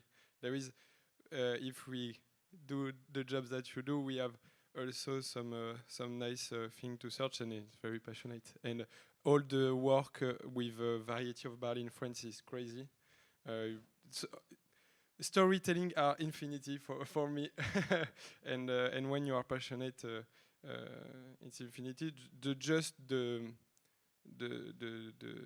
thing is that the consumer will have like 1 or 2 story only in mind about each brand. So you need to don't lose the guys. So it's hard, and also have in mind that the goal is to buy a bottle, and the guys who buy the bottle need to be an ambassador. So he need to drink it with his friend and tell his story to his friend, and also take other whiskey and compare each other and compare the story, and this is the goal. And I think that's why all the producers who are passionate need to explain that to most people. For me, it's I saw him picking up there when you said you've got some from the Napoleon era. You were. You're thinking, oh God. Book 2. Is it Irish whiskey? You know, no. I'll have to rewrite the whole thesis. I just want to kind of get another thing in about the bad history thing, because it kind of obsesses me. If you are a brand who has applied bad history, and we're naming no names here, but if you are a brand that has applied the wrong history, or can you do like a reverse ferret and essentially say, all the stuff we've been telling you, sorry, it's not true, or do you just have to brazen it out? I mean, my experience, because there's without naming names, there's some poker hands that were played a long time ago, and they've you can't say like we were founded on this date, we're the world's oldest licensed distillery, and oh, turns out we got it wrong. Sorry about that, lads. The best I found is with some of these brands, they'll just stop talking about it. And they'll maybe refocus the marketing somewhere else. They'll never admit that they were wrong, and that's fine. But they might redirect, and that's all right. People, have sometimes it's impossible. Like there was I think it's gone now, so I can mention there was a brand in Ireland called Seven Churches, and it was saying, and their slogan was the origins of whiskey, and they were using Great Northern Distillery, Column Still like maize grain whiskey, and they were saying this was the original whiskey, and I was thinking, wow, the Column Still maize, and they were saying, because we're from near Clonmacnoise, and monks invented whiskey, and obviously. It's not true, but there's no going back from that. That's all in, and that was a terrible offender because like literally it was sourced grain whiskey, and like the label said like using the original recipe of Gran Agus Ishka, which just means grain and water, and it's not. But sometimes there's just no coming back. The hand is played, but a lot of them, especially the larger brands, they might just kind of focus it, like IDL talk less about the malt tax than they used to. They'll just change the conversation. That's fine, but it's a mixed bag. But we all know it was Vikings anyway. Oh, yeah. Well, he's out of it. Sorry, that's an in Could have joke. done with a few Vikings, to be honest. Yeah. questions? Anybody got a question? Where's the cube? Oh, I've got the cube. Any questions?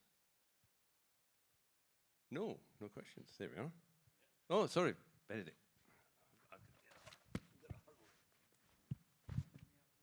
He's got long arms.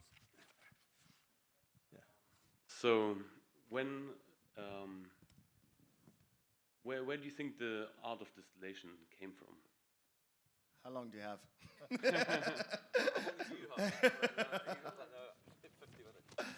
I'll send you. There's a fascinating PhD in the works, but I'll say I don't want to hog because this could go on for a very long time.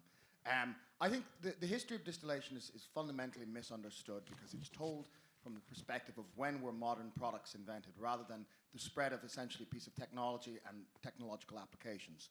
So if you look at, like, for instance, we go on this hunt for, like, the word aquavita and this kind of crack. So, like, the first reference, and leaving Asia and the rest of the world aside, 'cause you're just narrowing even just the West, the very first two actual clear references to distilled spirit are both in the 12th century. One's called the Mappa Clavicula and the other one's called the Compendium Salernitanum, and they're both medical. Mappa Clavicula is over in New York. It's in the Philip Corning Glass Museum. It means key to the cloth in Latin. Kind of an idiom for tricks of the trade. And it just says, look, if you distill wine, you'll create a substance that burns. So it's clearly a novel thing there. And then the Compendium Salernitanum, which is the old medical school of Salerno, just outside Naples, also talks about it as a novel material. But both of these are they're not talking about whiskey. They're not even, the Mappa Clavicula isn't even suggesting that you drink the stuff. But you have, the Mappa Clavicula is also kind of, has its roots ultimately in alchemy. And you have like a spread of distilled spirit for alchemical purposes, and that's one kind of chain that it goes through Europe in, and you get some mad stuff. Like, there was it was mixed up because, again, it makes stuff dissolve. So obviously the alchemist in the pursuit of the great project of turning lead into gold, there is this idea of, wow, this stuff is a solvent. But is that the history of whiskey? No, not really. It's fun, but it's not that spread. And then there's the other history of medical distilling.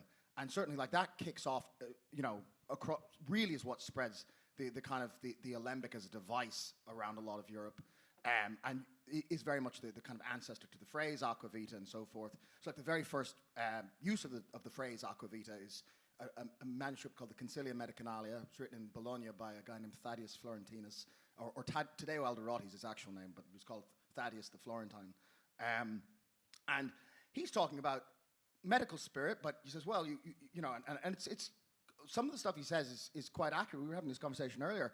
He notices that it cleans wounds, that it stops fruit from decaying. There were good reasons to think that, like, wow, if it does this, can you imagine how good it is if you drink the stuff? And that spreads, and a lot of, like, that has a more demonstrable link to the birth of spirits. So, for instance, that manuscript I threw up on the screen there is ultimately, coincidentally, a commentary on Alderotti.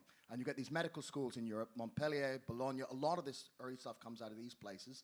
And then, you get these chains of how does distilling democratize. So, like, the first, channel, say you have your alchemical tradition that doesn't really end up in the bloodstream, then you have your medical tradition, then you have this kind of apothecarial tradition, and that's when the apothecary stops being like an appendage to a church or a university and starts being a kind of a petty shop.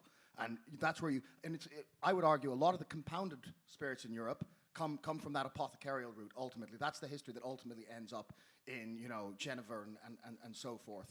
Then you have And these people start to form guilds, and you see a lot of that kind of guild apparatus, and tends to be a very kind of urban phenomenon. Then you have what you might call agrarian distilling, and that's really the parent of whiskey, is when it starts being, well, how do I convert surplus harvest into something of lasting commodity value? And that's really where you get your plain spirits. Finally, you look at these, whether they be fruit schnapps or they be whiskey or whatever, they come from this kind of agrarian channel. And then the third would be the kind of preservative effect. And that's actually something very closely associated with the history of this city. Part of the reason brandy commoditized so much quicker than whiskey was you had that outward-facing nature of French viticulture itself, and already sending wine abroad, and you start seeing spirit used as a fortifying agent, and then traded as a sole commodity. And that spreads kind of spirits as a product. And a lot of that is thought up with the Dutch as well. The Dutch start basically taking that as a plain commodity, and you see the market for spirits develop. So it kind of comes from all of these places. You're talking about a piece of technology, and also the ability, not just the distillation. You know, the history of distillation has to be divorced from the history of distilling high-proof ethanol. You know, because of course the history of the still is much older. So like for a large part of the 20th century, the kind of orthodox history of distilling in the West, before by a guy named Edmund von Lippmann, was that you needed a worm coil. This was the whole thinking. Now, there's enough people in this room who know how to distill happily without a worm coil, but that was the thinking, was you have to slow the process down. But there was, you know, half of it was, when do we start seeing an explicit reference to distilled alcohol, or it's not called, it's only Paracelsus who coins alcohol vini, but you know, aquavita, ethanol, whatever, you know, by whatever name. So you're looking for this substance as much as anything, and it's only in the kind of 12th century in Europe that you start seeing, again, people comment that it burns, or that it's preservative, or this or that, and they treat it as a kind of a novel substance. You do find, obviously, wine distilling, like if you look at, say, the Arabic sciences like Al-Kindi and Razis, the whole the pharmacopoeias that they would distill, they have these long lists of things they distill, and like wine, like Al-Kindi has the line where he says, you know, if you distill wine, it comes out the color of rose water. It doesn't seem to be remotely interested beyond that point. So there's also the question of how, you know, how strong was it in the first place? What's the use? So it's really the advent of a commodity, and I would say, like, through the channels I just described, you're talking about the evolution of a known thing, and it suddenly has a name, whether it be Aqua Ardens or Aqua Vita, the two kind of competing names for spirit. And the spread of that plain commodity is kind of the quickest answer I can come up with to that question. Is that enough? Great, thank you. That's wonderful. Oh, and by the way, the Dutch invented modern Scotch whisky. Just throw that one in. Any other questions? Oh, Don Davies. Yeah. It's an easy one. I'm quite interested to understand, with the trying to get the French GI or your AOC, are there certain things that you're asking for to be put in place? What are some of the rules that you're sort of looking for the GI or AO? Well, it's quite classic. It's only brewing, distillation, aging, bottling in France, but 10 years ago was not for the older people. So yeah, basically just that. And after, it's also they try to find rules also for subcategory. For example, farm distilling, it's 100% barley, and the farm, etc. So they defined that. And but the goal is to be not too much restrictive for innovation. For example, not only oak, stuff like that. So it's discussion. It's long discussion because France, we like administration, like in most countries in Europe. But so it's my father and David Roussier from Armoric, and some other distillers launched that 10 years ago, and it's not finished. Yeah, it's a long time discussion. Wow. Yeah. And what's the timeline now? You were saying quite soon? Yeah, we hope so. 1 year or 2 years maybe. We hope. But now, like the how do you say, les fraudes, the people who control the good, the communication about the brands, the reality, what they communicate, and the consumer, identify the people who are not respected some of the rules before the GI is created. So we are quite fantastic, happy with that. I mean, it's taken a while, but I mean, it's taken Japan over 100 years, and they still haven't got any. So you know. Let's sorry. not talk about rum. Any other questions? Yes. That's Alex. I'll just pass it down. Throw it. Okay. Oh, sorry, I was going up there. That's fine. So, no, that's all right. No, only go. But you've now got a longer throw, so that's fine. Not looking forward to that one. Question for Alistair. When you have gone through the changes and upgrades at your different distilleries, how do you communicate that? Because that's going to affect the whiskey flavor. How do you communicate that to your customers? Yeah, it's a good question. It's one we've got time on. So, because obviously anything we make today, depending on the product we've earmarked it for, we've usually got a good few years. So, and that's why I think it's better to do the changes evolutionary rather than revolutionary, because you probably want to take your spirit on a bit of a journey rather than it just radically changing. But the core part of what we do is we're as much as fun as a distiller to go away and try things. I don't quite have that liberty. We do have to get the agreement of our blending team. They're very much at the heart of some of the decision making. So when we decide to make a change, and we don't do all the changes that I talked about at Glengarry necessarily at all our sites. We pick and choose the ones we think that are right for the essence of that spirit that we're going to work with. We then need to work through not just how that spirit will evolve and when it will come to market, whether it's the Bowmore I shared last night, but that was distilled in 2016, yeah. So and that's just come to market. But we have to talk about how that pathway is going to be built, how we're going to communicate that out into the Monogatari piece. I talked about the story, how we do communicate that with the consumer. And you've got to be careful not to talk about sometimes this too early, because you don't want the consumer to turn around and say, well, if you're doing all that good stuff, then how poor is the stuff you're making just now? And that's the whole point. It's not about what we're making is inherently bad. I just think we just think we can elevate it. So you have to be very careful with how you communicate that, because it can come back and bite you if you don't communicate that in the right way. So it's a very long-winded way of saying it's a very delicate journey you go on, but you do it with the full knowledge of mapping that out before you make the change. This is what I want to do, the spirit. This is where we think the spirit should be, the essence should be. This is how it'll be communicated. This is how the brand will fit into its new clothes. You have to have all that mapped out before you make the change, because some of these changes you're not going to go back on. Right? You don't spend £6 million and say, do you know what? Let's put it back. Right? It's just not going to happen. So you have to be fully knitted up in your plans before you embark on them. Right. Do you think, just a wee follow-up to that one, do you think, and again, naming no names, but do you think Scotch in general is lacking in essence? When you look back at what's being made now, nothing wrong with it, but you look back to what was made, not even the golden age, but in the 70s or whatever. Yeah, and well, there's two things there. So I'll answer the golden age piece. There's a lot of fallacy about some of that. A lot of the golden age came through inconsistency. There were some fantastic spirits in the 50s and 60s, but there was also some awful ones, Dave, as you know. Yeah. So the good was very good, and the bad was stuff to clean your car with, What was lost? It's like going back to what we said.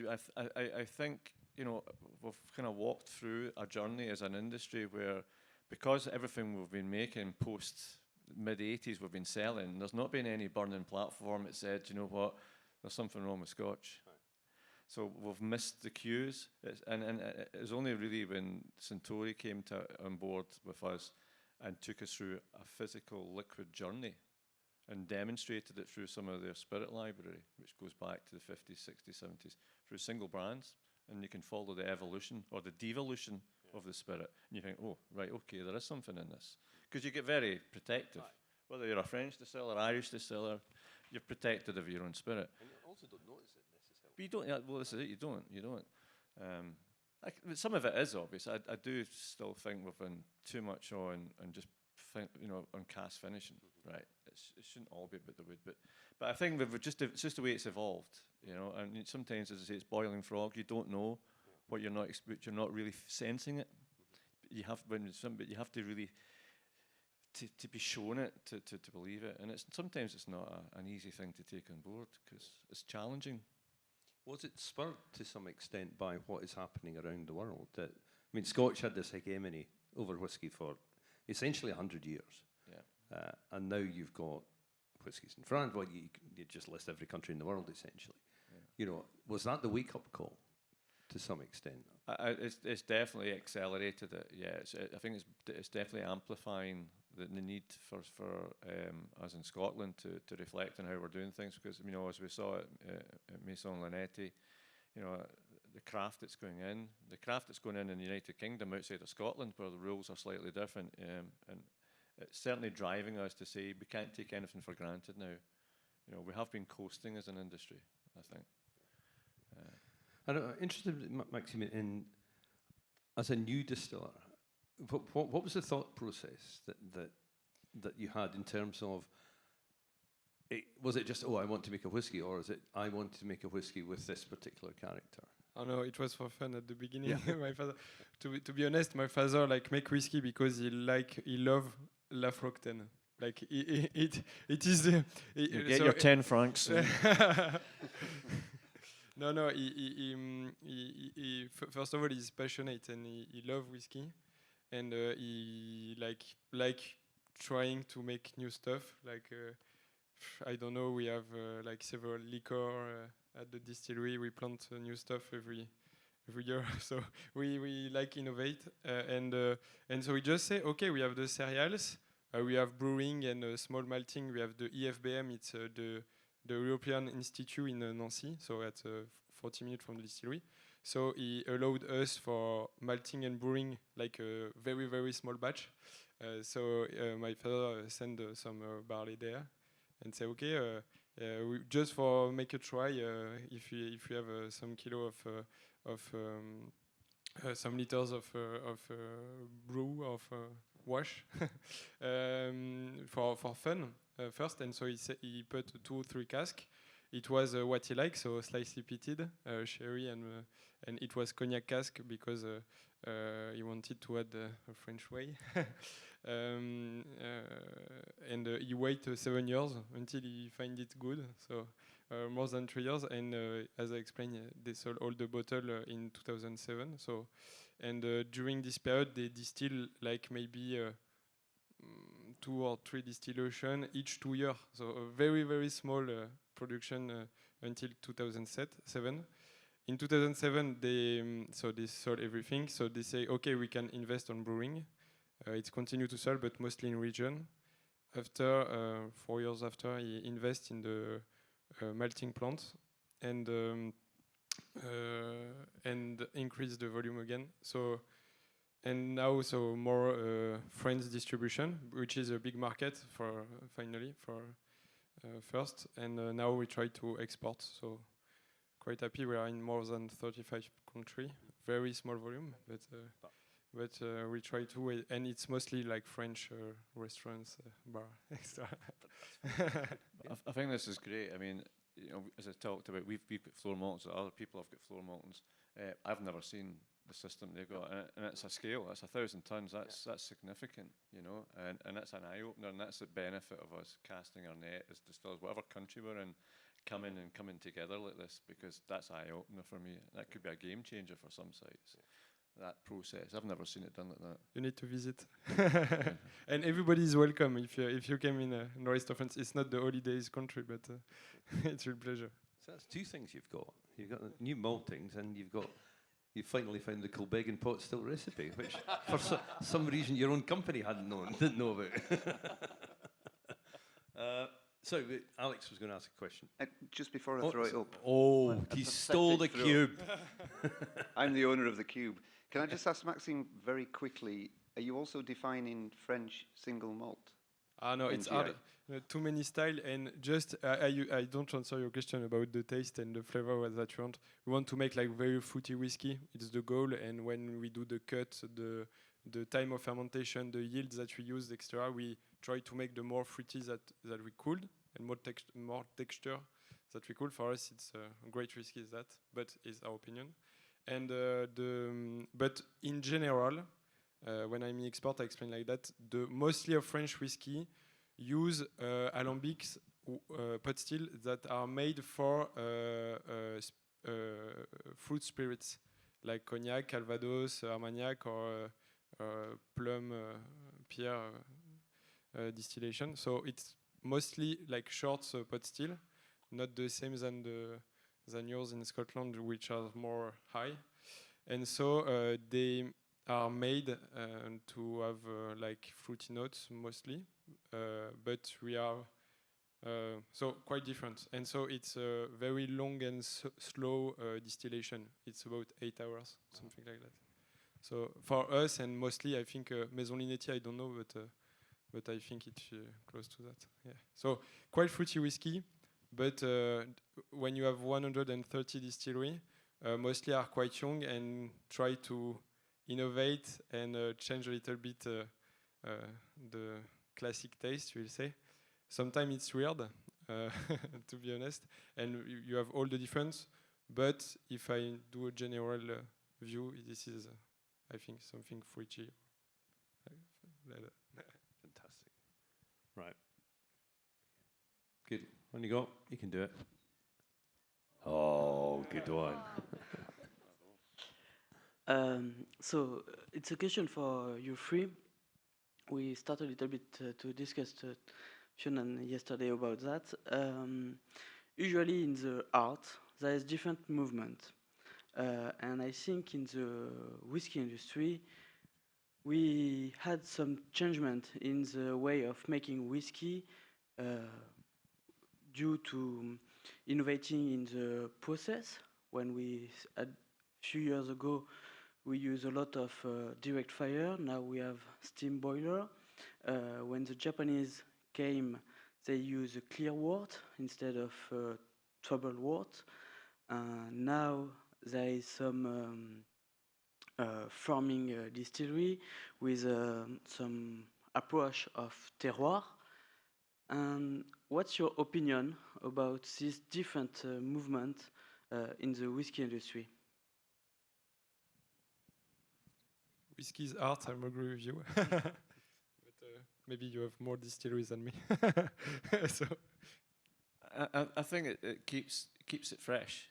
There's no right answer here, Alex. You know, it's about understanding what the opportunities are. Again, it does help if you can anchor it back to what your vision is for the spirit that you wish to produce. But I think it's good from our point of view. In my company, it was good to have somebody from our parent company come over and really take us back to how we used to do things, because we'd forgotten. Yeah, so that piece was good. But I think it's a very healthy thing to have differences brought in. It keeps the whole of the sector fresh, I believe, and it's good that we're not a monoculture, because that's been part of the problem. You know, there's been a homogenization, as Dave said yesterday, or the day before. I'm losing track now. Yeah, maybe on Tuesday. And that's part of the differentiation we need is bringing different methods in, and not everybody doing the same methods. So I don't know if I've really answered your question there, but that's, you know, we need differentiation. We need fresh ideas, and sometimes those best fresh ideas are the ideas from the past. So, and I suppose, like, if you're thinking in artistic movements, I think there's a strange, you know, for a long time, the history of whiskey was the history of its age. You know, like, what was whiskey in post-war America? Why was Scotch so popular? Why is this? They speak, you know, it's very difficult to kind of think outside your times. And I think, you know, it's part to do with just the times we live in now, that our values have morphed. And people value internationalism, they value creativity, they value fresh things, you know, in the same way that whatever was tied up with respectable home drinking for Alfred Barnard's Victorian Britain. You know, we are informed by our surroundings. Now, what a time to be alive, because you know.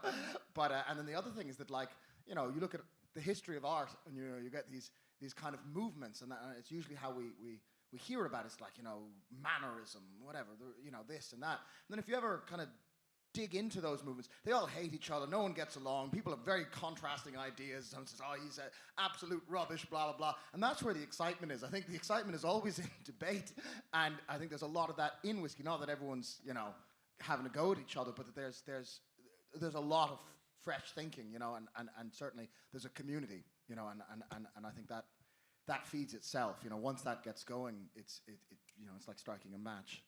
I'm intrigued by that, actually, because, you know, I've been thinking about this a lot recently. That why now? You know, because it's kind of a two-part question. We'll come to the other one in a minute or two. Why is there suddenly this interest in roots?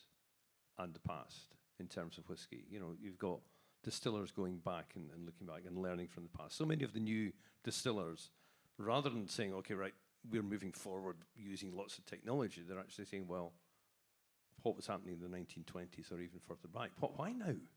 I think because it's lost. You know, there's that sense of like, the past is valuable when you don't have it. And in an age where you're talking, you know, back to when we were talking about the origin of spirits as like a material commodity, when you take, to a certain extent, whiskey has never been a more just commercialized material commodity than our present age either. And at that time, I think there was a lot of soul searching going on, like, you know, is this just a business? Does this? And then you go looking for the soul, and then you have the kind of, you know, it's a product of its own success, and you think, wow, is this really just the booze industry, you know, or is there? Whereas before, I don't think there was that guilt or there was that necessity, or people just didn't find that something to be guilty about. It was, you know, you look at like the early 20th century and this idea of like, you know, British industrial confidence was wrapped up with the success of blended Scotch, that kind of stuff. You know, people's values change, but similarly, I think at this time where, you know, it has never been more of a global business, there's also that kind of necessity to kind of have a think about the state of your soul, you know. Any thoughts on why now?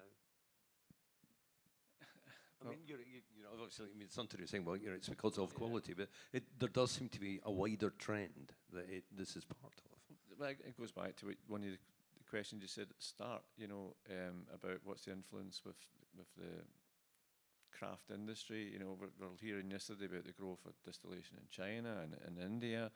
You know, certainly within the Scotch industry, we're beyond the place now where we can be resting on our laurels. We have to take cognizance of what's happening, and this is driving us to think, how do we move forward?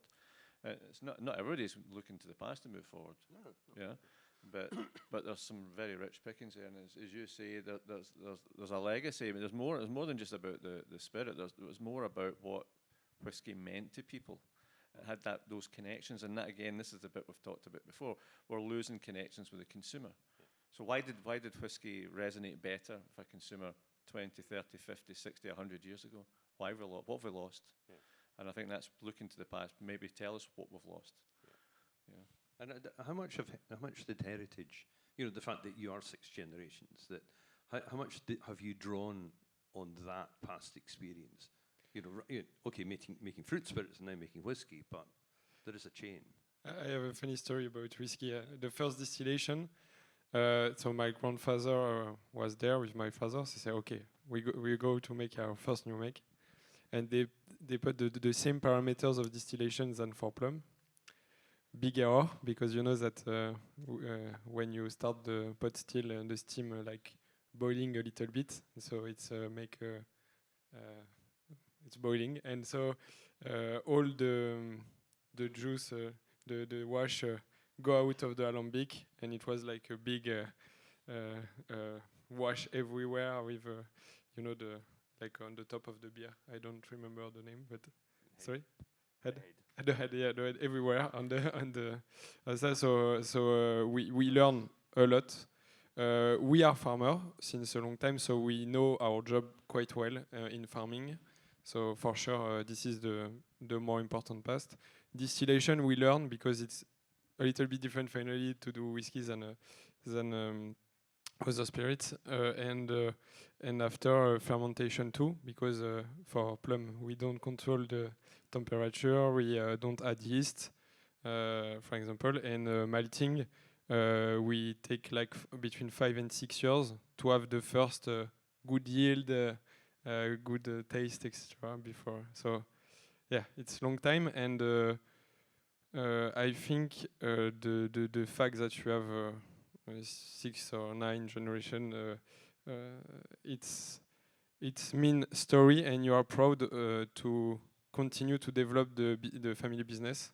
It's like more like something he push maybe my parents more than an heritage that we give. But sometimes we have like small paper about my great grandfather about distillation, so it's passionate. I read that it's bring me not too much thing, but it's quite interesting. Yeah. I was also wondering, because there's some really interesting things. I know we heard this morning about the decline of Bordeaux, and how wine is having a tough time as well.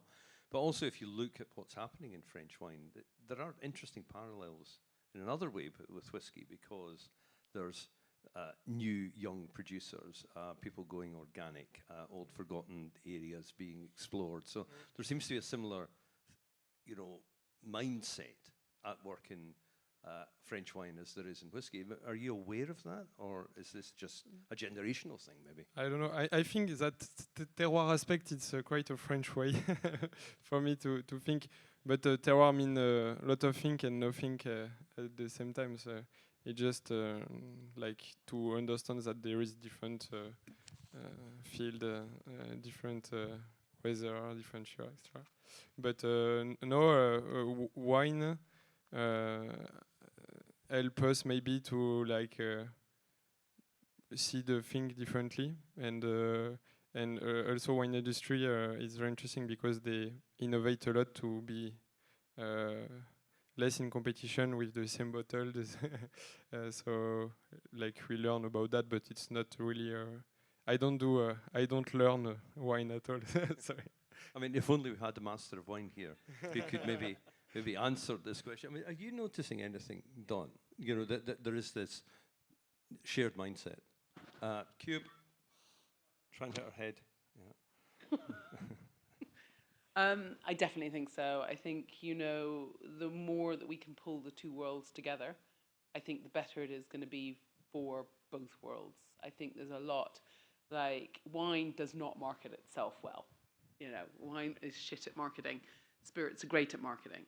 Wine is great at the real story, the passion, the people. They're very, very focused on people, and we don't do that well enough in spirits. And I genuinely think that we are, especially in wine today, and I think France is France and Italy are probably really great examples of kind of quite traditional areas that have really turned and looked at wine and what they're doing in wine in a very, very different way. I mean, we've seen the movement, God help us all, towards natural wine or fermented cider. But it's gaining ground because people are interested and people want to learn and they want to try new things. And I think the wine industry has been very, very good at being quite flexible, and they can, because they're working with a single harvest. They don't have the long aging that a lot of the whiskey guys have, so there's a little bit more flexibility within that. But I definitely think that there are parallels that are really, really interesting, and I spend a lot of time looking at the wine world to get inspiration for the spirit world, and vice versa. I mean, what do you think whiskey can learn from that?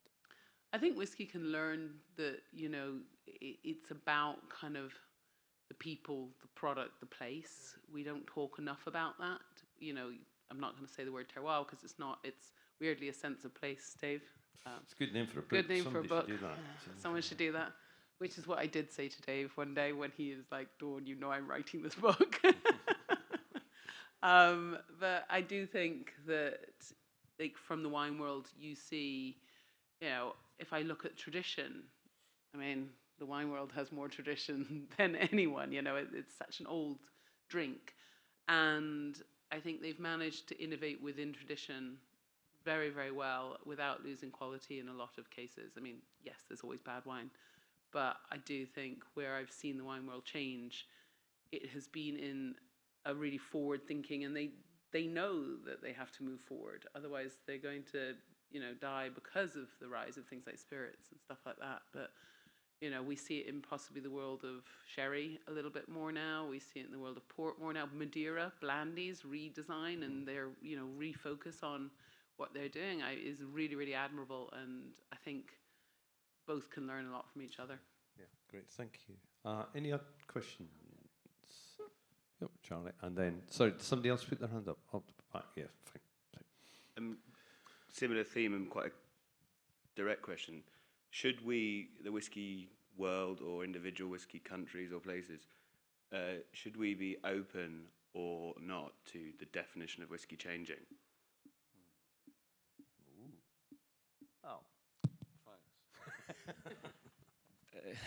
Yeah, another very good question, Charlie, and I think it's one that's getting talked about a lot more. Certainly within Scotland, it would require a change in the technical file and a change in regulations. So that's a parliamentary piece of work, which has always been wheeled out as why we can't do it. But I think now the conversation's moved on to that's what we need to do if we want to change it. What might we want to change? And that's the conversations I'm hearing more within our industry at a level I've never heard before.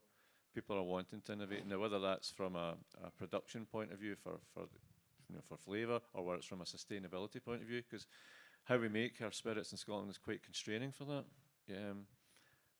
I personally think we'll probably see a change, and I think probably within the next 5 years there'll be a move to change some parameters within Scotch. What do you think might be those parameters? I really don't want to go out and put anybody in a difficult place, but obviously, if you were to change something, if I was to change something, right? Okay, so I talked a little bit about water. There's only so far you can go with water, right? Ultimately, the only way to use less water is to use less water, and we're constrained in Scotland, unlike in Ireland, with likes of exogenous enzymes. So that could be a way. You can get a little bit more out of your cereal without having to throw so much water into it. You can, we're already maxing out where we're getting to at the moment on high gravity mashing. Could we do something better in wood? I think we're all finding it a bit constrained now, just with oak. It's now getting silly. We're going the next innovation will be herring cask barrels. We're going to get to that unless we can maybe do something a bit more innovative. Were Compass Box right to try what they tried with their staves? Yeah. Yeah. As somebody who has had legislation changed, I couldn't recommend it little enough. It's a huge hassle. You haven't lived until you've dealt with the Board of Agriculture.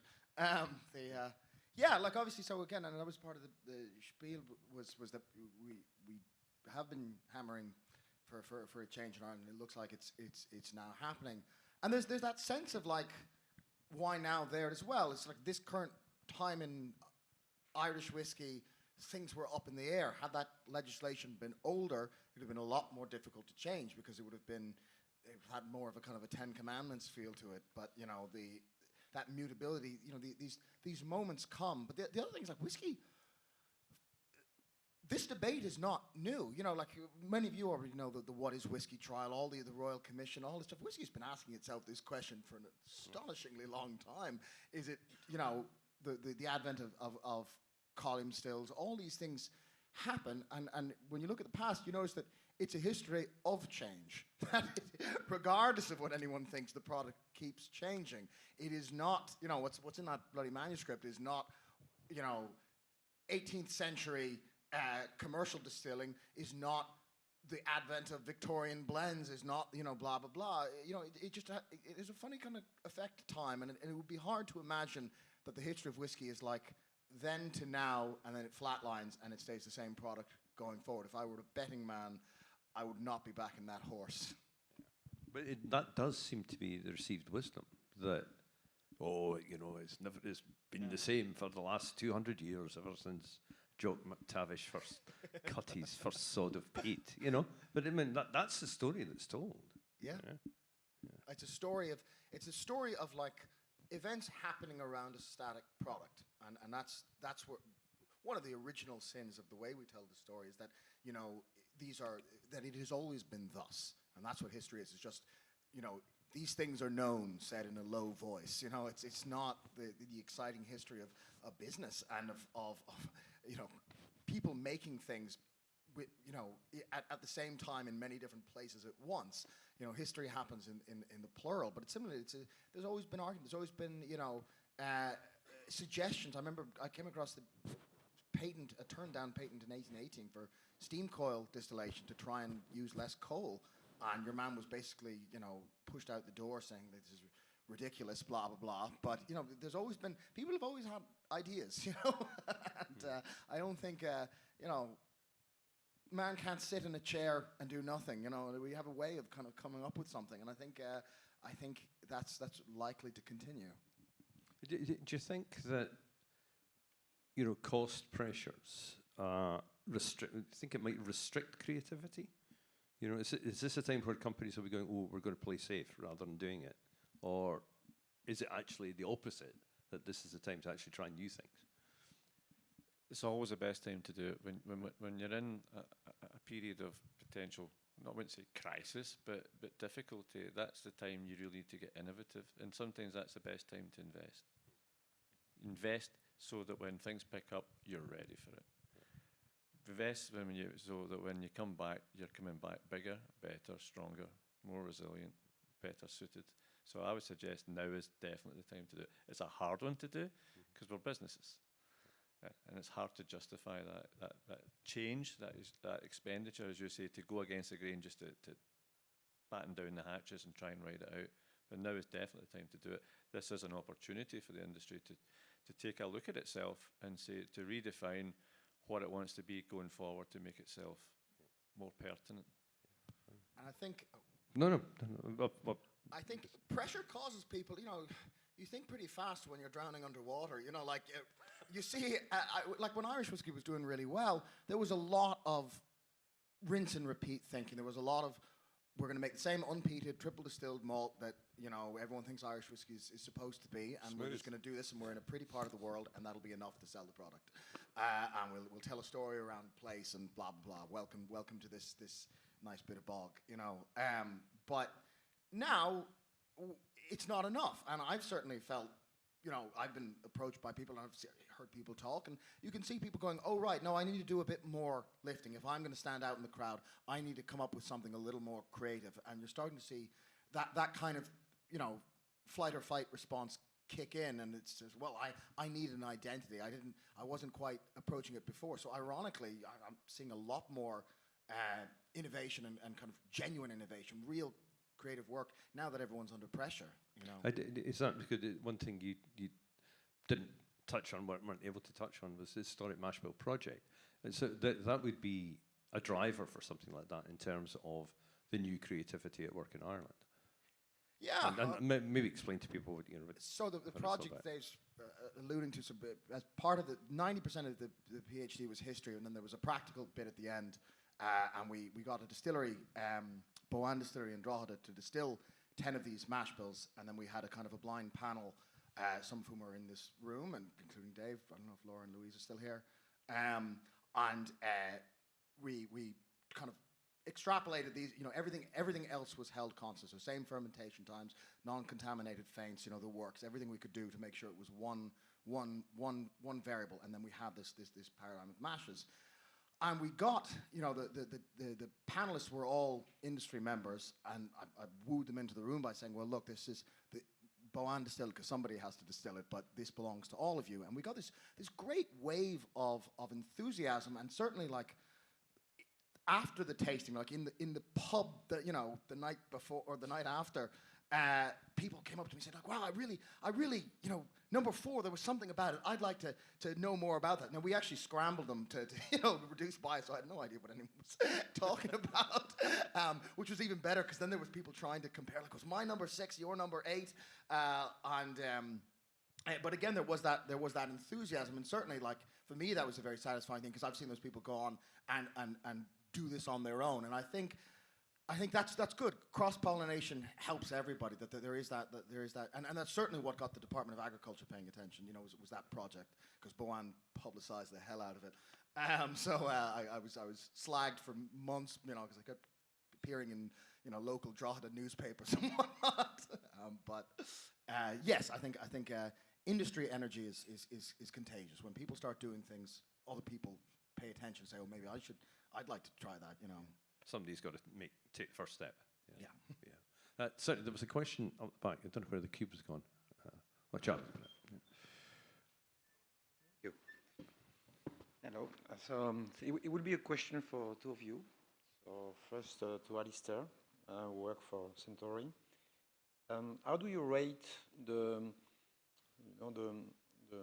quality, overall quality, or global acceptance, or global appeal of the Scotch whiskey versus the Japanese whiskey? So both technique, the quality of the liquid, the brands. When we look at the number, the high-end malt whiskey. It will be 8% of the Japanese super premium will be like a 10% thing. So it took 100 years to this great company in Japan with great quality to get 8% market share. Then I have a question for you, Maxime, on, of thinking about the Japanese, what they did to the industry, the whiskey industry, and what France could do in the next 50 years. So this is a little where do you see the Japanese level, the 1 to 10, or they are the same for you in terms of, it's only 100 years, but 100 years already in Japanese whiskey to get where they are. And I think it looks sometimes to people that same level, but they're selling 90% less. I don't know if the question is clear, so but it's taken Japan a long time to cut through. Yeah, and I think that's because there's many different reasons. Because Japanese whiskey, like any country's whiskey, is made up of different distillers, so there's different styles. But I think initially Japanese whiskey was developed with a focus on the Japanese consumer. And I think that they pitched the flavors wrong. I don't think the consumer in Japan really wanted that, because they wanted something Scotch-like. But what I think the Japanese distillers have done really well is have a look at what the global consumer likes, so that they can compete with Scotch. And then they've taken those cues and they've elevated them, as I say. And it's not because Scotch is poor. They've just taken that essence. They've taken that amplification of what's good and used that as a tool to be perceived, and certainly in some markets and by some consumers, to be better than Scotch or American or Canadian or Irish. I don't think it's necessarily taken them 100 years to do that. I think that they've not really been looking to export really heavily since the 80s or 90s. I think they've actually leaned into it quite quickly, if I'm to be honest. So I would rate their journey as being over the last 30 years. I don't think they were trying really before that, but once they put their mind to it, they moved quite quickly. And the whole of the Japanese sector is doing really well. You're out there all the time. You know it better than probably anybody in this room. So, did that answer the question? Yes. Yeah. No, you're right. I think I was away rambling again. Sorry about that. No, I think one of the answers there is that it was essentially a domestic market. Japanese whiskey was sold in Japan and it was never exported. Exactly. But what has happened? I would agree with you 100%, Al. What's happened in a very, very short space of time? I think is that the world's fallen in love with it. But they also had a huge stock shortage because they had 25 years of collapse. So one reason for it not achieving the numbers you think it might do, given its apparent popularity in the column inches, is because there simply wasn't enough whiskey from essentially the three major distillers to be able to sell. But that's now changing. So I think you'll begin to see those numbers beginning to grow.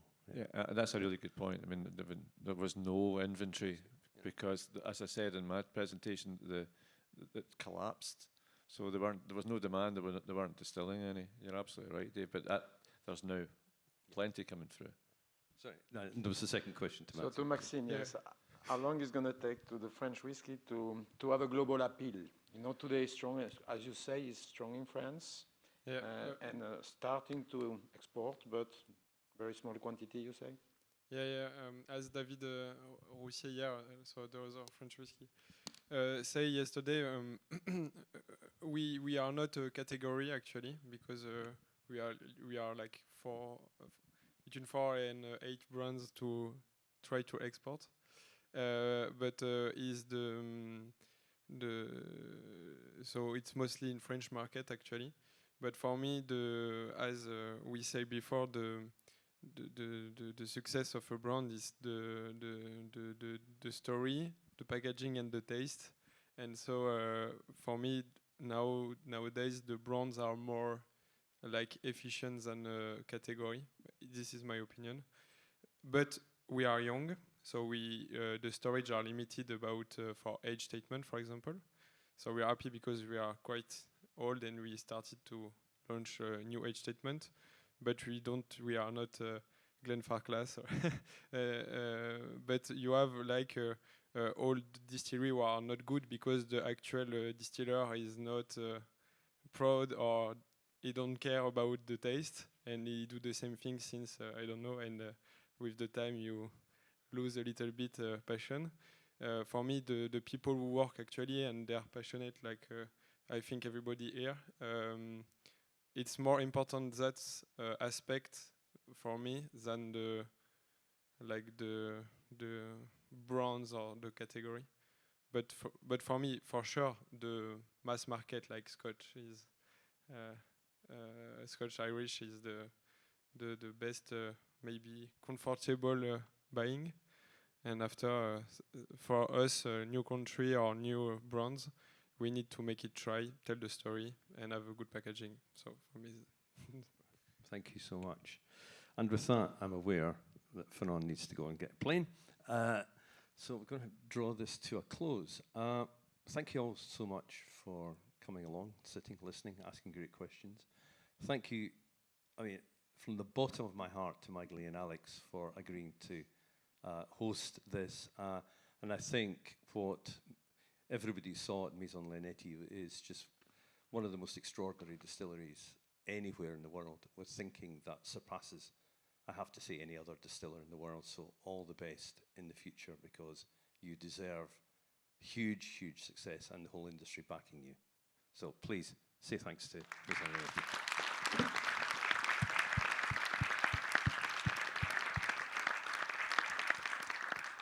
And what else have we learned? Well, you know, we've learned from history. We've learned. Thank you, JD, for all of that. You know, we have to learn from history. We've got to learn how we got into these issues, the cyclical nature of it. More importantly, how we got out of it. And if we don't understand where we've been, we won't understand where we're going. And one of the themes that just kept coming up time and time again is you need to get out there. You need to tell stories. You need to tell true stories. But you need to get out and listen to what the consumer wants in terms of price, flavor, story, occasion, serve, whatever. You know, we are there as an industry. I serve consumers in a kind of bizarre way, but I do. But we've got to go out there and find out what they want to know, what stories they want to hear, what whiskies they want to drink. And it's going to be a tough few years, but we will get through it, because whiskey, as I said at the start, is resilient. And if you look at the history, you know it comes back up. So for me, thanks very much indeed. It's been a blast. I've really enjoyed it. And a final big thanks to our panel.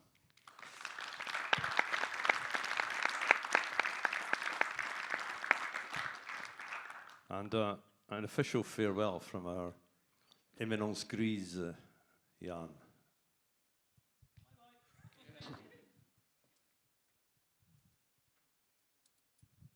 Thank you, Dave. Yeah, normally this is what I do. I will just have 5 minutes in the end to say thanks, everyone. Again, Magali and Alex, amazing, really, really good. Thank you very much for organizing this.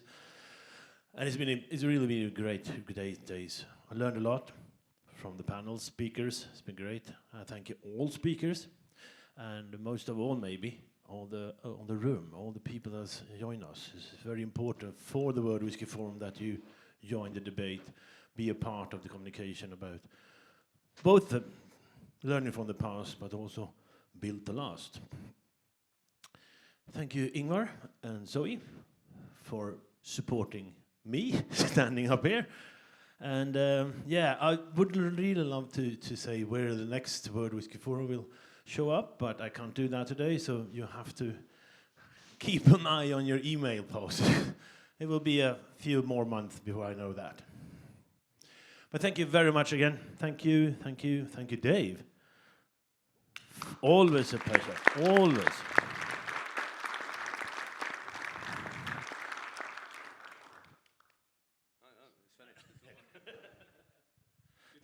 Goodbye, everyone. Thank you.